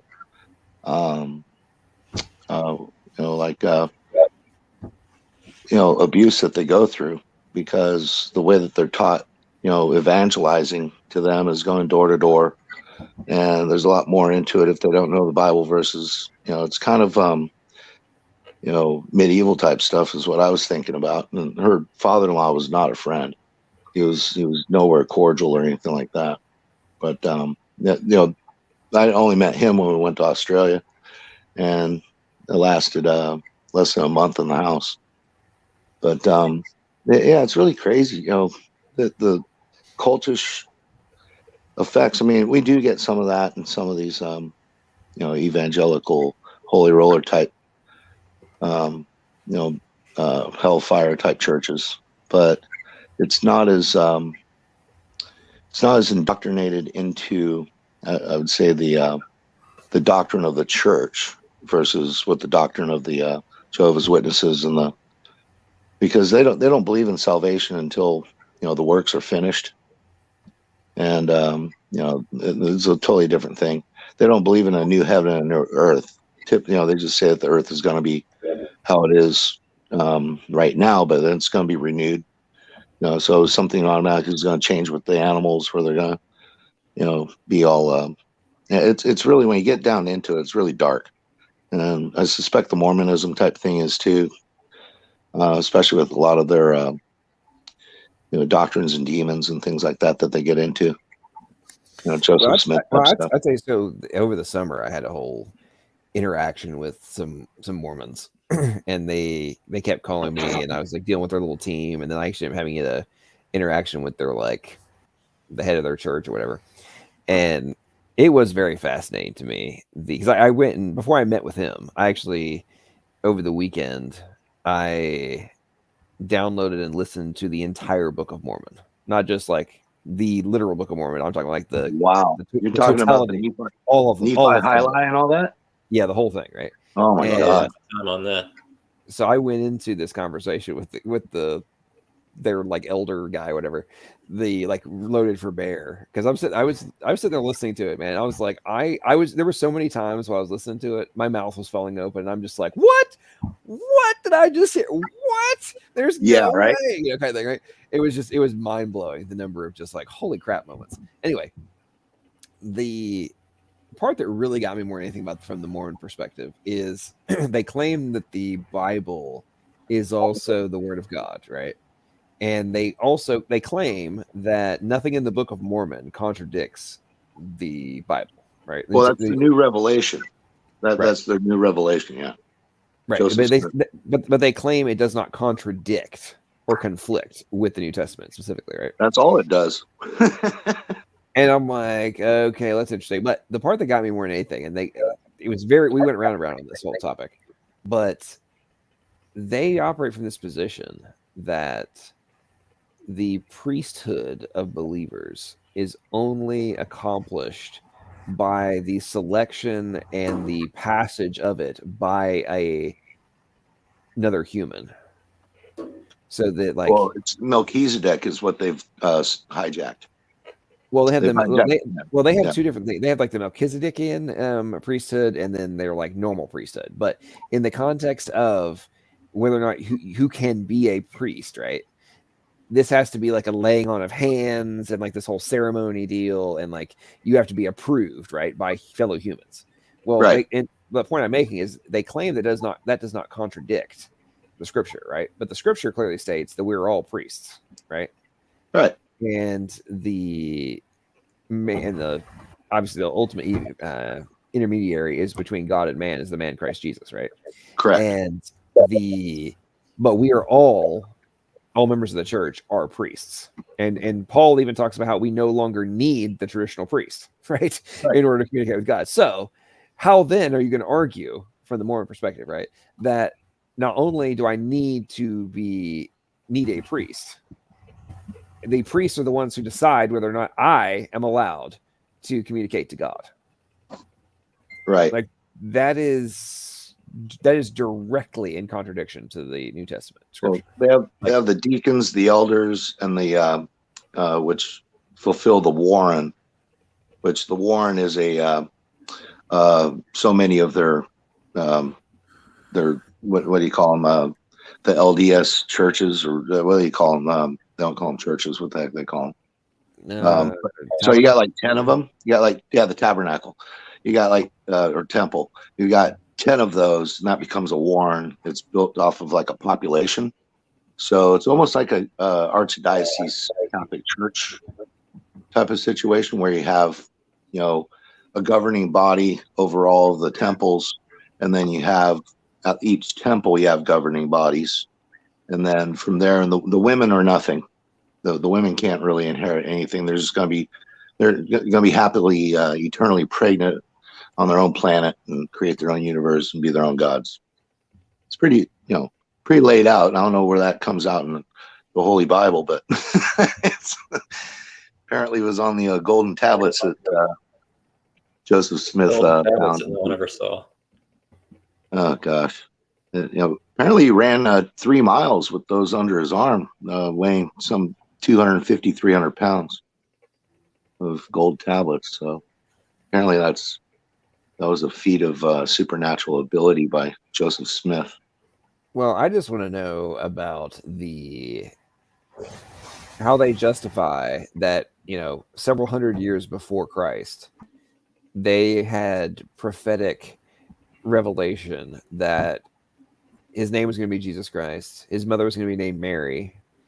They had the totality of the gospel. They were building churches, performing baptisms. People were being following basically the believe in the Lord Jesus Christ concept, right? According to in their book, right? And all this happened hundreds of years prior. So you're telling me that the Mormons over in the New World were having revelation of the New Testament doctrine and all this kind of stuff before Christ came, and prior to the other Jews having this revealed to them. Right. Not wait. even the 12 tribes. You have the other tribes over here in the New World. Yeah. Ladies and gentlemen, hang on. Slavic is back. All right. He went and tried to cuddle with his wife, and she said, "Listen, buddy, it's 3:00 in the morning, and get out of bed." What's up, man? Welcome back. Oh man.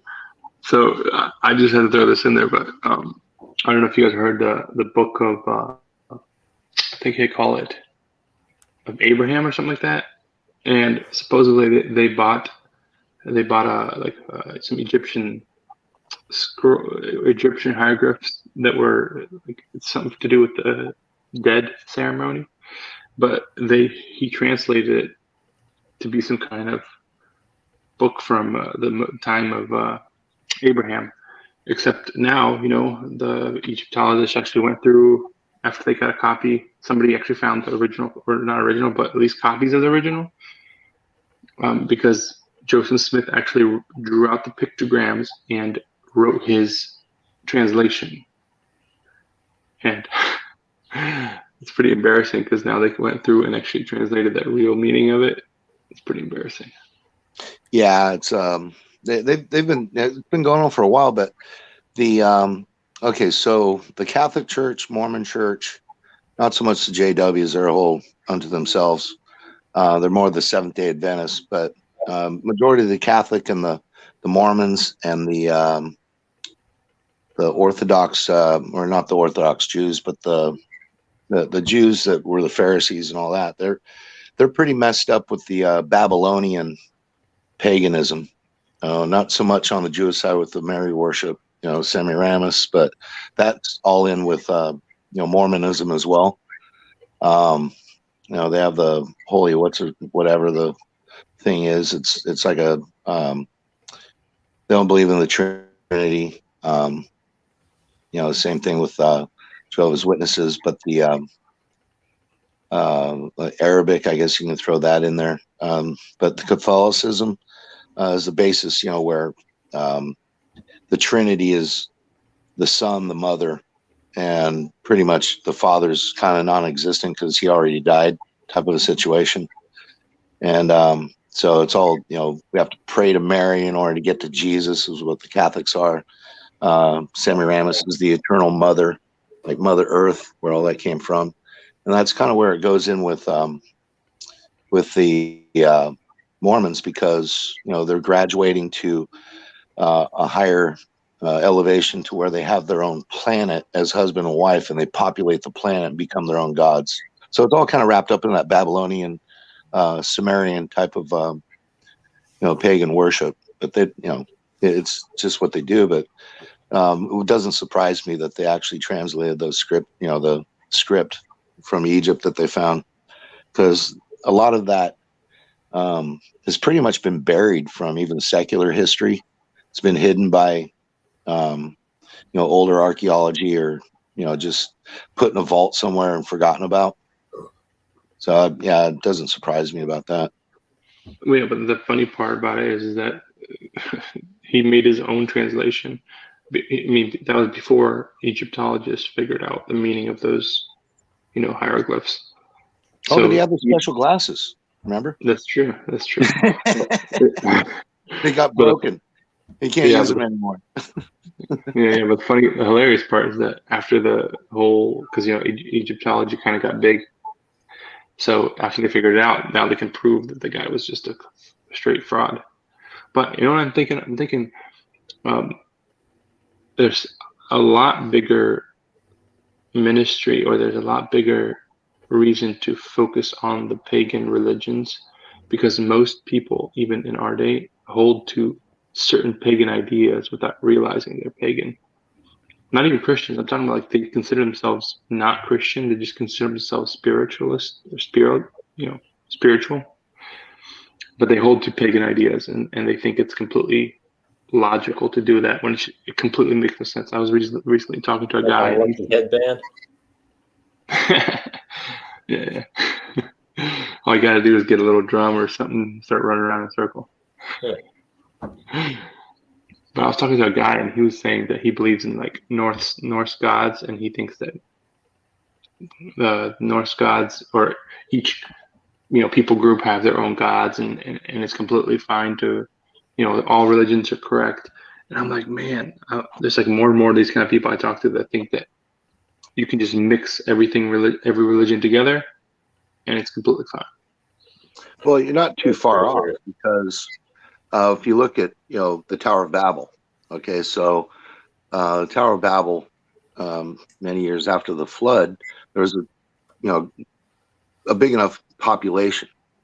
And there became heresies because, Noah, you don't really hear much about what happened with Noah. You just talk, it talks about Shem, Ham, and Japheth, and then their family, and, it goes to the genealogy. And then all of a sudden, chapter 11 in Genesis goes straight to, and then, they're all one language in the Tower of Babel. But why did they build that tower? Well, you then can float back. And this is where Michael Heiser gets really whacked, because he believes that the Sumerians and the Babylonians had the language before the Hebrews, where I personally believe, it's not my only belief, I'm sorry, not me alone, but I believe that, obviously Adam and Eve could speak, read, and write, so, obviously they were speaking with God. So what tongue were they speaking with? And then able to write, because I technically don't believe that, and it never really says that, that Moses wrote Genesis. It says that, he wrote the law, but it doesn't say he wrote Genesis. He could have copied Genesis from some other scripts maybe Noah brought through. Can that be proved? Not necessarily, because we just don't have the records. Other than, how would he know the generations of Noah's family if he was writing, talking about Moses, if he was writing it, unless it was already written and handed down? And, I'll end it there, but there's a lot more to it. So you have at the Tower of Babel, then you have Nimrod, who was Cush's son, which was Ham's son. So Nimrod was the mighty hunter before the Lord. And there's a lot of, Sumerian Babylonian writings about one particular person, whether you call him Sargon of Akkad, or you call him Tammuz, or you call him Nimrod, or you call him whatever. It's all the same person. And so that was the person that basically, the story is, Cush would have married Semiramis. Cush died, and then, but Semiramis gave birth to Nimrod, and then she married Nimrod. So he's also the father and the son, if you get what I'm saying. Would So be Horus too, like with the Egyptian people? yeah, exactly right, because they're all the same story, right? Right. Even with Odin and Thor and all that. Then you get into Zeus and you get all that. So as each civilization, if you want to call it Egypt, and then you want to say you really didn't hear a lot about Scandinavia, but obviously they were there. That was where Japheth's family went. And then you had, Greek Empire, just like in the book of Daniel, right? Where he goes, the head of gold, which he started with Babylon, right? And then he goes to the Greeks, he goes to the Persians, then he goes to the Greeks, then to the Romans, and then the split Roman Empire. Because the Roman Empire is still alive. We're still living in it. I mean, the United States is actually part of it, if you want to get that strict about it. But, so if you take the Greek gods, the Roman gods just borrowed from the Greeks, and that's a story unto itself. If you believe that Troy is actually the story of how Rome came to be. So the two twins, Janus and the other guy, there were a couple of them that survived the Trojan War, and they started Rome, but they weren't a big deal. But then they had some bargain with the Assyrians or something like that to conquer Crete. And so it's kind of mixed up, but it goes in the following of the way that Daniel preached it, with the head of gold being Babylon, because Babylon was the big cheese, so obviously people would have, other names for, their statues and, who they worshiped and things like that, or, mighty fiery statues like, what's his name? The one they burned the babies to. Gosh, I forgot. No, Baal. No. Thinking Well, Moloch. Baal. It's Baal, but the other guy begins with an M, right? Yeah, Molech. Molech. Thank you very much. Molech is basically, you burn the child, which was Tammuz. Okay, so Tammuz was born as a child. Ancient history has it as one of the generals or one of the patriarchs, and they kind of suppose it's Shem that actually killed Nimrod. They cut him into pieces and sent him all across to whatever the corners of the earth to show that Nimrod is dead. He was never a god. and that's what stopped Nimrod. But the next, nation took that over. But the names changed, but the actual figure is always the same. Generally, the queen, being the queen mother, type of a situation. And, just all that to say that it started by a bastardization of the true God that Noah would have been preaching about to his sons. We know that Ham was a degenerate. We don't know too much about Japheth, but we know a lot about Shem's line. So if you look at Shem's line, which he was not the eldest, Japheth was the eldest.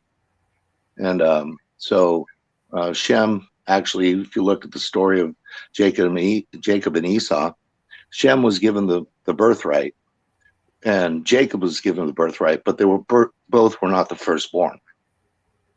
So the thing is that the birthright does not always go to the firstborn; it's to the most trusted.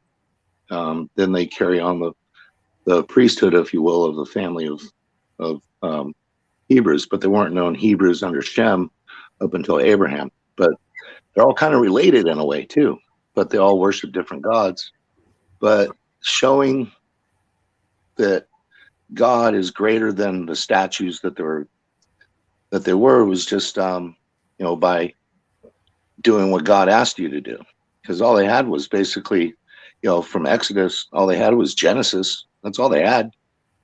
Who they came from, right? And then they're shipped off to Egypt because of the famine, and then after 400 years something happened, and then a new ruler or whatever happened, and they became slaves. And then on the Exodus they came out, so they really didn't know anything except Moses' teaching from Sinai. And so they said, okay, well we'll adhere to those laws. And then they found out that the law was a trouble anyway, so they couldn't ever get away from sacrifice. And not up until I guess about Joshua do you really find out what that was all about, because then you have them trying to take over Canaan, which was taken over by all the other families when they were 400 years in Egypt. So those gods that they were worshiping were the same gods like from Babylon and places like that. Canaanites are all sacrificing kids, things like that, Jericho, whatnot. But the only ones that were separated at that time would have been the Hebrews, because they came out, and not all Hebrews are Hebrews, because coming out of Egypt, they took a lot of Egyptians too. It wasn't just, the Hebrew families that came out. It was also a lot of Egyptians that wanted to leave as well, because they saw what happened to, all the firstborn and things like that. And so a lot of Hebrews married a lot of Egyptians and had children by Egyptians, things like that. And we're not even sure what a true Egyptian is, to be honest with you. And, so you just follow that. Not until about Joshua do you really start getting into them actually fully believing. And then there was a falling away again, but under the law is what kept them separated. It was nothing else but the law. And that was that there is one true God, which showed them out of the Exodus. And, so all that teaching, but where you get a lot of this, mystery art stuff is when it diverts by other cultures bringing on, your Molochs and your Baals and your artificial worship, for, crops and things like that. Whereas that's not what God asked. God said, here's the law, we're going to separate you from it. And then you go and you preach to these places. If they don't take it on, then you conquer them, because that's your land. And there were a couple that actually didn't even war with the Hebrews. They just said, hey, come on in, and then they, transpired, but there was always a backlash. So that's just a short little history of how the paganism took from the real, because there has to be a real thing before there's a fake thing. And we all know that the Babylonian Sumerians were bastardization of the Trinity, and also what God really wanted. So it can only be true that it can only be true in the history that the Exodus really did happen. It's hard to prove, but it really did happen. Otherwise, you wouldn't have had all this lineage into Israel. So anyway, that's my piece. No, I agree with you that it comes from, history. But I'm just thinking, like, I mean, we consider the West, right? We consider ourselves educated people, and we consider ourselves trusting in science. But statistically, it's shown that more people believe in like spiritism and like other kind of things that you wouldn't consider people that live in the West to believe in, right? Well, it's because they have to work at it.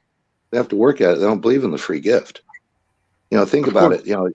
That's what we have to do to earn money, right? We have to go perform, something that, entertains people or does something for people. Whereas Jesus Christ says, hey, it's a free gift. Here you go. Now, doesn't mean you can go out and just, become, some ruthless killer or something like that. It just means that, you're going to follow me. You're not going to have those intentions. You're still going to mess up. But that's what invites people to these, if you want to call it Satanism, or if you want to call it the spiritualism, or if you want to call it, Jehovah's Witness, they get to work their way up. Look what I did. Look, all goes to Isaiah 28, right? Look, I will. It's all pride. Yeah, but the interesting part is that most people don't really consider that as you would ask anybody like, yeah, I'm a skeptic, I'm a scientific person, yet they would hold to these views without even like consider them or even critically evaluating them. Oh yeah, because they have to work at it, just like they worked at being a scientist. It's like I got to this position.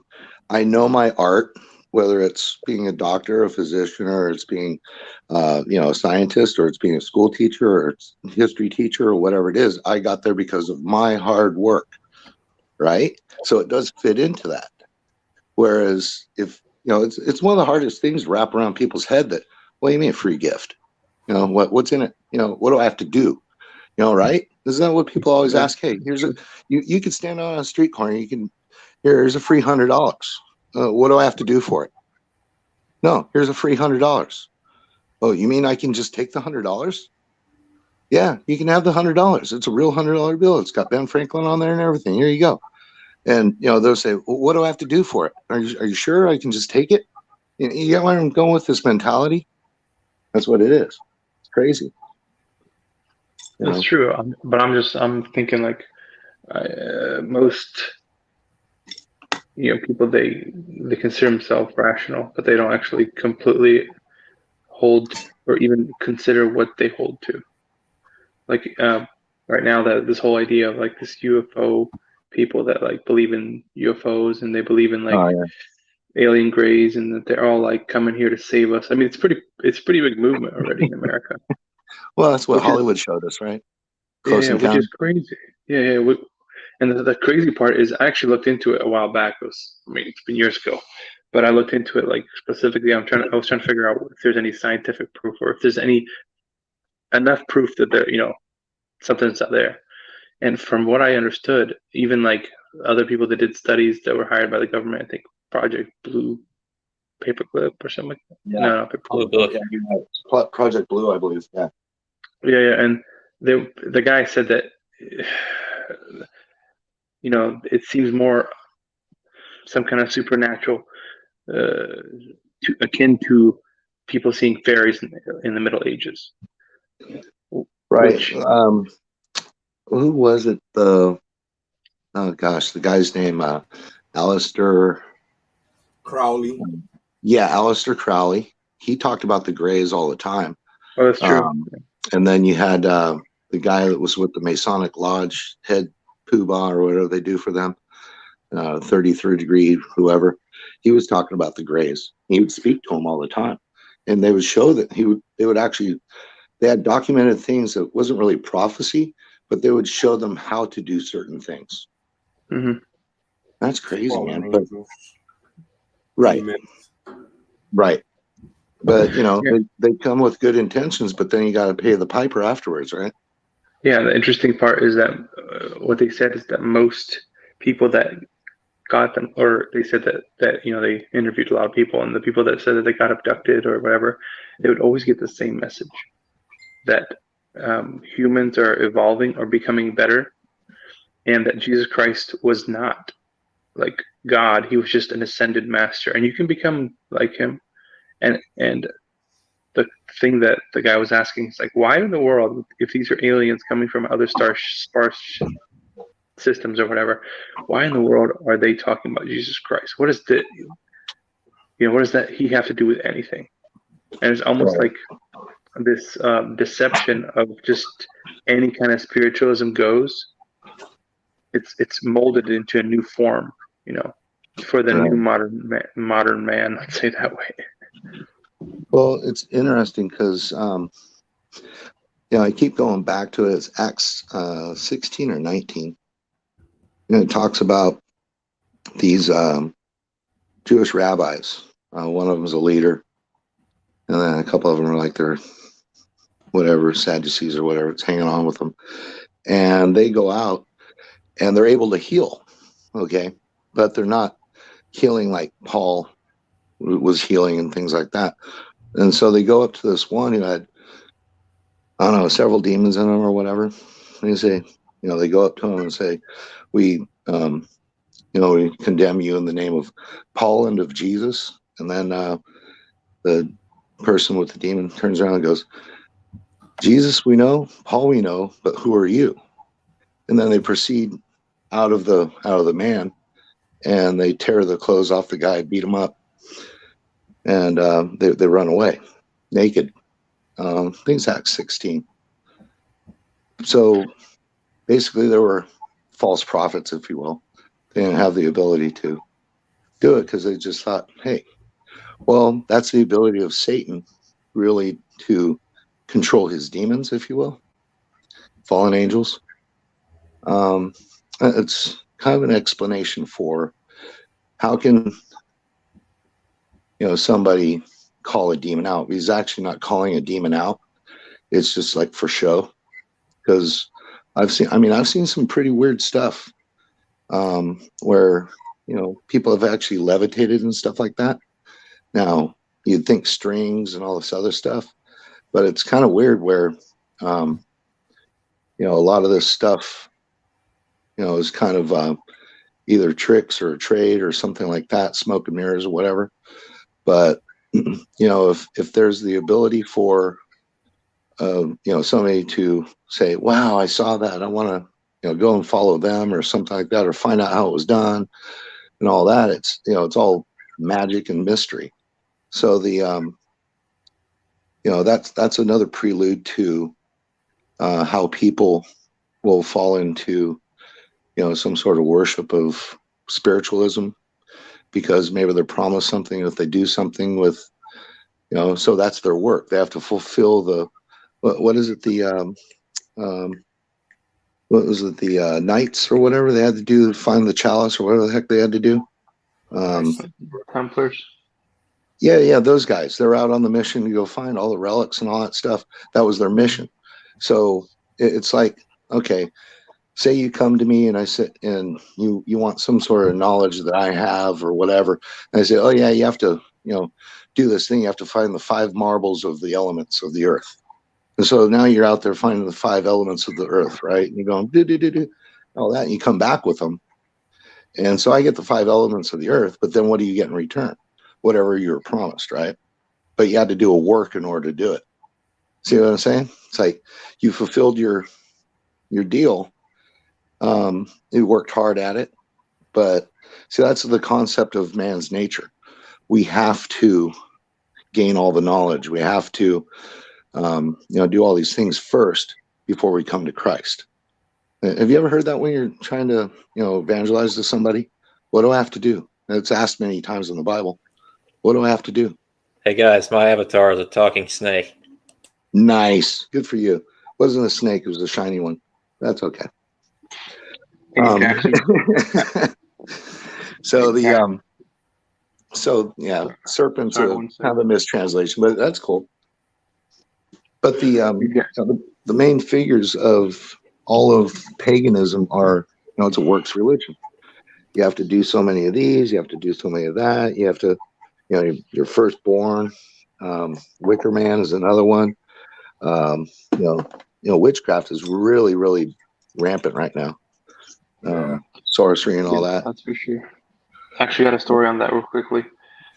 Before I forget, Jackson, if you ever have time, look up C.S. Lewis's book. It's called The Search for God, I think. Okay. It's actually really interesting because he touches on evolution and the idea where it came from. It's pretty interesting anyway. But I'll tell you the story about this guy. He's a friend of mine. Well, his brother is my friend. He used to be my friend when we were younger. We always hung out at church. And anyway, they kind of split off to a different church, and so I haven't hung up with them too much. But so his younger brother, they were working at a construction site, and this place they were going to replace them. There was like huge mirrors in the walls, and they were going to rip them off and replace the whole, remodel it. And the younger brother. So my mom talked to his mom. That's like 2 weeks ago, maybe less. She talked to him, and he said this kid was like the nicest kid in their family. He was just a really helpful guy. He was super nice. But they were, as younger kids do, they were messing around. And as a joke, he wrote on the wall, like, Mary, Mary on the wall. Remember that joke thing that everybody did at school? Oh, Like yeah. Yep. Like Bloody Mary or something like that? Bloody Anyway, Mary. Yeah, he did that thing. And he said right when he did that, it almost like he got possessed, completely lost his mind. And they actually had to take him to a psych ward. And he's still right now in a psych ward because right when he did that thing on the wall, boom, it was like a switch. So now they're like all like freaking out about it because he's in a psych ward right now. It's kind of crazy. Well, the only thing to cure that is fasting and prayer. That's what Jesus Christ said. For sure. So, my dad being a doctor, I've known a bunch of loonies that were his patients, and it's interesting to see a normal person acting like you were just explaining, then all of a sudden just boom. 2 Timothy 3. This know also. Hey, my bad. But no. 2 Timothy 3. This know also. I was looking at a Bible verse because you guys were talking about godliness or whatever. How the New Age, how they still they have this sort of godliness, but it's not God. And then I was looking up 2 Timothy 3, verse 5. It's having a form of godliness, but denying the power thereof. From such turn away.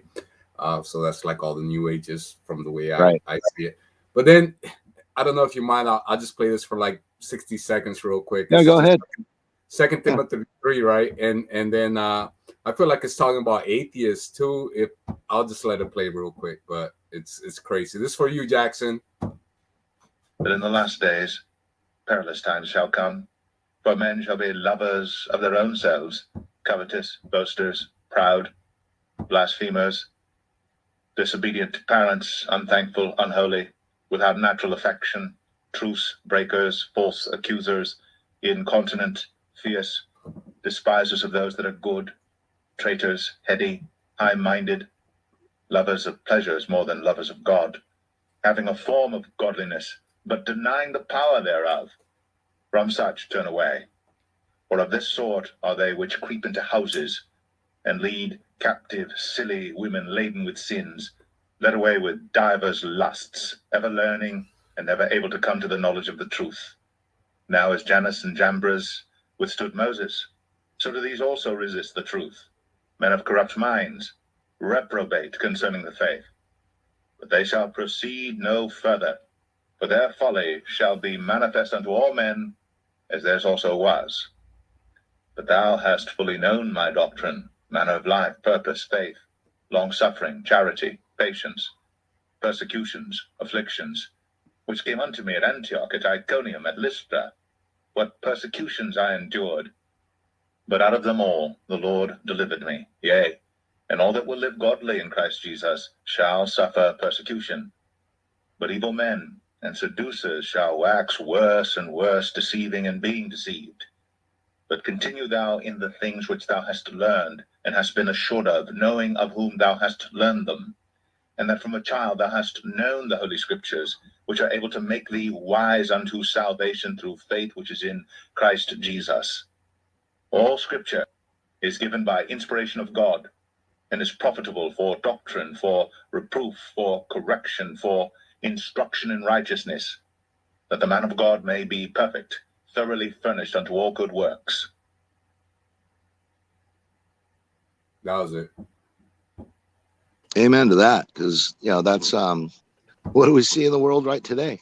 All you gotta do is turn on the CNN. It really is. And we're all guilty, I think, at this point. We all 100%. 100%. We're all prideful. Yeah, we can all we can do is repent, I guess, and try to be a better person each day, and then let that seed of Christ grow inside of you to try to be a better person. You know what I mean? I hate to say it, but one thing that really changed me was my divorce. I was prideful, heady, running my own company, millions of dollars, yada yada, and I got locked into a lot of temptations that I could have gone through with, but never did, but then was accused of by my wife. And, so it was like, how do you get out of this? Because I still thought it, but I didn't do it. And, that just ruined our marriage, straight off. But after that, I said, look, I'm not lying to anybody ever again. I mean, even if it's a white lie, I'm not doing it. Just not going to do it. I'll just tell the truth and tell it straight. And I've made more friends since then, because they all come up to me and you just tell it like it is. And I say, yeah, it's how it is.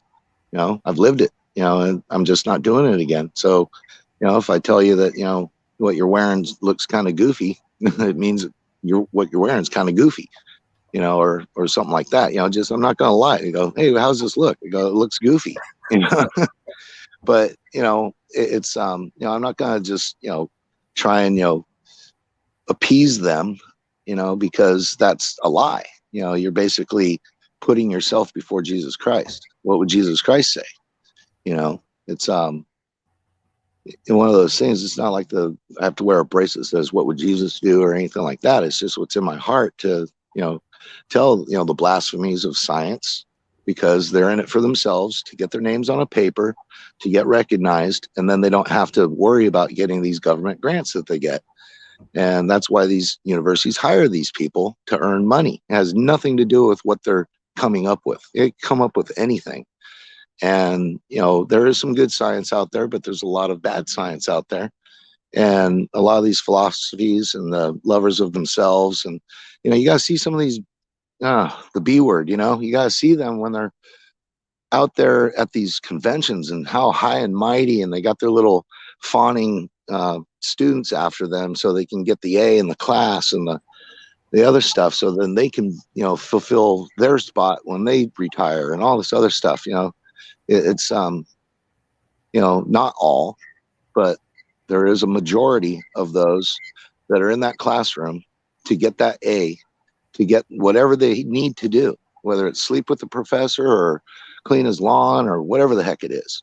They're going to do it, in order to get that spot. And there's only a few spots. I mean, there's nothing more, probably not now, but in the past, there's nothing more competitive than becoming a medical doctor, because they only graduate a certain amount a year from any university. So there's, my dad told me the story of how they had to raise a cat, in medical school. This is back in the mid 60s. So they had to raise a cat from a kitten all the way up to adult. So about 3 years old. And then they had to kill the cat. And then they had to dissect it and do all the things from that cat. So they kept journals of that cat for that whole time.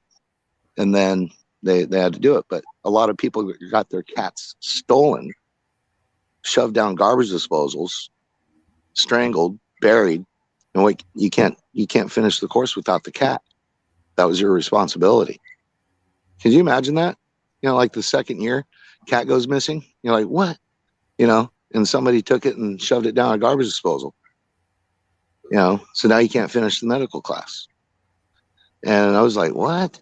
And he goes, yeah, it was crazy. And, his cat, he had to dissect it and all that stuff. He graduated medical school. And, so there's a lot of competitiveness. And what comes out of competitiveness is the winner does what after he wins? That's the question. Celebrate.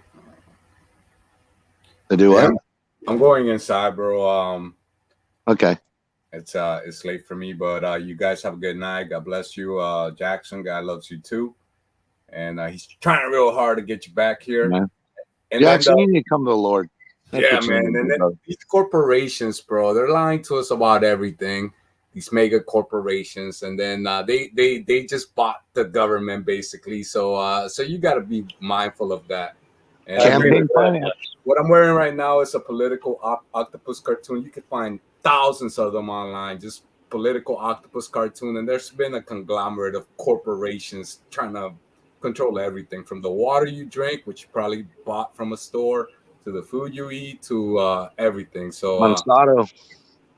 yeah, but God bless y'all. Jesus loves you. I'll talk to you next time. Y'all have a great discussion. Peace. All right, Iger. Night. Yeah. So there's a lot of after they win and they get on the stage, they give a big speech or whatever they do, and that's all adulation for themselves and their accomplishment, right? That's the reason why they do it. They feel good about it, but it's all about their accomplishment. So it's the me thing. Yeah, it's a great thing to graduate. It's a great thing to get your thing, and then you may get hired by a university or some pharmaceutical company or whatever it may be, and you're earning thousands and hundreds of thousands of dollars a year. Been there, done that. It's not all it's cracked up to be. And there's a lot of people that want to come nipping at your heels, and a lot of stuff that they throw at you, and you become a target mostly. There's a lot of desire to get your position, and that's the position that you wanted. So you had the desire to get there. It was all about me, and it's not all about me, right? It's you should give all the glory to God, because He's the one that helped you through it, and be humble about it. That's why I do like you, Jackson. You're very, very humble. Thank you. You're not a bloviating blowhard. Let's put it that way. You think you've learned something, and you're telling it because that's what you have read, and you put some faith in what you've read. And I get it. I totally get it. You've had more knowledge now than you probably had 2 years ago. Oh yeah. Yeah. So you've learned stuff. Now it's just putting the pieces of the puzzle together to say, why are we Christians? Why do we submit to God? Why do we turn away from certain things? We can talk about you dating and things like that, because we've all kind of been there, but it's the choices you make in life that will determine whatever happens after that period of getting with the wrong person because of she's great in bed. And that's not really a good attribute. That can be taught, or that could be figured out. Somebody that's like-minded like yourself, somebody that likes to do what you like to do, not a clone of yourself, but somebody that you can also learn off of, something that you like that they do, right? And so it's pieces of the puzzle fitting together in your life that complement each other. Yeah. Everybody wants the hot chick and the this and that, but generally, the 7's way better. Just telling you, the 7's way better, because they're a bit more humble. They're not flashing everything and this and that, and just to let you know, it's okay if you're a girly girl gets hit on, because that's only expected, because you hit on her too. So it's just it's kind of flatters you, but it's that's one of the things that is hard about dating and coming to that. Yeah. I'm gonna head out already. I was supposed to head out earlier. I'll talk with Jackson a little bit. Okay. Yeah. Well, Jackson, I sent you that title. It's an interesting book, just because I'm thinking you might be interested, just because it does touch on the origin of the idea of the evolution. He touches on that pretty good in the beginning, so I thought you'd be interested. And plus, if you have Audible, it's free on Audible. It's part of like their free book. Yeah, there's a few other books. Mere Christianity, the Screw Tape Letters is excellent. Yeah, actually, I did enjoy the Screw Tape Letters, and there's another one. It's called The Great Divorce. It's like the dramatization, or it's not a dramatization. It's like a fantasy idea of how like a person would go to heaven and the different kind of people that would not want to go to heaven. It's pretty interesting. It's a fiction. So anyway, it was nice talking to you guys. I'm gonna head out. I gotta go. I gotta get up early tomorrow. So good night. No excuses. Go to bed. Nice talking with you. Yep. All right, me and you, Jackson. What's up?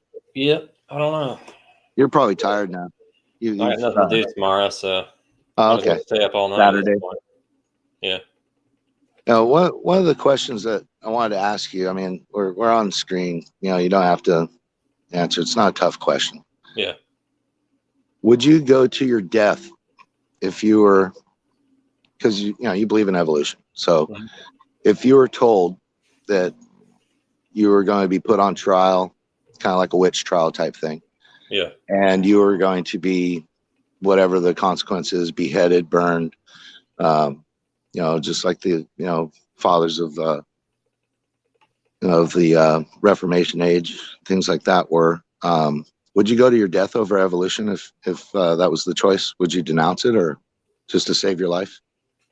Well, I mean, I don't hold to anything that sacredly. I mean, I'll just say, yeah, sure, I don't believe that, but Right. That's what I'm saying. So my answer back to you is, if you were to ask me that about Christ, no, I would go to my death for Christ. yeah. I mean, firmly, honestly. It's true. I'm not going to die for it. Right. That should hit you a little bit harder than, I'll give you one thing about Christ. The resurrection cannot be denied. It is the most written about, the most investigated, the most scrutinized, most scrutinized of all Christianity, because Jesus Christ did not rise from the death, right, from being dead, and he resurrected. Then Christianity's in vain. That's exactly what Peter, Paul, John, everybody says. Yeah. And belief in Christ is not giving away your brain. Okay, it's not. It's basically not saying that it's some genie in a bottle that's going to give you some thought, but it's going to kind of give you what it's given me is some in-depth thought about thinking things differently, but not illogically. It's not like God said I can run across the freeway at rush hour and I'll survive. Chances of that are probably 1 in 99. Of making it across without getting hit.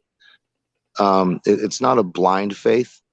It's things that I've been a Christian a long time.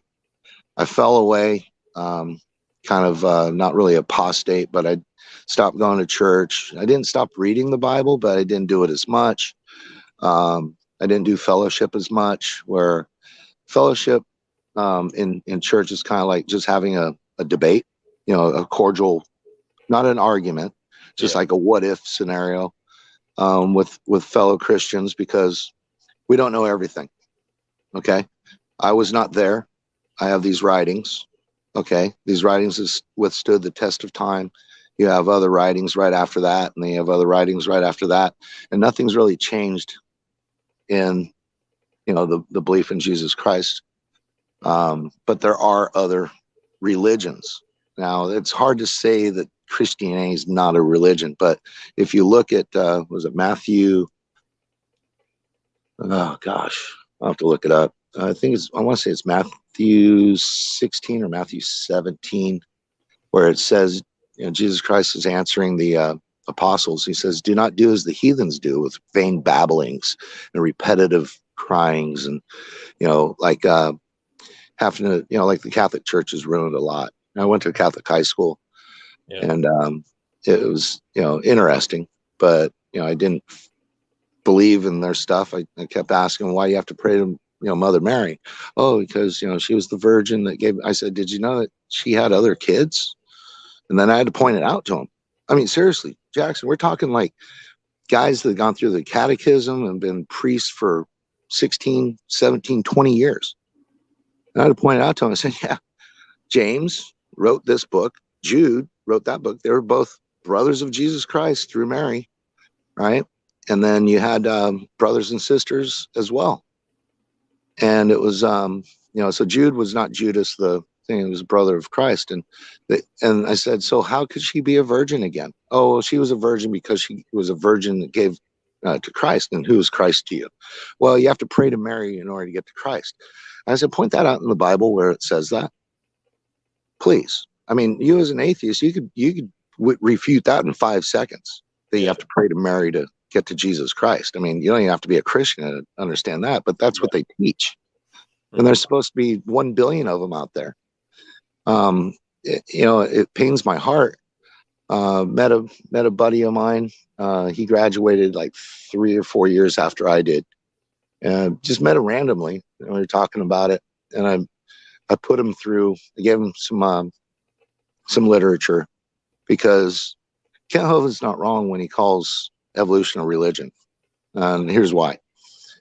So back in the 60s, when Madeline O'Hare came through and she took prayer out of school. Well, prayer out of school really doesn't matter. Okay, I'm not going to say that. I mean, get it home, right? But what they did after that was they changed a lot of not the science particularly, but the editing of the science. Get what I'm saying on that? So the science was correct. Okay, the science was correct, but then they edited into textbooks. Not exactly if you looked up what the science experiment or what the scientists actually did, right? But they edited in, some things that were basically short edits, short narratives of what they did, but it kind of was loosely like, this is how it is. Okay, there's no other explanation for it. This is how it is. But that was the editing. That's not what the actual science said or the scientists said. But they took it as they're liberal to, edit the textbooks that way. And then you ended up having, evolution being taught. I was an evolutionist. Be straight out. I think I've told you that before. But as I got, I had a great father. He's very smart. We got into the word of it and all that. And then, when I got into school, things like that, and I was like, no, this is just impossible. When I got into the lab, I was this is impossible. This just can't happen. With the one thing that I don't hear anybody, we always talk about the DNA, right? Talk about ERVs, DNA. The simplest thing is you can't get past the phospholipids, can't get past the mitochondria, you can't get past the cytoplasm inside the cell. How did all that come together at once? And you can get all the technical terms, you want out, and, necessarily there's just too much going on with even the smallest cell, even hydrogen, just on the elemental chart. You can't get past that. Okay, so these things just come together daily, right? It's just like, hey, I can create this. I can change, I can boil some water, and here we go. Got some steam, and it's still a water vapor, but it's collecting, other elements as it goes. It's kind of interesting how we can take something so minutely, and the dinosaurs, the fossil record, geology, you can all wrap it up because each one's got its own story, right? They're all supposed to collaborate. Yeah, I got a trilobite fossil right here. Can you see that? Yeah, I do. Yeah. How about that? Yeah. Where'd you find that at? Got it when I was a kid. I don't remember where. Oh, nice. That's awesome. Yeah. But you know what I'm saying to you, Jackson? You're a smart kid. I mean, you're practically self-taught, if you will, right? Yeah. I mean, you've listened to things, you've read things from other people, but that's how we gain our knowledge. I wouldn't have been able to do my experiments had I not had earlier knowledge, right? There's a lot of even when I was going through through business school, where did all this stuff come from? Well, this is how it works. That's just a formula that works, and that's how it's done. This is how you do statistics, and statistics can be can be ramped down so much that you'll make the numbers scream anything you want it to. You know, that was a great quote by you earlier about the statistics, because I mean that's what you first learn in statistics. You can murder the numbers. Mm-hmm. And you can make them tell, you know, you leave certain things out and post it into a magazine or something like that, or on the news, and everybody's going to believe it. Why? Because statistician came out with it, and who's going to not trust them, right? Because they took the poll, and out of however many people they took the poll, but did they leave something out? Well, you have to find out through wherever they took the poll. You have to read the whole thing, right? Just like you do with the papers. You have to read the whole thing. And you don't get into it, because every student going through, especially right now, every student, when they're reading papers, they read the abstract and the conclusion. They will not read the paper, right? Yeah. Very few will. But they read the abstract. Okay, this is how it was done. Conclusion. Oh my God, they found XYZ, right? Whatever it may be. But when you get into the paper and you go, wait, the conclusion doesn't match, and the abstract is leaving out a lot of information, you know, but they'll be honest with what's inside the paper, you know, although they don't tell you that they had to buy the cells, they had to buy the, you know, certain parts. They had to do it in a, you know, in a clean state, which is basically, you know, perfect, you know, free of germs of any sort, under special conditions, temperature, all that.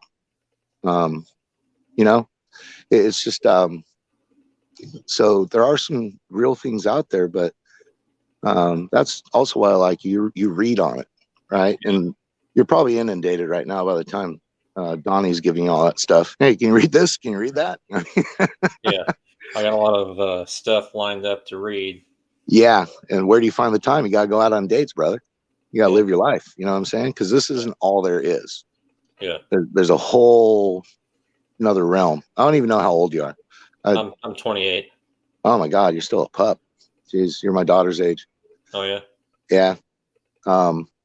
Yeah. 28. Jeez, I wish I had 28 back again. Yeah, I had my son when I was 22, or my wife did, by the way. You know, my daughter was born when I was 25. Yeah. So I had I had to grow up fast. I had to grow up very fast. Just finished school early, which I got into Sloppy Saint about. That guy. What? Yeah. You ever hear about testing out of a class? You ever heard about that? You can test out of any class. So like in the first week of university class, you know, semester, you can test out of your class.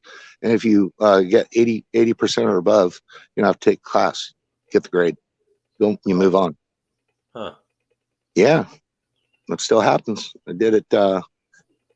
So I went back to revive on some lab stuff and some business stuff. It just took a few classes, and there were some prerequisites that I had to take for this couple of classes, and I just tested out of them. So yeah, take the test. Boom. But you know, the fallback is if you flunk it, you have to take class. Yeah. But you know, so you're not losing anything by taking the test. But yeah, they just give it to you.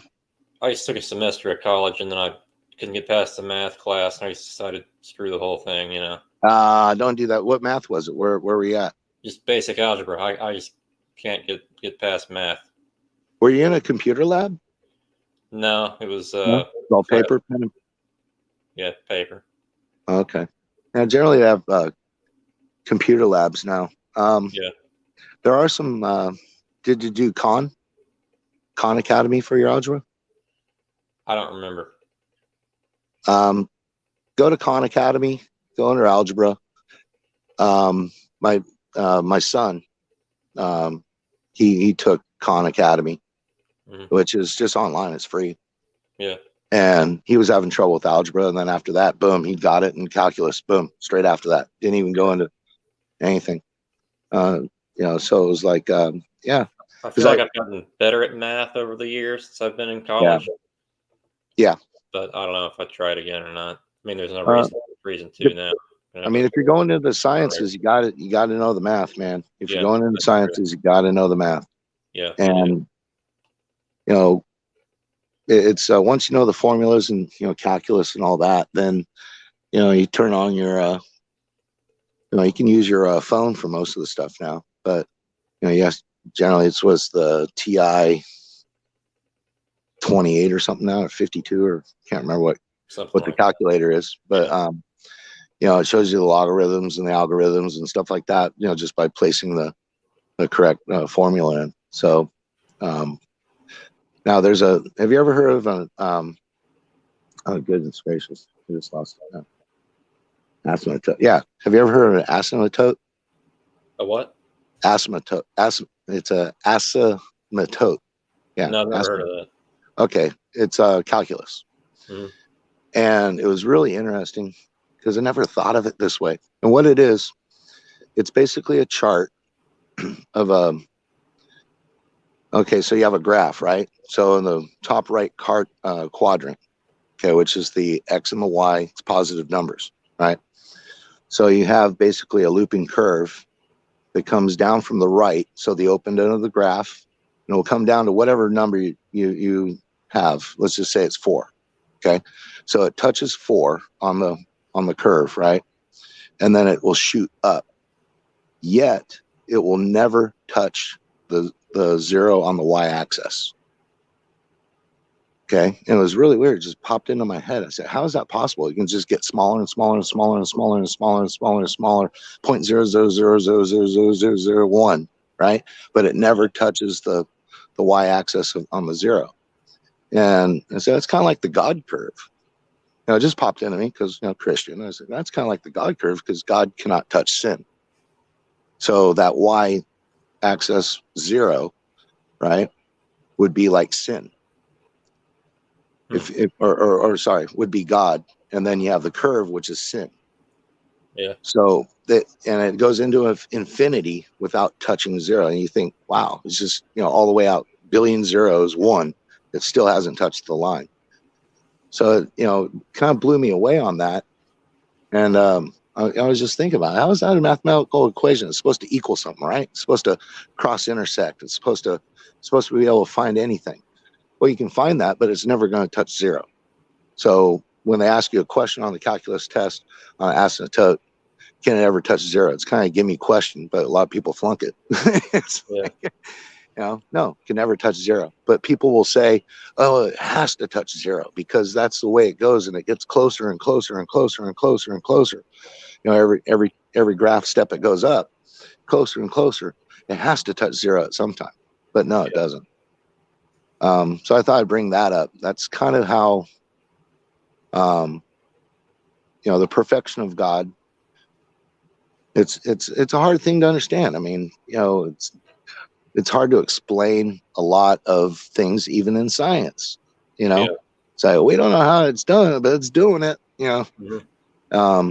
There's a lot that's going on, and I love the respect that you give to the people you debate. I mean, I haven't heard this, and gosh, I've even heard Richard Dawkins blow up at somebody. He won't debate anymore. You know what I mean? Yeah. He just gets really aggravated because he puts himself on that higher platform. I am God. I know everything. That type thing. I love that about you, that you're humble enough to, accept the correction and go look at it and say, hey. And I've heard you even say, hey, I looked that up, and yeah, you're right. Mm-hmm. And you're a different animal in the game. Yeah. I'm kind of friends with both sides of the aisle in this debate. It's kind of weird. And I actually heard you ask one, or you actually said one time, I think somebody asked you what would bring you to God, and it was something kind of hard, kind of simple. It was a very simple answer, but I don't remember what it was. I have a bunch of things it was. Yeah. Yeah. Simple and complex. Yeah. Right. Because the foundation, in the revelation of Christ, I mentioned the resurrection cannot be refuted. It was seen by too many people. You have Roman historians. You have historians outside of Rome. You have many early history writers that have not been refuted because it's true, because you can go to the places that they talked about and, see this. So, they wouldn't write about some little Jewish guy running around in Jerusalem, and all this other stuff if it wasn't important. Yeah. And it all falls down at the cross.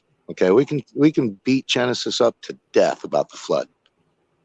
Whether you believe the flood or not. It's not really important to the afterlife part of it. Exactly. But once I'm telling you this. I am telling you this. I did believe in evolution. I've been to the Grand Canyon 13 times. Yeah. I've gone down the Colorado. I've seen all those rocks. I've been to the Kaibab Plateau. I've been to Zion. That's a place you got to go see. Go see Zion, and they only allow 40 people. Zion National Park's 100 and something miles. It's in Utah. It's 100 and something miles above Grand Canyon. I've been to Waimea Canyon in Kauai. Oh yeah, that's awesome. Yeah, that's beautiful, man. Yeah, oh my really God, beautiful. But if you go to Zion, you get a chance. It's called the Subway, okay? Because what it is, it's an old blown out lava vent. Okay, so basically it's like a half pipe for skateboarding or for snowboarding, and the walls are smooth as a glass table. Yeah, it's amazing. They only allow like 40 people a day to go in, and it's a 4-mile hike up, 4-mile hike back, and at the top, it's just like a little stream, like in August, September. It's not a lot of snow melt left, but it's kind of like a little stream that flows in through this hole in the top of the rocks, comes down, kind of like one of those fancy showers that you see in a mansion. They got like the stone sidings and everything inside the, and then you got this, shower coming down. This is what it kind of looks like. And you get to this part, that's where the actual lava flume area is. And you're just looking at this and you're going, what? What made this? It's just like, well, it was a volcano and the top blew off. That's all I got to tell you. So, it's a lava vent that, like I said, the sides are glass. It's just like smooth. It's amazing. And then you got like this little creek water that all year long flows down. After the snow melt, you probably don't want to go there in say April or May, because April, May, it's a lot more water there. It's not as enjoyable because there's no actual path to get from there to there. It's not like a beaten track. You have to go over rocks and things all the way up. So it's not just a 4-mile hike. It's kind of like, and you're going up the whole time. About down in the valley, say it's about 400-foot difference between the entrance to the to the top. So you come back downhill on the way back. A little bit easier coming back. But yeah, if you ever get a chance to go there, you'll rethink some things about Geological Column, because there's the and it's kind of Mormonized. So they got like the something cathedral is named after whatever the Mormons named it. They've got like a nice little grotto where you've got water, a small little waterfall coming down. You can walk behind it. There's about 200 feet behind the waterfall, so it's always wet, but it's like really cool in there because it gets about 110, 120 degrees there sometimes. Yeah. So it's for the wash off, and I've seen all these places, and I'm looking at, okay, if I were to have dug in my backyard, little irrigation, right, and then rain comes and I have this pile of dirt, and the rain kind of destroys half the pile of dirt. And what do I have left? Oh, I got these little formations, and I've got like mud coming down and everything. That's kind of what it looks like if you look at it at an overview of like just, you have this big, huge mound of dirt. Now you got half the dirt, but the other dirt's all sprawled around. It's made little things and all that stuff in the backyard. It's similar, but not the same on the scale. But, it's you can kind of visualize that, naturally this could have happened, but like I'm saying, whether you believe in the flood or you don't, after you come to the Lord, you'll see things a little bit different, and you just can't help that because that's just the Lord working on you. And it's not like a delicious demon or anything like that. It's an actual opening of your ability to see things that you may not have seen before. You may have just passed by, but now you've got like a, not saying that you have an angel over your shoulder or nothing like that. It's no mystic stuff. It's just, you get like this, wait a second, I just saw something that did. And, it's easy to get, it is easy. It's easy to get distracted. It's easy to get, torn up. But I just thought I'd have this talk with you to see where I'm coming from. Yeah. And, I think you're on the right track. Okay. You're testing, you've got your idea, you're testing, and I think it's going to help you out that you're coming at it at this angle. Yeah. You know what I'm saying? Because you're going to learn, like myself, I don't know everything. All right. Donnie, he doesn't know everything. Iron Matt, he doesn't know everything. Kent Hovind doesn't know everything. But you put those pieces together, and even David McQueen, he doesn't know everything. He's getting a little bit older. David McQueen. He's a God. He's like a grandpa, right? Yeah. He emailed me today. He's gonna send me his DVD. Nice. Yeah. So you know what I'm saying, but you piece it together. It's just like, I didn't know you from a bar of soap, but I've learned things off you. It's like, it's not like it's been a waste of time listening to you. Now you get on some of these other channels, it's just a waste of time. Yeah. The bickering and the blowhardedness and the I know more than you and this and that. Nobody's learning anything because everybody's in an argument. Then it separates the crowd. So it's just kind of like shrapnel coming at you from everywhere. You don't know where to run. So somebody takes cover with somebody just to be on their side. Yeah. Most of the people that are on my side are kind of jerks about it seems like. Yeah. I mean, it's, I'm on your side, not on the evolution side, but I'm on your side coming to Jesus' side. Let's put it that way. Yeah. I have faith that it's going to work out. Something will trigger. I know I'm not the only one that's evangelized to you, but I come at it more of a personal experience, and then then I go, hey, you need to read this, you need to read that. But what Slavic said, you got to read that. You got to check it out, because C.S. Lewis, he really knew how to write. It's like, I read all the Tales of Narnia stuff, read J.R.R. Tolkien, who C.S. Lewis brought to Christ. The whole series of that is all based off of Christianity. Yeah. And the Lion, the Witch, and the Wardrobe, even the what was it, the White Witch, and then the Silver Horse, Boy and the Silver Horse. All of it is directed that way, but it's to the lay person that doesn't know, and then they start asking questions. But his books, Mere Christianity, and what was the other one you mentioned? Something Before God or something like that, or how? But that book will really put you into how the pagan world did come, and like evolution was not Charles Darwin. You do know that evolution was taught thousands of years before that, right?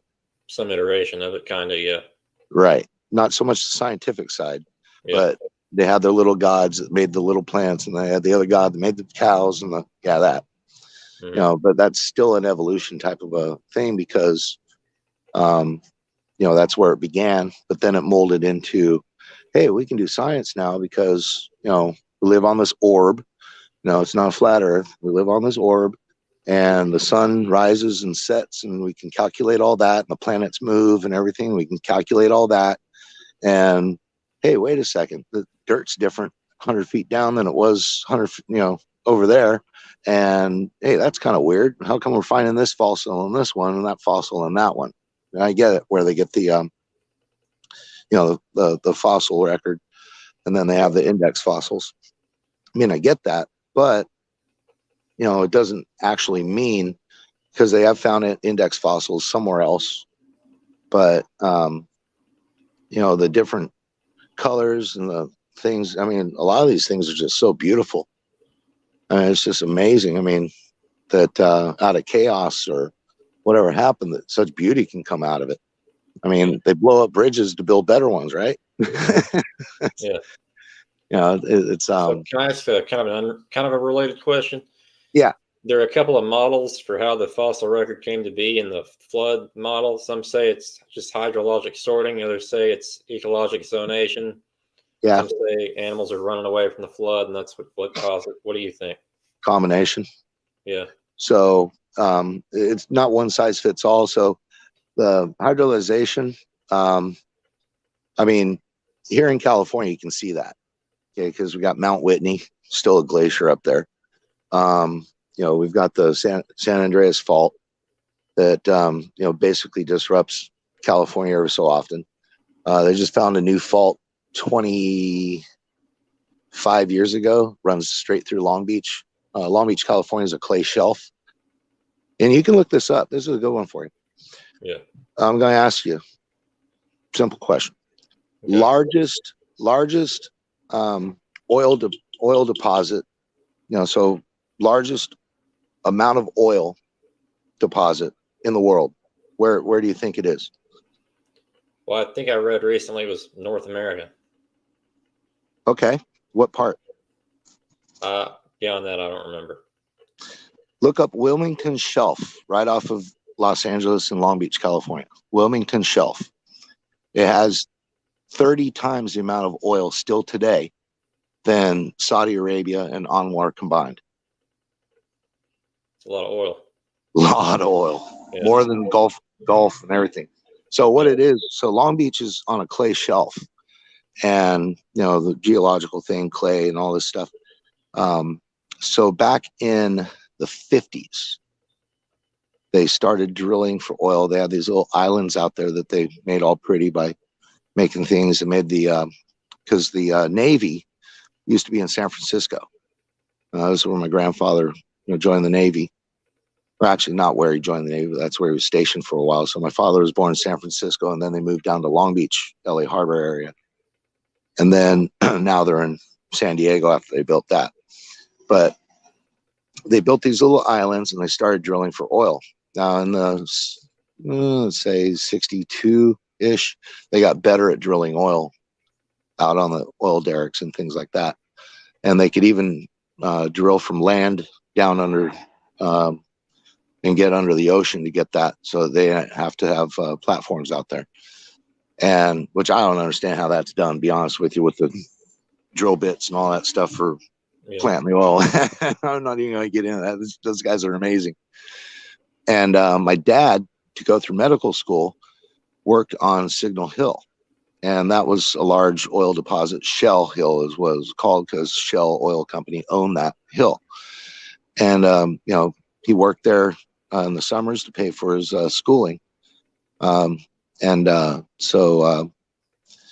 I get through medical school, and he was there and everything. So it was about 65 to 68. I was born in 68. Yeah. So they drilled so much oil out of the Wilmington Shelf that the city of Long Beach dropped 2 feet, and out of Signal Hill it dropped 15 feet. Wow. Yeah.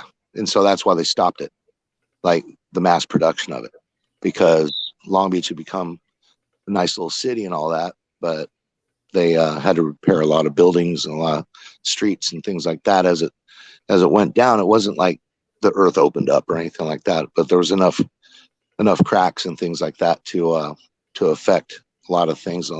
They're spending a lot of money on road work and redoing buildings and things like that. Yeah, whole 2 feet. They were it's noticeable. They were doing a lot of fracking around here like 10 years ago. It would cause earthquakes every now and then.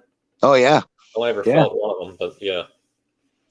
Yeah, and it took me awake at night. I thought there was a monster under my bed or something. Right? Yeah. So it's kind of on that thing we've always been told. Well, Saudi Arabia's sweet crude, right? You got that in Texas. Basically, you don't have to burn off a lot of impurities. The drawback to the Long Beach one also was that it was very sulfuric. So when they were burning it off at the Terminal Island fuel, what you call them, the refineries, they were you always had this sulfur smell. It smells like rotten eggs. Yeah. And so when you got closer to that area, it was just like PU, you know. And so it was a lot more expense at making it a pure grade gasoline or a diesel or whatever. Mm-hmm. And so, you know, that inhibited a lot of because they were building houses hand over fist over here. It was just crazy. I'm not a fan of what they turned California into. Not a fan at all. I live here by happenstance. I probably want to go back to Raleigh, North Carolina. Back in there. I like that area a lot. Ran into a girl today. She's from Raleigh, North Carolina. And we were talking about it. And she goes, "Oh, yeah, it's just beautiful." I was like, yeah. And what's funny is I live exactly 3 miles from the beach. Okay. Takes me 45 minutes if I drive my car, takes me 45 minutes to find a parking spot down there. Right. Wow. Yeah. Right. I can, from Raleigh to Wilmington, I can make it there in an hour and park and everything to Wilmington, North Carolina. So that's the other thing I was thinking about. Because if I ride my bike down there, it's okay. But then I have to go uphill to get back. That really kind of sucks after you've been there for about 4 hours and you're tired and you don't want to go up the hill. Mm-hmm. And so it's like, I mostly drive the car, but I have to go earlier than I wanted to, just because beating the traffic. Because right now there's 23 million people that live in Southern California. So counting Santa Barbara South, 25 million people, and the rest all live Northern California. So there's like 43 million people here, counting kids and infants and all that. Yeah. And this is a big mess. So there's building. But yeah, I mean, you know, I listen to you, and you know, you have a lot of great questions. You're Socrates at heart. Thank you. And people have to answer your questions, because you answer, and they're not loaded questions at all. Mm-hmm. You know, they just say, "What about this?" You know, and it's not being snide. I still apologize for making that remark, but no, it's it was all right. like after the third time that now I know what you're doing. You're just learning, you know, and we don't know everything. We never will. But at the same time, more knowledge you gain, the better knowledge you can make a decision on. So yeah, I actually have a fifth debate coming up with Ken Hovind in March. He enjoys the heck out of you, man. Oh yeah, I think he does. I think we have a mutual respect for each other. Yeah, where exactly are you at? What state? Arkansas. Oh, you're just right next door to him, bro. Just go down I-40, cut down to 65. Yeah. You can go see him anytime. He'll let you in. Oh yeah. Yeah, he's above Mobile and past it's not far Montgomery. from me, really. Yeah, I was there in June. Yeah. And I actually plan on going there either late summer or fall. You gotta take the wild tour, man. Yeah. That was so fun. I'm friends with Matt Powell, you know. Oh yeah. Yeah, he's a nice guy. Yeah. A lot of people hate him, but I think he's nice. Well, have you seen that video with him and Angry Atheist? The Raging Atheist? Yeah, Raging Atheist, yeah. Raging Atheist. Some of the debate, you mean? No. The actual it was a movie made. And Science Falsely So-Called thing? Yeah, where he starts crying. I think I watched a lot of that. I don't remember him crying, but he Yeah, he was very frustrated, and then there's he started crying. A Raging Atheist started crying because pretty weak. Well, you know, he was confused, and who knows? You know, the guy seems mentally ill. That guy. Yeah, he's got a lot of yeah, let's just call it that, mentally ill. Yeah. Yeah. It's one day it's this, next day it's that. Mm-hmm. You know, he used to pop in on a few channels before, and then he went kind of blank for a while, and then he's making a comeback. But the last time I think I heard him, he was a bit less raging. Let's put it that way. He was a bit more conversationalist than angry. But the you don't want to be a raging anything. no, Yeah. unless you went to is it the Louisiana State or whatever it is, the Raging Cajuns? Oh yeah, that's the only place where it's all right. Right. But just kind of says in your name, you're not going to be rational or talk like a human being. You know. Yeah. Well, I mean, I don't always go on camera. It's just burns up the battery. But the other side is that I use my name. That's it. Yeah. I mean, why do I have to call myself the whatever? Yeah. I usually use my name. I used to edit After Show today because it rhymed. That was cool. I like that. Yeah. It's easy to Plus, change. I think I'm going to filibuster the After Show after you leave, maybe all night. Yeah, right. I want to do that. Just answer your audience questions. Yeah, I mean it's a long it's a long journey to find out what we need, but way of what I've done in my life and what things. I mean, it doesn't matter to you, but I can see my wrongs, and I've corrected those. Hopefully for the rest of my life, but you never know. Yeah, and I'm getting older, so I don't have the I have the energy, but I don't have the mind to do those crazy things. Yeah. The thing is that I just trust in the Lord. Read scripture every day and listen to a lot of the debates. I try to stay probably 3 debates a week because there's so many of them out there. You get lost in them. But mostly that's a lot of them out there. Go to I don't know, you have a lot on your plate, but if you get a chance, they're only like 40 minutes. You can skip through it. It's Jack Hibbs. He runs Calvary Church in Chino Hills, which is about 40 minutes from me. He runs a chapel. It's he's not a holy roller. He's not a evangelist. He just straight talk. So it's not something he's going to jam down your throat. Hellfire, burn, brimstone, yada yada. You got to do it today, or else you don't know about tomorrow. Yeah. All that. People have done that to me. I mean, even on here, but I don't mind it. I mean, I have thick skin. Yeah. Like I don't. But you know what I mean. You don't want to put somebody under the gun. Yeah. It's like hey, this is something that you have to reason with, right? You have to say, hey, does this make sense? Hey, does this actually work in my life? Is it going to ruin my life? We have to make all these decisions and reason on what our next day is going to be about. I mean, we all plan what we're going to do. Maybe it doesn't happen, but I'm going to go rock climbing tomorrow. I'm going to go to the beach, or I'm going to have to go to work, or I have to do this, or I have to do that. We all have a plan of what we're going to do. But somebody's saying, "Oh, you could drop dead tomorrow." Oh yeah, it puts a lot of freaking faith in me. And what am I going to do? I'm just going to clamor so I don't die tomorrow? Or even if I die, I know where I'm going. Is that a assured thing? Do I really believe, or I'm going to just do it to hop on the merry-go-round? Yeah. That's the thing. It would take a lot to, I mean, it wouldn't take a lot to convince me. Yeah. I just feel like in the current state, I can't genuinely say I believe in God. I can't force it. No, it'll come to you.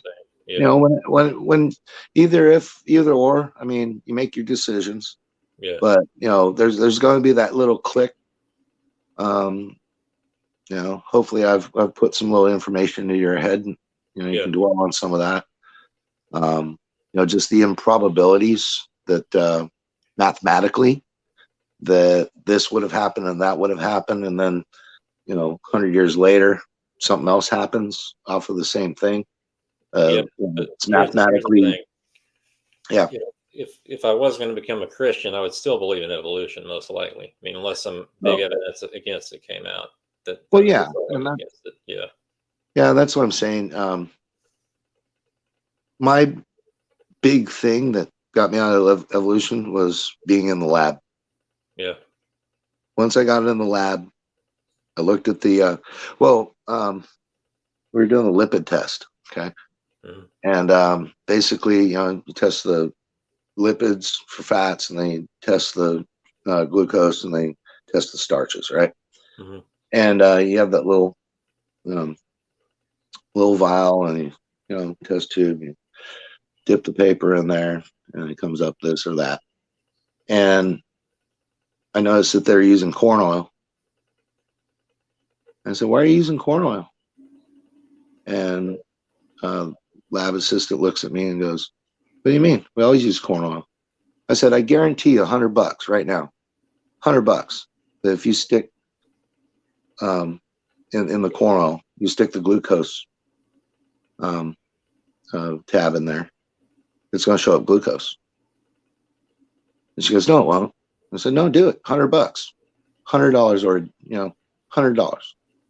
And then, okay, sticks in there, glucose. So you have a lipid and a glucose, which is corn oil.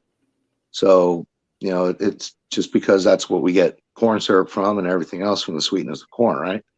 I couldn't believe they didn't know that. It's like, it's just like one of those things that I'm going, wait, if they don't know this, then how are they going to know that? And they just built on that. You know what I'm saying? So, I'm like, wouldn't you think that they would have known that would have happened, just by happenstance or whatever? They spilled some on it or whatever, it's just, so I went from there. And then when we got into, basically the populations and the different, cells and things like this. And like I said, you can't get through the phospholipids or the mitochondria, because the mitochondria, so they say, was injected into the cell, but it can't live outside a human cell. Not anymore, at least.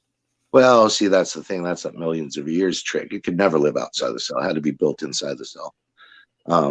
It's like otherwise, but because it doesn't generate itself, is what I'm saying. It's the powerhouse. It's got the ability for it's a little fusion reactor. That's all it is. It turns the glucose into your energy. Then with that, then you got the calcium and everything to move your muscles.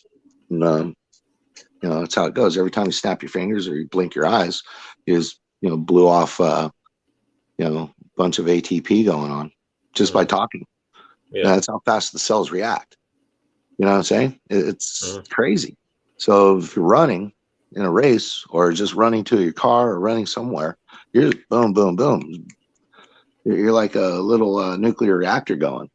Yeah. And but it's all enclosed, and it wouldn't be, for the mitochondria, you wouldn't be able to do that. You wouldn't be able to get up and do anything because your sugar wouldn't be turned into energy.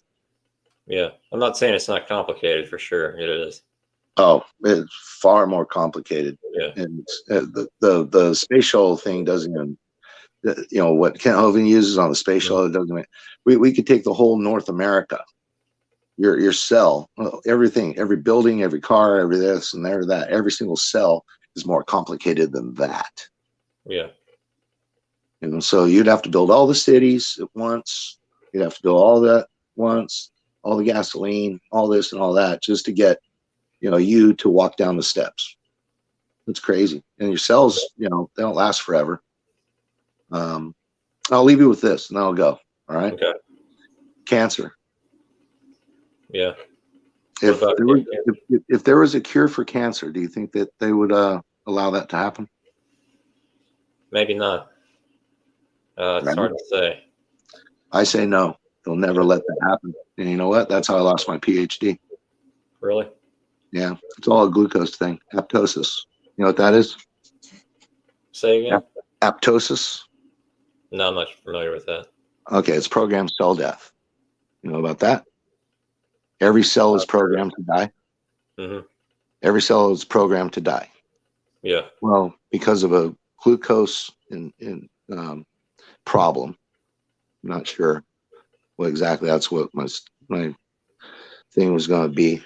And so anyway, got into it.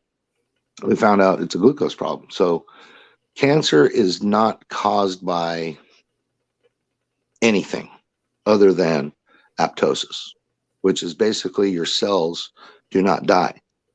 Yeah. So they multiply. Leukemia. Why do they call it leukemia? Blood cancer? I don't know. Yeah, bone cancer. Bone And cancer. mostly in children. Yeah.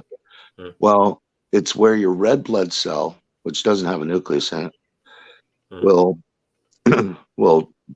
divide too much blood. So your white blood cells don't know because you have too much blood.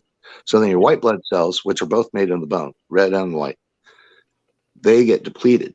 So you don't have anything to fight. So that's where the bone cancer comes from, because what it does is it weakens the bone.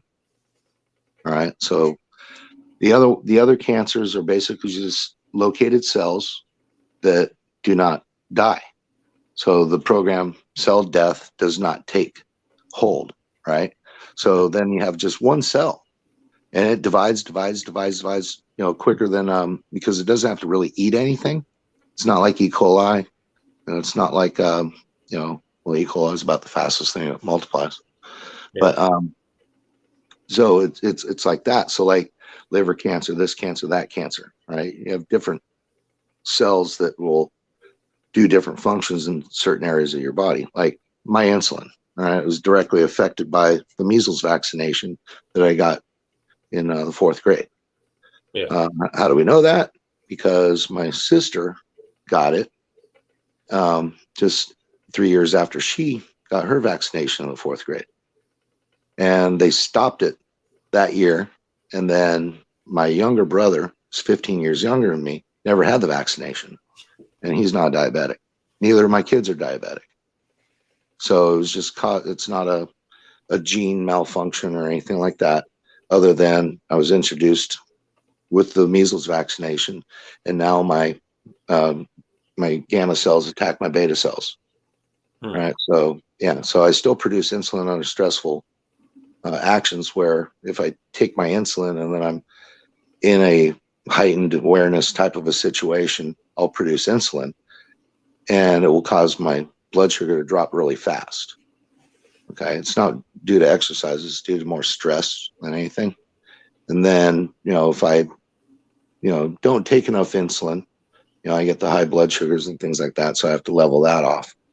But I still produce the insulin, but not enough to keep me alive without, being a type 1 diabetic. So yeah, how we found that out? Through my dad. He goes, "Oh, this is crazy." And you can't sue the vaccination people, whoever made them, whatever the law was that they made with the federal government, that you can't sue the vaccination for illness or death or anything like that. So anyway, that's how we know that. But going back to the cancer thing, it's a glucose problem. The majority, without glucose, your body could not survive. Yeah. So what happens is there's some sort of I haven't figured it out yet, but it's definitely where the cells will divide and divide and divide, and because there's your cells, they don't send off a signal until there's some damage done to either tissue or skin or something, something along those lines, that then the white blood cells come out, right? And then they attack. And now you're on this battle with all this stuff. And so radiation doesn't help. I mean, it does help, but it's actually worse than not. Yeah, my grandfathers both died of cancer, and they probably would have been better off not doing the radiation. Yeah, that's crazy. I mean, you know what I'm saying? It's but they know what the heck it is, though. That's what I'm telling you, Jackson. They know this, but they won't do it. Yeah, you might be right. It's like, all these, the breast cancer awareness, 98% of that money went to executives, commercials, salary, everything like that, right? And big concerts and whatnot. And 2% of it went to breast cancer. And it's still a large amount of money, but what they're charging for oncology these days, holy crap, Yeah. It's like, you're talking almost $1 million a year on some of this stuff. Like my mom, she's 78 now. She got the flu vaccination, which she never had. She was a nurse, but they mandated it when she worked for Hoag Hospital down here in Newport Beach. And so she said, all right, I'm good. I'll take it. And she took it. Now she has Guillain-Barré. She has what? Guillain-Barré. Guillain-Barré is a nervous system malfunction. Oh yeah. And what it does, what it does is basically all of your synapses fire at once, all over. So it's kind of like fibromyalgia. Very much so, only worse because it's all over the place, man. So the pain of sitting down, pain of standing up. Mm-hmm. So her infusions with her insurance are $1,000 a month. Yeah. And what that does is that for the 1 month, 28 days or whatever it is, it basically goes through the system, kind of like a lidocaine or whatever. Mm-hmm. It doesn't fix it; it just deadens it. Yeah. So then she has problems picking stuff up. You know what I'm saying? Am I holding my spoon right? But she's an active lady. I mean, she's not a decrepit old soul.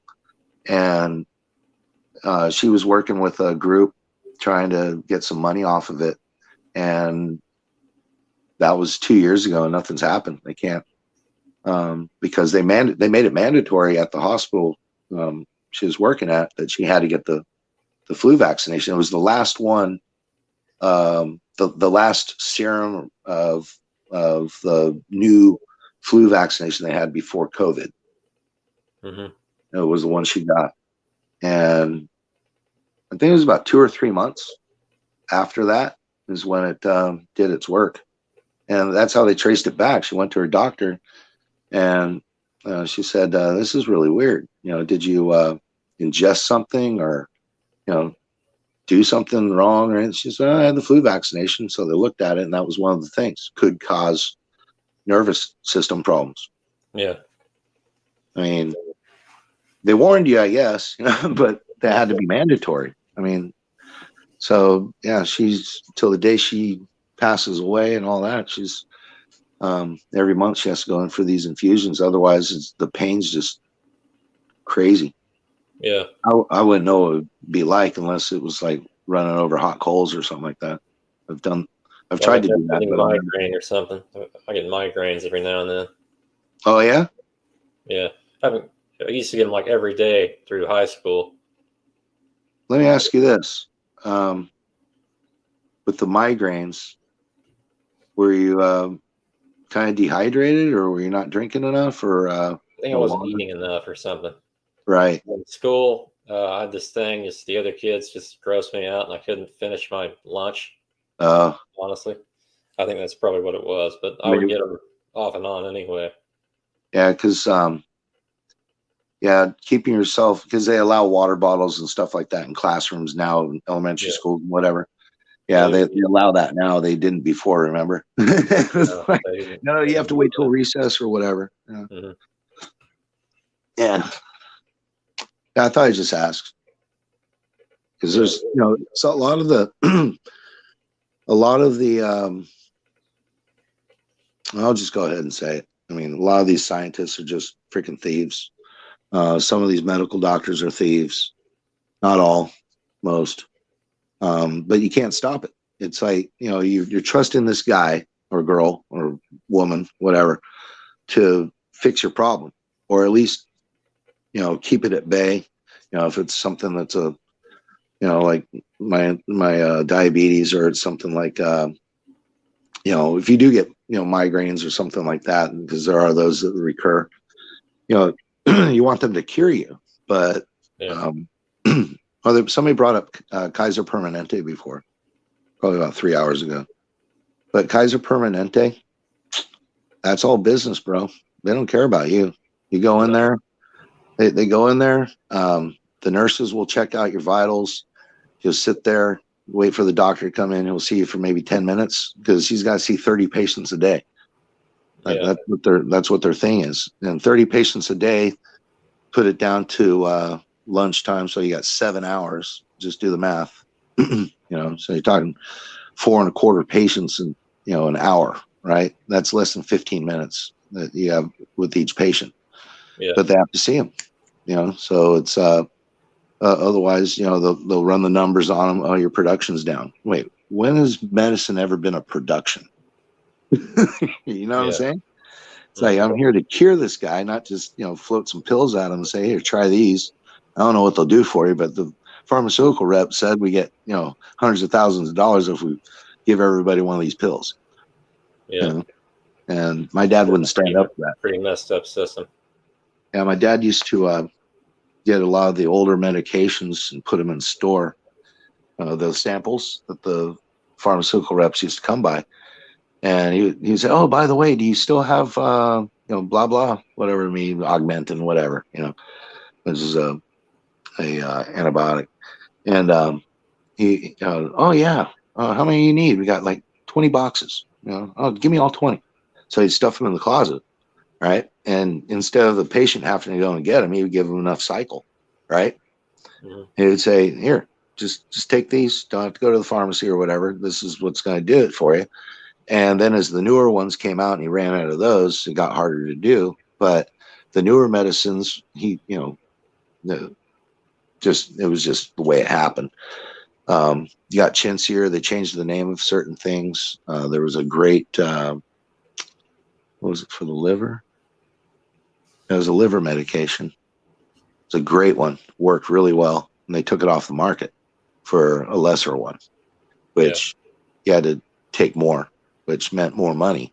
So instead of getting 50 pills, now you got 100 pills, and you just change the name of it. And then, you see it on the commercial on TV and it says, call your doctor if you have these, and of course, every person over 70 years old is going to call a doctor, say they got that. And then they're in at the doctor's appointment. Oh no, we can't we can't give that to you because your insurance won't pay for it. So we have to give you the generic. Generic really doesn't have any rules on it, to be honest with you. So that's where it all kind of falls down on the pharmaceuticals is where the science is supposed to be done. The medical inside the doctor's office is practice. That's why they call it a medical practice, because certain things come around and some things go away. And so, I remember, this treatment for this, and they would use that treatment, and then something new would come out and go, well, the symptoms are similar, but, and then they would find something else. And so there's a conflict but doctors now are strapped down because they're now owned by corporations, because they may be earning $250,000 at Kaiser Permanente a year, but they got to see those 30 patients a day, and they get their 4 weeks of vacation, but they have to do what they're told by the higher ups, which are not doctors. They're business people. They're bean counters. They're, how can we save money on, air conditioning in the buildings we have, all that stuff. Yeah. They look at the doctors like that. That's not how it's supposed to be done. That's how they do it. So just, beware. I know you do your studies on it, and you find things that make sense to you. And you do look at the other side. I know you do. You look at these, So, I mean, it's a comparable, and, the only thing that, I'm not saying it's a magic potion or anything like that, but you start figuring out that, there is a creator, which I know you don't deny. It could have happened, right? Yeah, there could be. Yeah. That, loves you and wants you to, be with him forever. And that's the choice that's the only choice you have to make. It's not a big deal. You don't have to go and climb a tree or, go around with symbols and shave your head and wear robes and, you have to walk in sandals all day, which are comfortable sometimes. Yeah. But you know what I mean? It's like, there's no strict rules that have to be kept as far as the salvation is concerned. But after that, it's an interesting journey. I'll tell you that. Yeah. You'll think a different way, not mentally, but emotionally, I guess you could say. It's like, you'll think, okay, that's not a good idea, or that doesn't make sense, or what just popped into my head. But then it becomes like a, no, I don't want to do it on an emotional side, if you know what I mean. Yeah. Because it's only going to hurt you, in the long run. So, I just wanted to give you that insight. Okay. Something to think about. Then maybe we'll debate E. coli later. Maybe. Get into that. I just want to chew up on this Lenski thing, man. Yeah. When I started reading about that, I knew it was happening, but I lost track of that a while ago. And when I read about the final, because they weren't going to give him any more grant money, is why it finished. Because they couldn't find anything else, but that was my E. coli. They were eating the citrate, I guarantee you. One of my generations of it. And we already knew that. I mean, we knew that when he started in 88. We knew that. We knew that back in the 60s. About 60, about 64, 65, we knew that. That's when they started playing around with the bugs. And it's just, but you read the paper, read the abstract, read the conclusion, right? And you think, oh my gosh, it's evolution, or a new species is found, or whatever they'll say, step by step, right, over millions of years. It can't happen all at once, right? But then you read the actual paper after the abstract and before the conclusion, and you find out, oh, these were borrowed from Baylor. These were borrowed from Alabama University. These were borrowed from University of Arkansas. These were borrowed from, Yeah. And so he didn't raise his own E. coli, if you will, over the generations. He unfroze them. That's something to look at. That's something to look at. And I was really pissed off about that. But nothing I can do about it. They won't listen. Yeah. So anyway, I'm going to take off, and I guess I'll so what'd you say next week you're doing the Hovind thing? No, it'll be next month. Oh, okay. Coming up in about a week, I'm debating T-Rock. You know him? Yeah. Debating him on the fossil records. I've been doing a bunch of research on that. That's why I got this trilobite out. Nah, I like that, man. Yeah. That's I think awesome. This is a Paradoxides trilobite. I'm not sure. I know nothing about those, man. You can throw all the Exodes and the Isises and the whatever they want to call them in there. They're all the same to me. They're just bones. Yeah, it's hard to tell. There are 20,000 species of trilobites, so it could be any one. Isn't that crazy? Yeah. So who sat there and count those? I don't know. I'm not doing it. Yeah. Well, there's still 270 strains of E. coli, so that's all I know. Yeah. Yeah, they've tried to make new strains that they always die out. Mm-hmm. And that what's the species of oh my gosh, what was that thing? I think you guys were talking about it before during the thing, the 1,000 species of something or other. I mean, who sat there and counted those things? I mean, 1,000 species of what? I can't remember. I'm just sitting there. Who sat there and counted all those? And how did they know? They're different species. What? One flew upside down. The other one had stripes on it. The other one wore pants. The other one didn't. Yeah. Crazy. Yeah. I guess I'll filibuster the chat for as long as I can. You go right ahead, brother. I'm going to check out. Great talking with you, man. Good talking to you too. God bless you. Right. Yep. All right, now the fun begins. I don't know what I'm going to talk about, but people in side chat, I don't know, ask me questions or something. I don't know. Probably like 3 people left in the chat at this point, but let's see. Greeny, Michael Smith, Stephanie Trenton.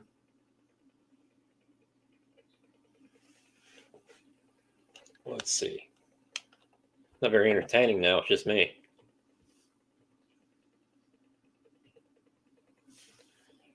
This is a trilobite. Pretty cool. Got an inch long, I guess. A tiny one.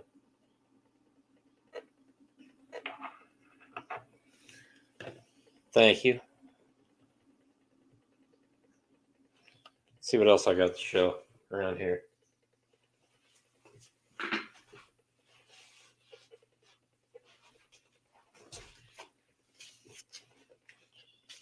This is one of the salamanders I imported illegally. I don't have it anymore. It's now at the Brookfield Zoo. It's about 3 feet long now. Kind of wish I still had it. Kind of wish I never did it.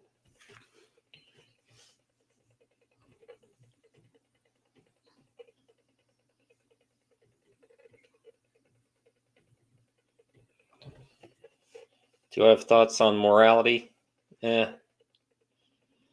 I am tired. Someone says I look tired. Yeah, I'm very tired. But I always kind of look tired. But anyway, thoughts on morality? Does evolution make sense in a moral framework? I guess is what you're asking. Yeah, tribes of monkeys living together have to abide by rules too, you know. So I guess that's where we get it. But I don't know. If you're nice to me, I'm nice to you. That's my moral framework.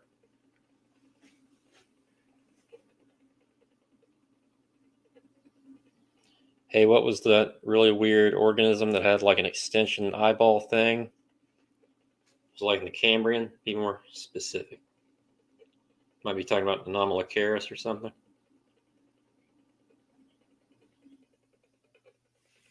Let's see what other interesting things I have to show around here.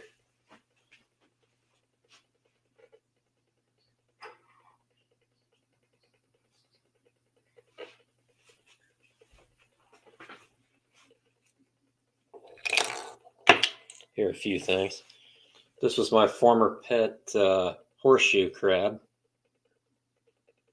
So now it's just interesting to look at. I had a cold snap in my apartment and they all died. I had 4 of them. All of them died. I had them for 1.5 years. See, their legs curl up like a spider when they die. These are actually more closely related to spiders than they are to crabs. I don't know if creationists believe that or not, but that's kind of interesting. This guy's name was Jagdtiger, the German World War II tank destroyer. He was the biggest one, this one.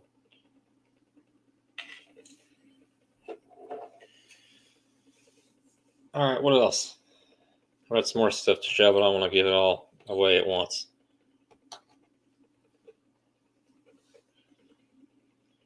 Why don't you guys ask some evolution questions, see if you can stump me.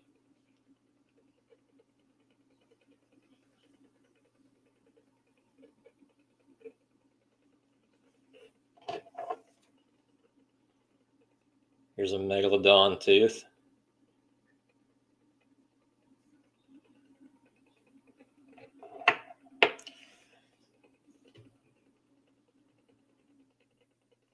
Do I have anything from Jurassic Park? I assume you mean Jurassic Park. This would be the closest thing I have on me. Trilobite that's removed by a couple 100 million years. Some would say if God doesn't exist, then no evil exists, only indifferent descriptions of what's happening. Maybe. I mean, it's kind of relative. Get it from culture to culture.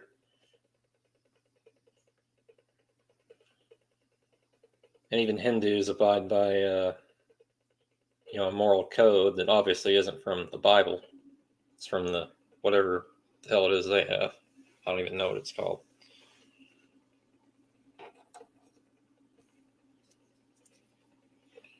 This is a skate egg right here. It's like a stingray egg case. Found that at the beach. Not too far from where Ken Hovind is, actually. It's at Mobile, Alabama.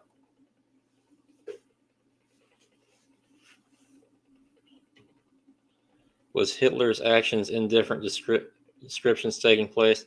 No, I would say Hitler was a bad dude. And what he did was probably not so good. So.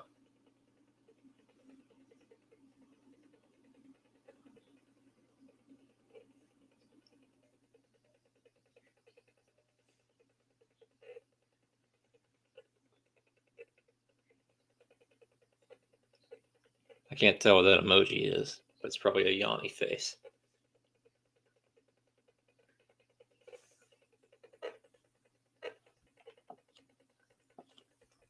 What defines Hitler as bad? I guess causing harm to innocent people who don't deserve it would be it. Goes back to my philosophy, if I'm nice to you, you're nice to me. Kind of works that way. Like those people didn't do anything to him. Why is he killing a bunch of people?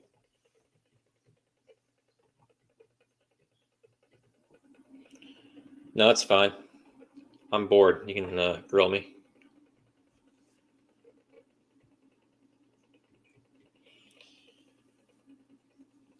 Yeah, that snake in my profile picture that used to be mine, it was a green mamba, Jameson's green mamba, but the state made me get rid of that as soon as I was on probation because somehow it would have been dangerous to the officers, even though it was legal. So that sucks. But that thing was 6 feet long and dangerous as hell.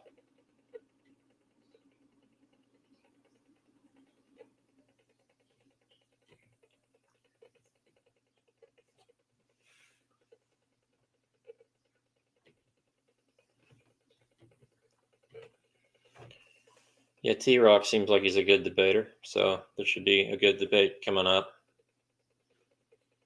next week, I think it is. I want to say it's the 28th.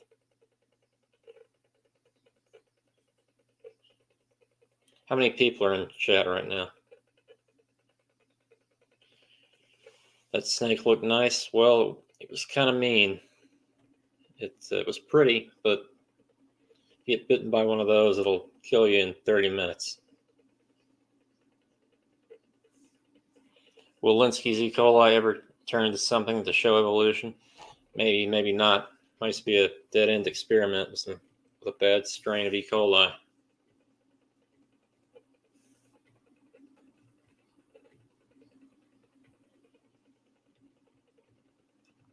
Hitler killed a lot of your family. I'm sorry to hear that. Killed a lot of people. 6 million Jews, 11 million overall, I think.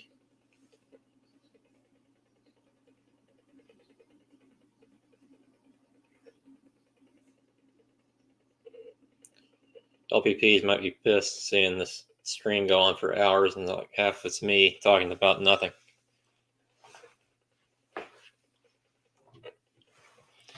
I had it in an aquarium, which was not the greatest idea. You're supposed to keep it in a side opening sliding glass enclosure.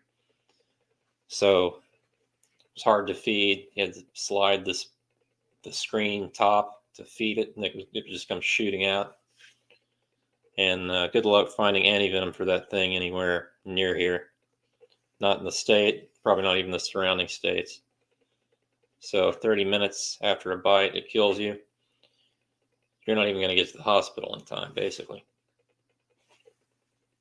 I actually had a journal written out. It's called Mamba Bite Journal. And if I ever got bitten, I was going to record the time. I was going to record the times of different symptoms until I couldn't write anymore, because what else are you going to do? Just record the death for science, basically. There's actually a guy who did that with a boom slang bite.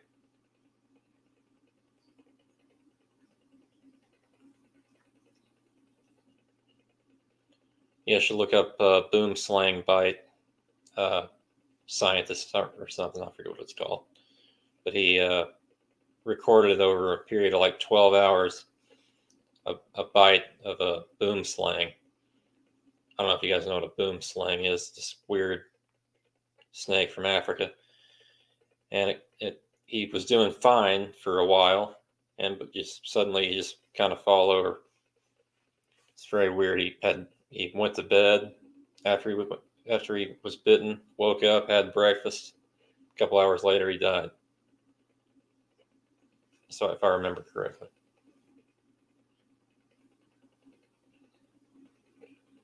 I don't know how many people are in the chat right now. I'm just talking to myself, but it's an interesting story. At least a mamba bite would be faster.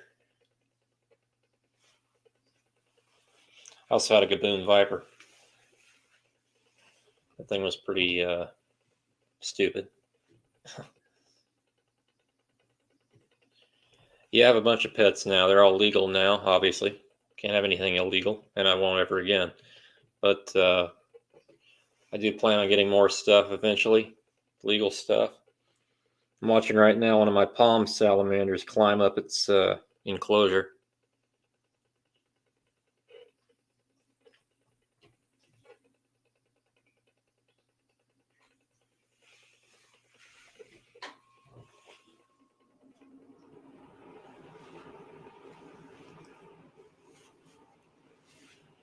What time is it where you guys are? Like, Greenie, where are you?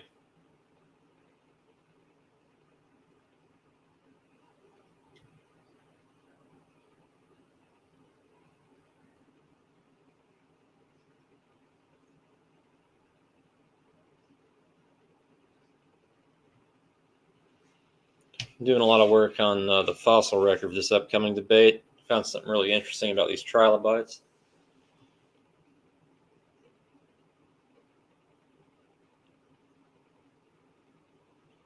Sorry to harp, but it seems like the worst you'd say about Hitler is that you don't like his actions, but not evil on an evolutionary basis.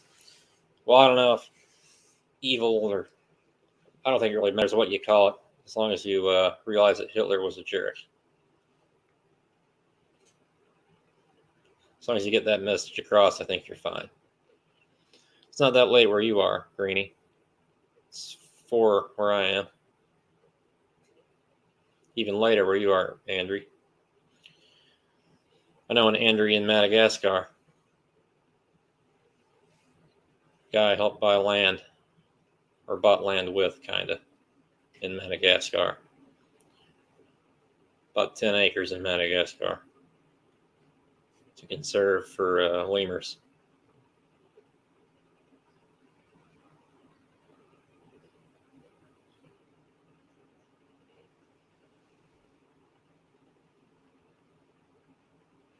I'm dodging. No one likes Hitler. That's a safe answer. Well, what do you want me to say? I love Hitler? I don't. Of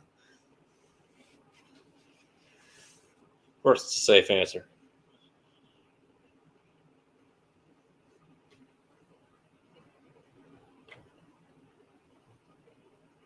Sure, we're talking a lot about V words and certain bugs going around.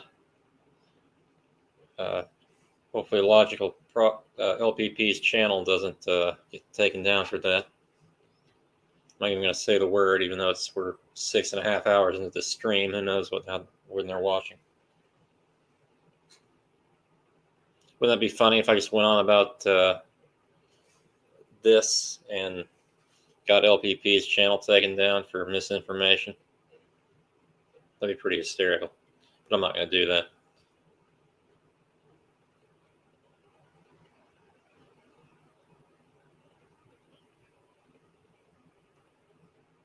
How many people are in the chat right now? Is it just gradually tapering off as I'm just rambling about nonsense?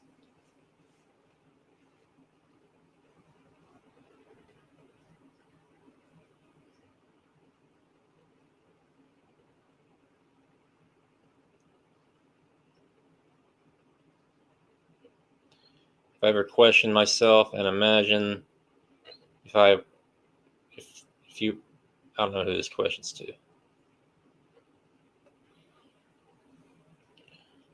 All right, have a good night, whoever is leaving.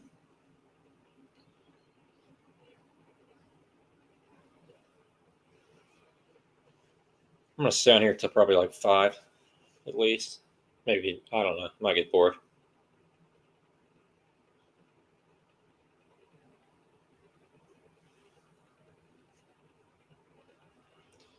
Have I ever questioned myself and imagined if I was a German guard at one of the concentration camps?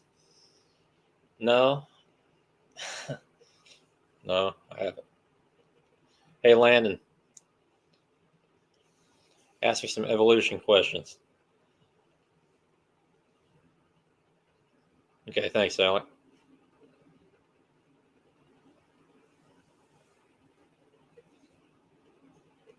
I don't know how those senators do it, filibustering. What are they talking about for hours?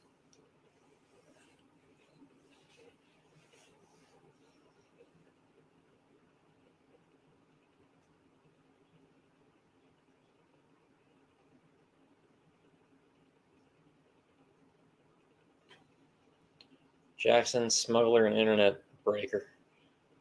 Oh, 6 in chat now. That makes more sense.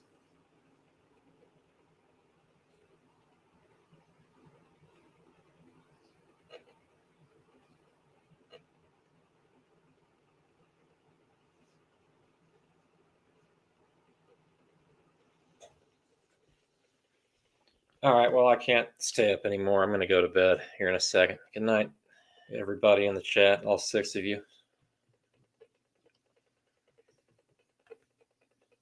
Oh, what are my hobbies? I'll answer that one, then go to bed. Conservation, science, animals. That's pretty much it. Be all right. Good night, guys. Good stream. Very long one, 6.5 hours.